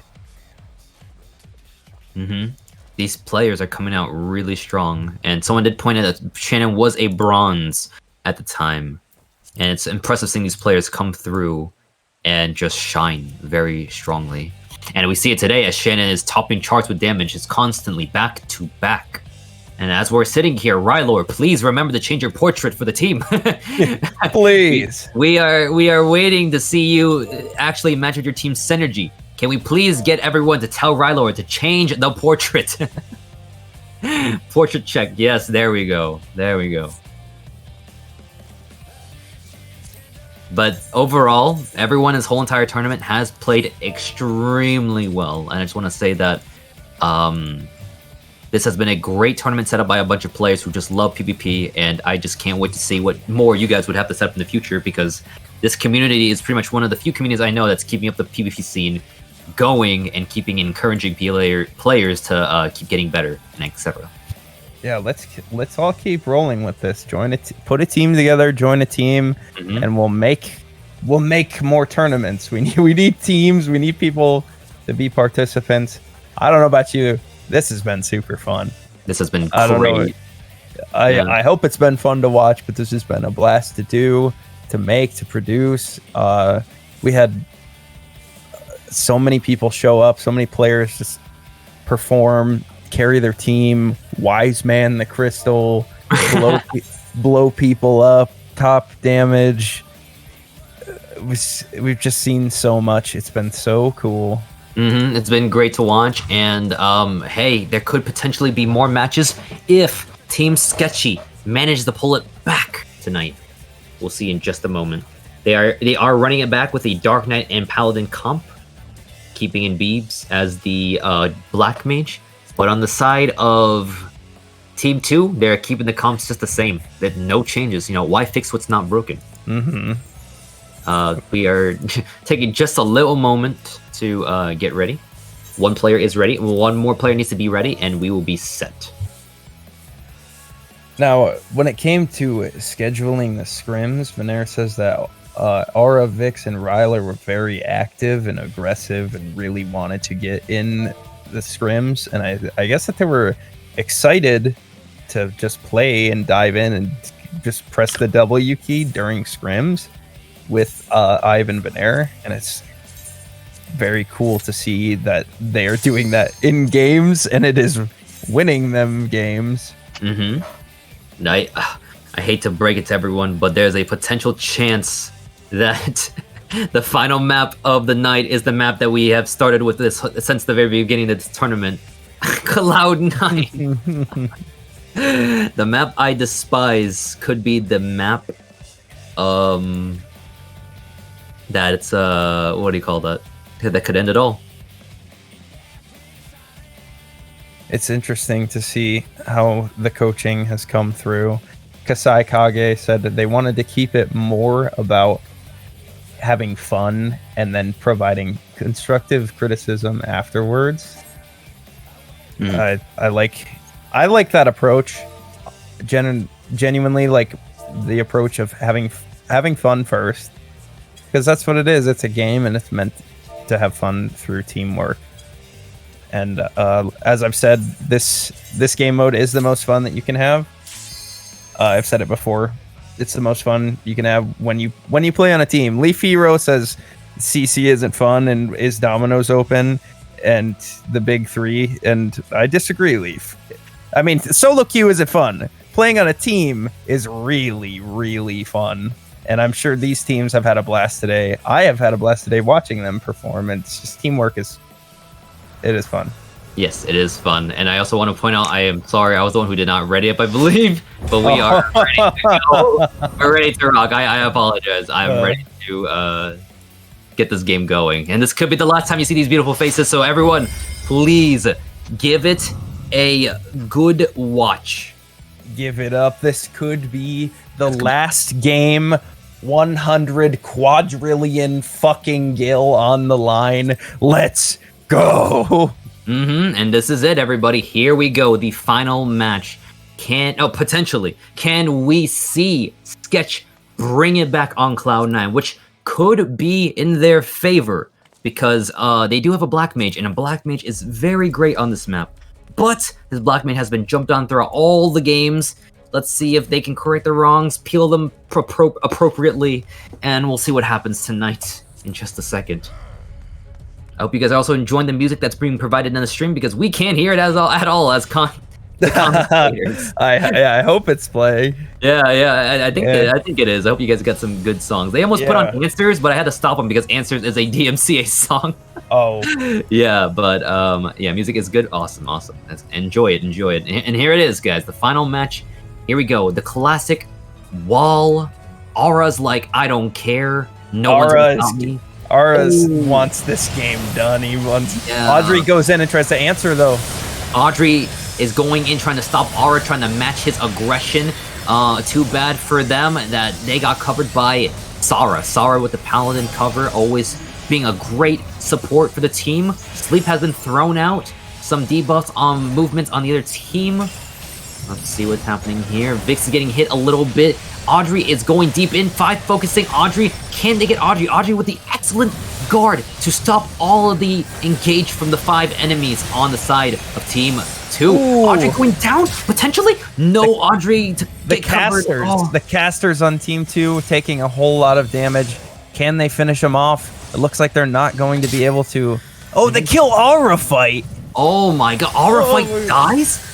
God finally bled tonight? Oh my goodness, blood has been drawn. The Catman brought to the vet. Oh, utterly. No. Somebody called the vet because he just got killed. Sketchy team does not want to go home. Sketchy team. Turbulence. Who's going to go up? Who's going to fly? Go up in 3, 2, 1. Here we go. A lot of people went up. A lot of people did hit the feather, though. Let's see if they can... Sarah gets the feather. So they do have Paladin LB on the side of not a Sketchy team. The Sketchy team is doing very well. They do have a Paladin LB. Ooh. A few LBs coming up. Shannon with the LB. She's getting ready for the most optimal position. Ryler take a kill on Audrey. Ryler always going in and just grabbing a kill when he can. And he always knows how to do it. Phalanx is out. They will be able to cover up some of this damage coming out from Team 2. Team 2 will be doing the damage. They saved all their LBs. That is the right choice there for Team 2 as they picked up that kill and they're making their way back up to the checkpoint. They're going to be able to fight through this checkpoint with those LBs. It is... Oof. Let's see what happens here. Aura fight on the point. Going to push it on his own. Try and open up some space for the casters to do work. That is such a Chad thing for Aura to do, just to walk up by himself. Oh my god, he got Miracle of Nature silence. There was nothing he could do. What? Sketchy turned into a little pig. Shannon dies. LB is down as well. Ryler. This death. Vix is also going down as well. Vix taking all these damages. Can they freeze Vix slowly? Vix, luckily guarded last second, but it will not protect Vix from all the damage that's coming through. Vix is down. This is going to be a counterattack by Sketchy, and Sketchy is not looking to go down without a fight tonight. At least 20 seconds. At least 20 seconds before they can get all 5 back onto the point from Team 2. They're going to break this checkpoint. It's going to take a lot of Aura fighting in order to bring this game back from here. It would have to be a big classic Cloud9 throw. They do pick up a kill on the White Mage of Sketchy. Area. Audrey could be going down next. Oh my gosh. Let's see if they can make a nice retreat back. LBs have been thrown out by the side of Team 2. That's why they were able to make these plays. Rylor pick up a kill. It is just kill after kill. Team fight after team fight. Sarah running back. Sarah cannot do anything about this. Tara coming back as well. I'm expecting at least a checkpoint clear for Team 2. But can they get any more out of this? We'll see if Sarah can stall, potentially, in a moment. Maybe not. You see, Kaleshi at that point had decided to just die as quickly as possible. So now they'll get back in time to hopefully prevent this upcoming attack here. Skara went in. Oh, they're up in the sky. That guard was last minute. Oh, or was it right? That actually went through? Oh my goodness. Oh, the teams are going in. Aura fight is going down. What is this team? What is going on? There's suddenly change. Sketchy showing up. Wrong team. Oh my god. Vix getting focused down after their LB. So hard. Rylor's next. Rylor has no mana. Rylor is dead. Rylor has no face, no HP. Vix is going down in just a second. No mana. I can't see them surviving any of this. And I am correct. Shannon holding their LB. Shannon running back so far. Back 20 seconds.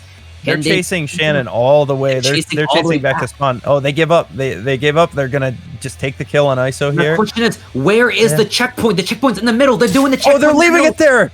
What a Chad strat. Is anybody able to run there and stop it? Nobody's going to be though. Rylor's winning. Rylor's winning. Running 3 seconds on Rylor. 2 seconds. 1 Sketchy with the very amazing play to stop the advance and the comeback. Ladies and gentlemen, we have a series on hand. Let's go Sketchy for adding a point on the board. For the first time, Shannon did not do top damage. They finally found a way to respond. Both of the casters shut down, unable to do their work.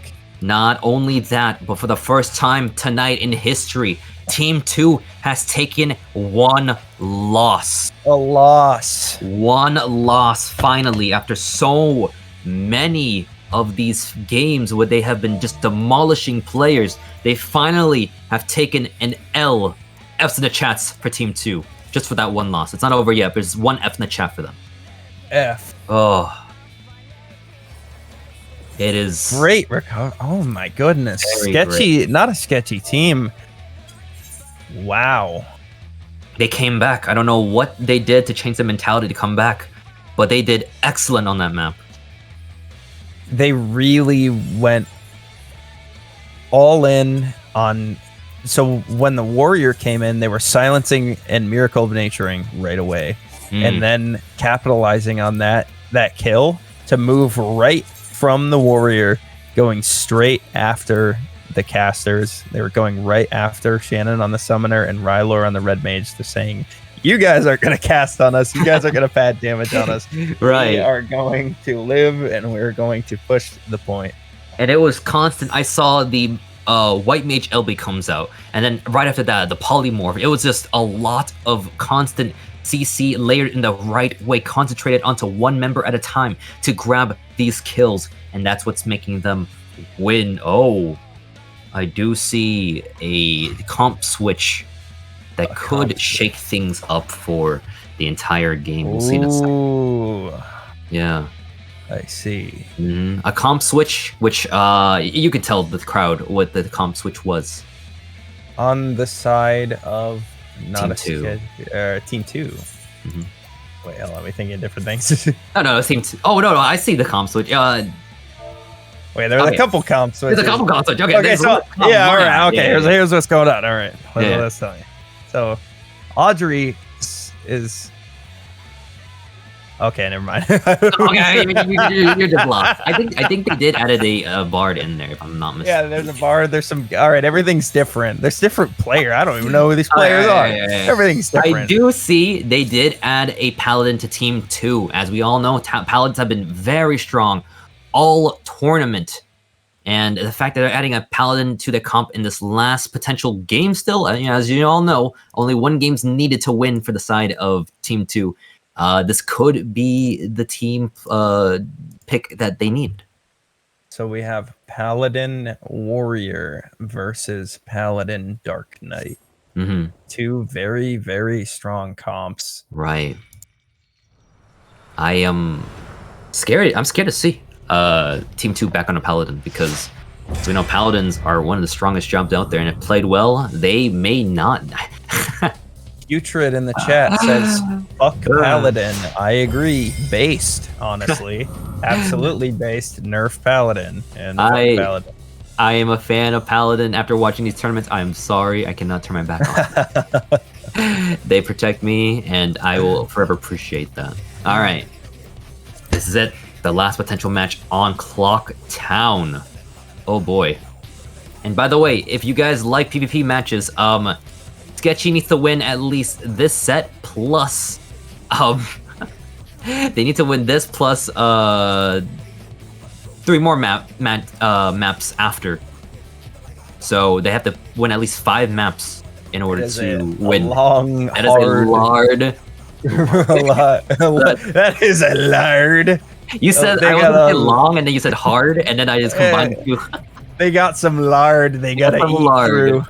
No, but that is a large order they have to do. They have to win all these matches at once, and I am, I would be tired if I was them. Aura heading right through. Yeah. Through the middle. Aura fight looking to go in. Aura pulls in Audrey. Audrey gets a big suck going on. They blow up the enemy Paladin. They go down so fast. They see Paladin, they automatically know, go on a Paladin right away. That is our target. They take down one member. They're on to the next one. Looking like it could be Vix, it could be ICO, it could be Shannon, it could be any of these players. They're all getting hit, but they're gonna have to take a step back and respect the power that Sketchy has. Fine, they have an answer to Team 2's ruthless aggression happening here. They're finding a way to pick up a kill right off the bat, not let them play, and not let them get involved. Terria goes down so fast. Oh no! Now targeting the Paladin on the side of Sketchy. Yes, and they did, and there goes Sara. Sara goes down so quickly after being focused, and I will commend Team 2's communication. They always seem to pick a person and they just kill them automatically. Yeah, they really. You can really see the coaching come through there, where the coaches have just said, pick one target, 3, 2, 1, go, on go, hit them. Classic feast stratagem. Very great stuff from their side, and I'm honestly impressed by that. And now it looks like Team 2 is on the point, trying to clear the checkpoint, 52% left. Can they get there? It's being contested constantly. People keep jumping on and off of it, but it looks like guards are being broken. Katsuya is down. Katsuya is dead. The Dragoon LB comes out. So many people are dead. Audrey died with LB. Aura is trying his best to carry the team. Aura is jumping in. 3 people killed. Back to back from Aura. Aura is jumping in, pausing, and stunning. Kaleshi. Oh, no. Could this be it? This might be it. This might be it for Team 2. Sara has to make a hero play here and jump in. Beebs, maybe you have to as well. There's no other way. Beebs is in the back. Beebs might have to go in. Audrey is back as well. Let's see if Audrey can go in and start stalling it off as well while Beebs is in the back line. Beebs is getting contested by Vix right now. Vix is putting down the hurt on Beebs. Beebs is down. Beebs getting double teamed by Shannon and Vix. The rest of the team is currently going down. Audrey is going to take a lot of damage. Audrey does not even have LB. LB is about to wear off in a second, but they did get covered by Sara. Oh, wow. They have a hard defense here. The Paladin LB does come out from Sketchy team. The Paladin LB comes up, but they're not able to use it on Team 2, so it is a 5v4 for Sketchy team. Terry is running away, hopefully to get a reset.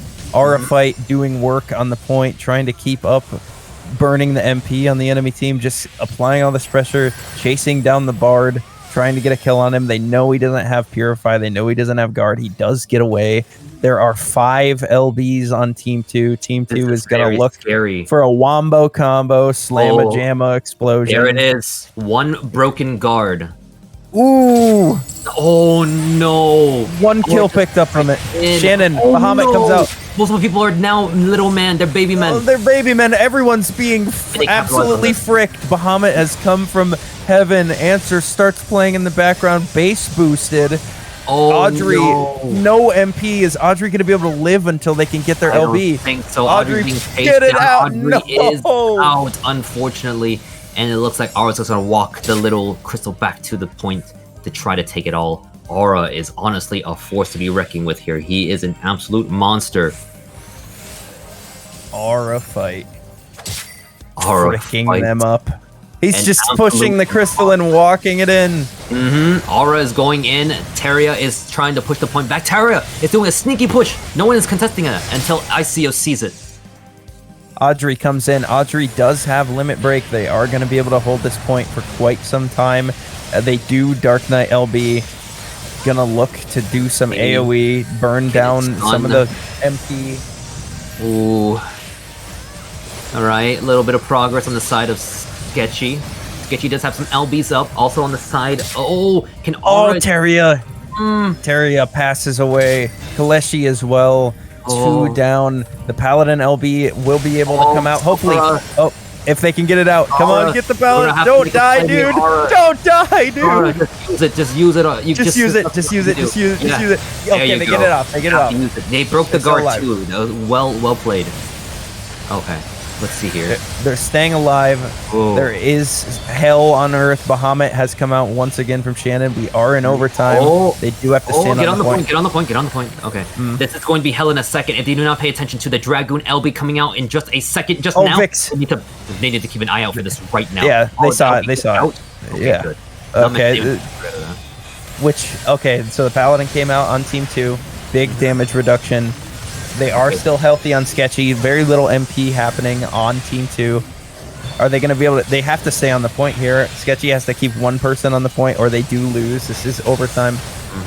Aura did help them out by dragging a player onto the point, so that's a nice big help from good guy Aura trying to pull Team 2 focusing down Audrey on the Dark Knight. Audrey dropping to 200 HP. Audrey dead. Aura put to sleep, but the guard prevents him from taking any damage for a little bit, and he's good. Oh no. Let's see. Yeah, it's a 4v5 happening right now. Beebs getting away. Beebs trying to get back. 2 people on Beebs trying to take him away from the fight. It's not over yet. They are pushing the point. Oh man. The Paladin on the point. Audrey still has their LB. We see this Dark Knight and this Paladin just being able to survive for so long, able to make progress, pushing the point. They're gonna they got to the door. They're gonna be able to come through the door and get right to the point from their spawn. This is a good positioning here of the crystal. They're gonna be able to run right to it on the side. Audrey, just stay on this point as much as possible. Audrey, you're the only one closest to it. Stay on the point. You need to stay alive for the team. Audrey has LB. Audrey dies with LB. That is unfortunate. No one's on the point, and that is game. Oh no, Audrey. 2 our winners. Shannon, Lay Turtle, top damage. Oh, congratulations to Team 2. Every team played so well, but Team 2 the most with 20 kills in one game. Ivan Hart and Venera Sylvia's Team 2. Shannon, Lay Turtle showing up. Vix, Aura fight. Just a scary team. Very well done. Very well played by the team. Excellent. Congratulations to Team 2. You are now the champions of the Primal Pit Beginner Tournament. Let's go! Can we get a round of applause? Team 2, woo! Everyone played their hardest. Let's give a round of applause to everyone in the tournament. Everyone played so hard. Everyone worked so hard. Well, first for Not a Sketchy Team, I do want to shout out Not a Sketchy Team. They really came back there. That was very surprising. Well played by Not a Sketchy Team. Good job. Great stuff by them. Honestly, everybody, it's been great. And wow, I am just astonished by how well these teams have played tonight. We saw so many great moments. We saw Sketchy coming back in, trying to get back into the winner's circle and trying to win at the finale. Team 2 destroying it absolutely. And also we saw great moments like Bloodbath just coming all the way out of loser's bracket and coming so close with their comeback. It has been impressive. They ended up in 3rd place. So they ended up getting something. I call that a victory. Yeah, exactly. Like I said, every team has shown up today and just really brought all their game out for us to see. They are all painting at the moment. Everyone is painting on the, I think, the winners. And woo! Utter pandemonium in the Behemoth Primal. Wolf's Den Pier for Team 2. Let's freaking go, bro. The only team more powerful than Team 2 is the Big 3. I agree, but this is a time to be celebrated. They did a great job. They learned so much, and they came out and just played, executed, performed so well. Such a great job. Exactly. I think let's just celebrate tonight's winners, and that's all we gotta, let's keep the Big 3 on a different night. They've been celebrated enough. All right.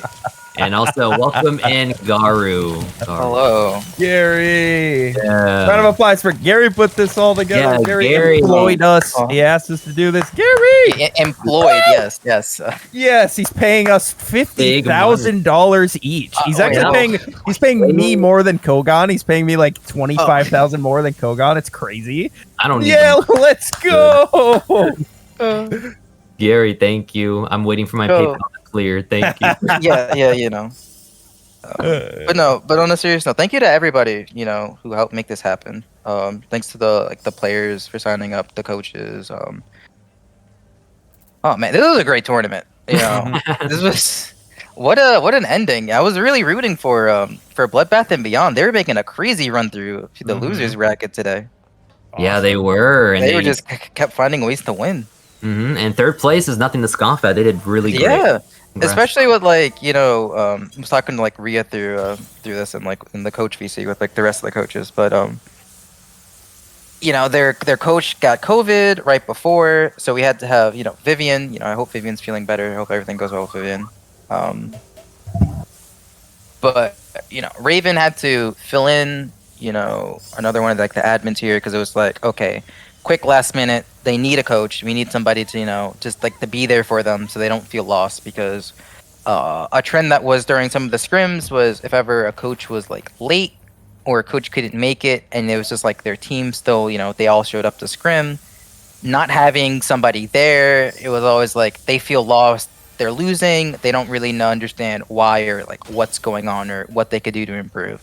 So we wanted to make sure that Bloodbath and Beyond had a coach here, so shout out to Raven for stepping up and being the fill-in coach right before, and it's a great run that they had. Also, just to everybody else, I really wish if we ever do this again, I'll make it a point that if we can, we need to stream and show people how these teams look the very first week. So you could just have a point of reference that the rest of us have of how much these players have improved over the month. Because watching these games from what we originally saw is it's crazy.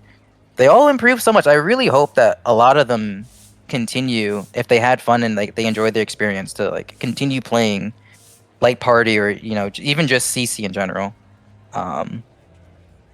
Want to do a shout out. Okay, Erica has has beat me in chat to hitting the command, but CC Madness is a great server that they do scrims, team scrims on Fridays. If you have your LP team or you just want to practice, a lot of teams show up on Fridays. So I would definitely recommend to join their Discord. The links in the chat with little blurb. If you've enjoyed their time, I'll probably make a post to it to everyone in the tournament later. But for everyone watching who enjoyed seeing this, and maybe you want to try to get into more of Light Party, or you want to try and find other people, please definitely check out their Discord. It's Fridays at 8 Eastern, 5 BST. My team always shows up an hour late, but we're there. Because you get West Coast people. People have to work and stuff. They don't get home until after work. But another Discord I wanted to shout out is Argo. Argo does more competitive events and things. They have their team scrims on Saturdays. A lot of the best teams in the region show up to Argo. You need to make sure you fill out a form there. Thank you again, Merlin. So Argo are the OGs. You'll see a lot of Sweet Dollar T, Revert, Hitman, all the big teams show up are Argo scrims. But I would definitely recommend going to CC Madness first and just like getting your feet wet. And then if you're really finding you're enjoying it, then show up to like Argo, fill out the forms and everything. One thing I did want to ask and see if we could do, besides like, saying thank yous to everybody, was because I'm slow about this, I had this set in my head, but I didn't actually say anything to the team. If Team 2, or at least even just like if Veneer, if you guys would like to just come on stream for a second for like a little quick interview, just with like the rest of you, could like tell your story, tell how you've been, how the experience was for you. Just as, because I think it'd be pretty cool. They just won. They had a really good run. I don't think they lost. And like to like a point to that, they scrimmed and they practiced the most out of all of the teams, and I think it really showed here. They were definitely like the most coordinated. They did lose one game there. They lost one game, but they didn't lose a set. There was some drama. I will be interested to hear from the coaches. Sure, let me start dragging people up. Let me just get the... Sure. Okay. Let's just do. Hello, Veneer. Let me start dragging your team up one by one. What up?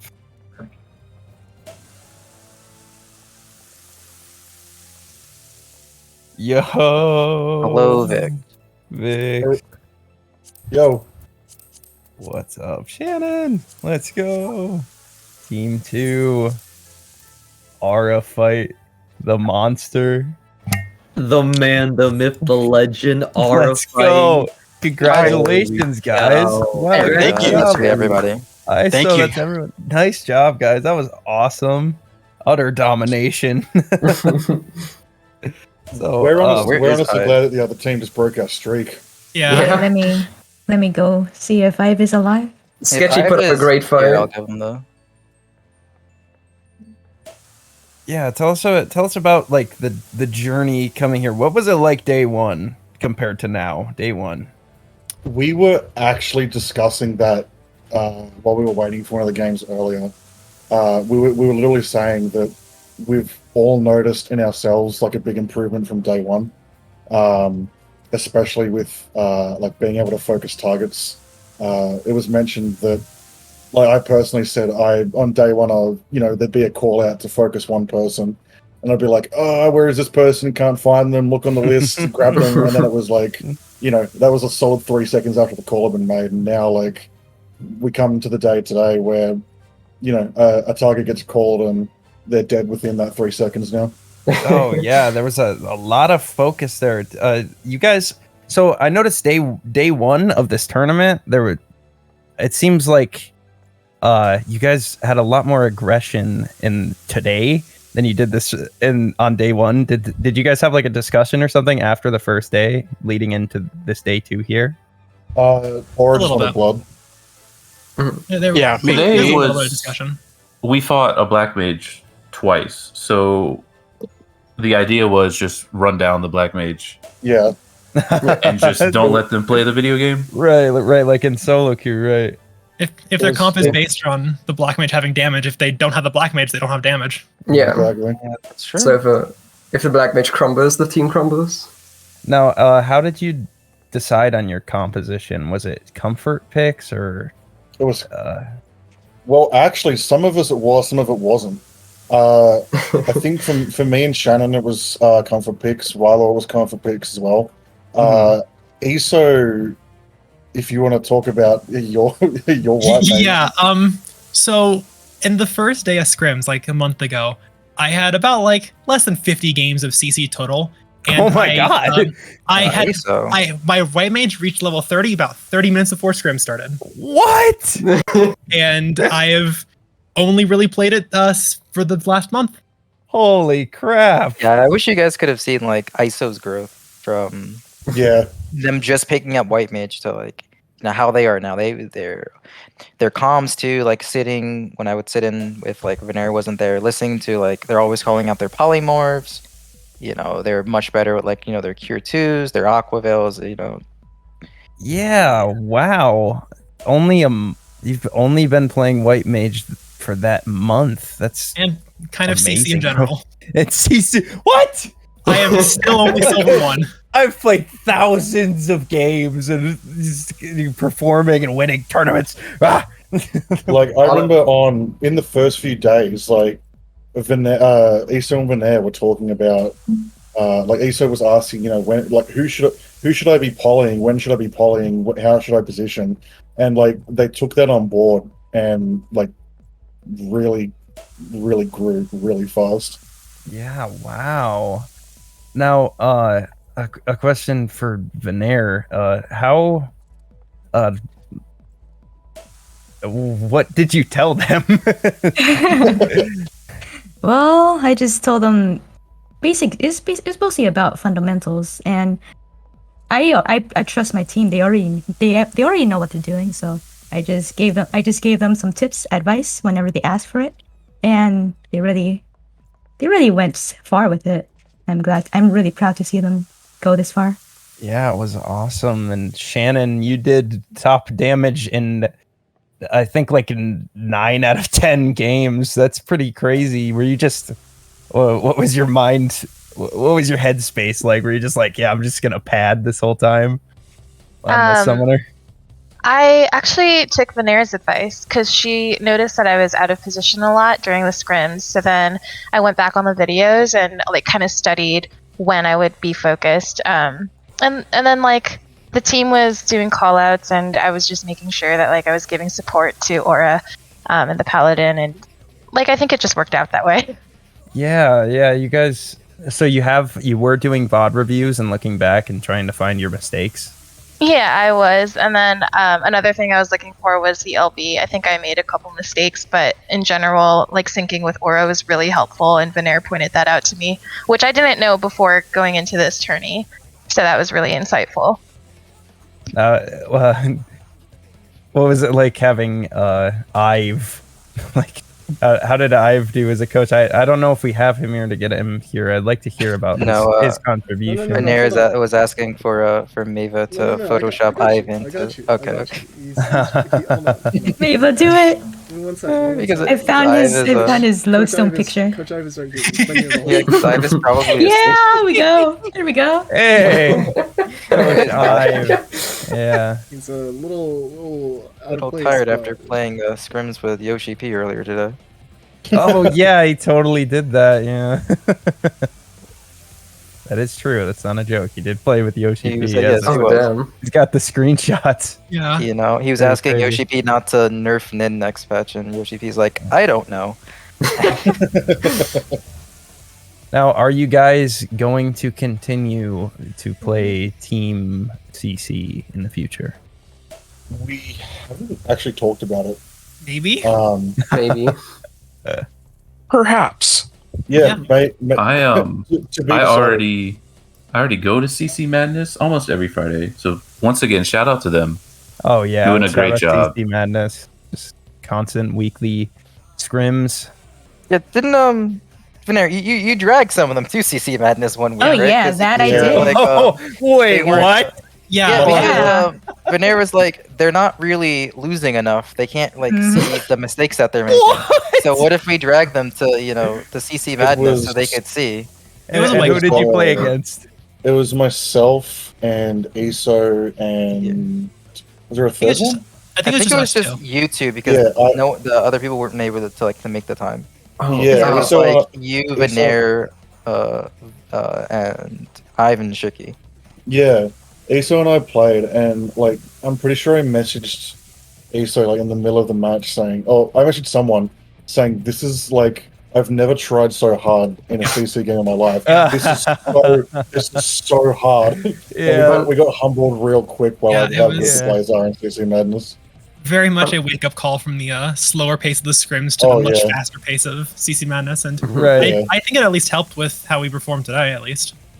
I think so. You saw a lot of the depth come out, because on the surface, I'm sure CC looks kind of like simple, kind of, especially like, what have you learned about the game mode? If you just started playing recently, like what was that like going from that to playing in the highest almost highest level with like CC Madness and all those scrims, and then coming into this tournament.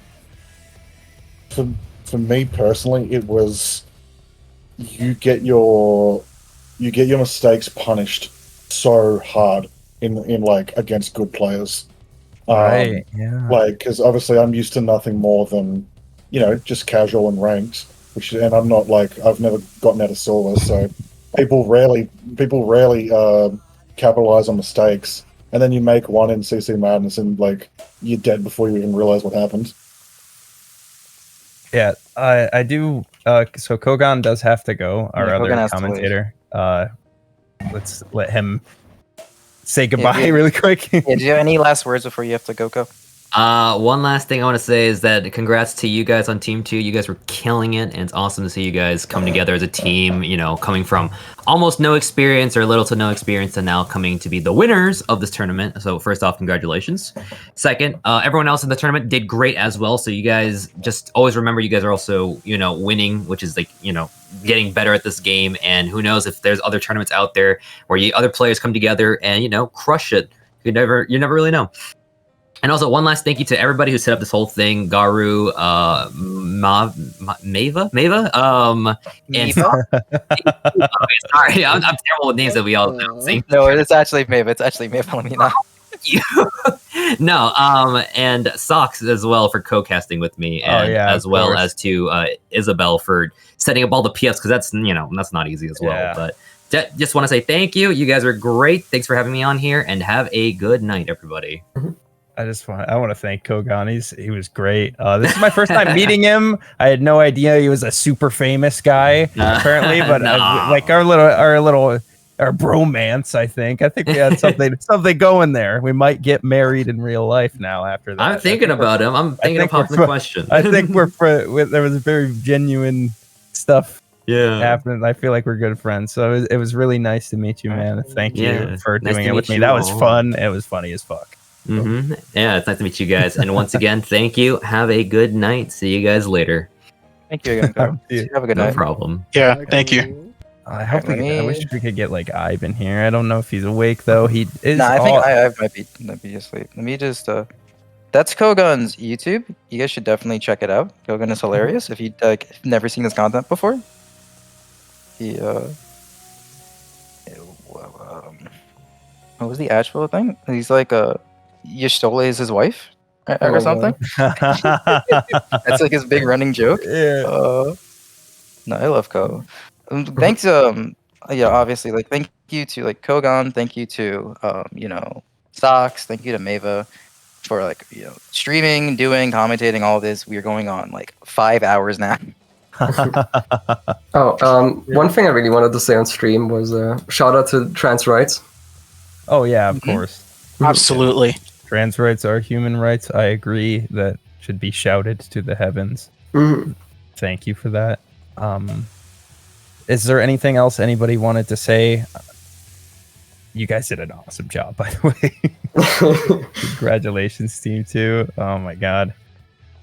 Also, Venera actually did a lot more than what she's just being incredibly humble. She actually helped us a lot. Yeah, Venera is very humble. So I wanna hype up Venera really quick. Venera is a badass artist.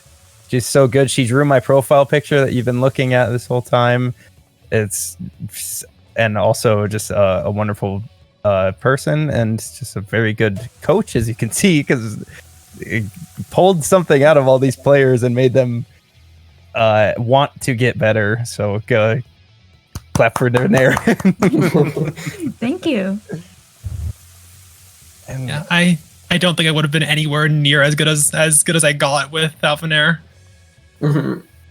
So, are you guys gonna play solo queue now, or because you're fairly low on the rankings, right? Now, personally, I would love to queue up ranked right about now, but Dynamis queues is dying. No one ever queues up ever. Horrified. I could see you being in like top 100 with that fucking running in warrior style, absolutely chopping people up. Hrothgar, man, look at him. Giga Chad. Eventually, one day, the queues start to get going. Most certainly.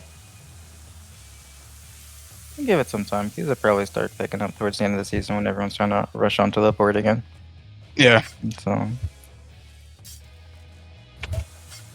Yeah, with that, if there's nothing left. The only other thing would be if we could just like show the credit slide again. I don't know if because we showed it last stream just to like make sure that it just gets shown, because a lot of people did help behind the scenes. So I want to make sure that they do get their moment. Because like all the coaches, like the people who help with the funding, because we had like a minor issue with funding at the beginning, but we were able to like come together and solve that within like a week. So that was cool. I also need to give out the prizes to everybody. But Gary, you owe me Destiny 2. Listen. I promised what I promised, and you know the aura is in the mail, Mabel. You can like all the pictures you need to purchase Destiny 2 and like sell the photos. But anything? Oh yeah. Anyone join a fundraiser night? But just like besides like just saying thank you to everybody. We might do, we'd love to do more tournaments. I don't know if we're going to do anything this big for a while because this was a lot of work. And a lot of people, including myself, are a little tired and like need a break. So maybe in a couple of months, we might do another big tournament for teams. And then maybe like later in the year or like fall or winter, we might do another Primal Pit. But we'd probably change some stuff around for the next one. But this is like something to like look forward to. We also might do some smaller monthly tournaments. That's just like quick, but we'll see. I don't want to like commit to anything right now while we're kind of burned out of like running tournaments and things. But I know Revival I think is planning something at the end of next month, like a cash tournament for like $200. But I don't think the full details are out about that, so let me not like over announce or over commit to something until it's fully announced. But we do have a for people that love Frontlines. Can someone what, Eva? But we do have something for Frontlines coming. We have a Q sync for anyone who loves to do like big Frontline events. March 25th. March 25th at 9 p.m. Eastern. We are going to have a full on-soul Q sync for all the Frontline enjoyers out there. Yo. Yes, I love Frontlines. I love playing Dark Knight and sucking everybody up and then killing them in the process. It's awesome. There you go. Yo. My bad. No, you're good. Yo. But like that Frontline Q sync is probably gonna be like our next bigger event for like PvPrimal. But to like queue up Rival Wings on Wednesdays and Thursdays, blah blah blah blah blah blah blah blah blah. And thank you again to everybody who helped. Thank you to the coaches. Thank you to the people with help with the funding. Thank you to Rhea for letting us use a lot of her framework she had with her Rhea Cup for Feast. Her Rhea Beginner Tournament. That's kind of where the idea came from. Thank you to everyone on the stream. Thank you to all the players for signing up, for the ones that stuck around. We had a lot of dropouts and other things for this tournament as people realized that this was like actual work. It wasn't like a show up and, get carried to, the prize. So like extra like big thanks to everybody who stuck around, who showed the initiative to get better. I really hope a lot of people continue to want to play, CC, even if it's not like Team CC, if you just want to like start playing ranked. But like that's it. That's all I got for tonight. Thank you again to everybody who tuned in. It was really cool seeing how many people we got to watch the stream when this is the second stream we've done on this channel.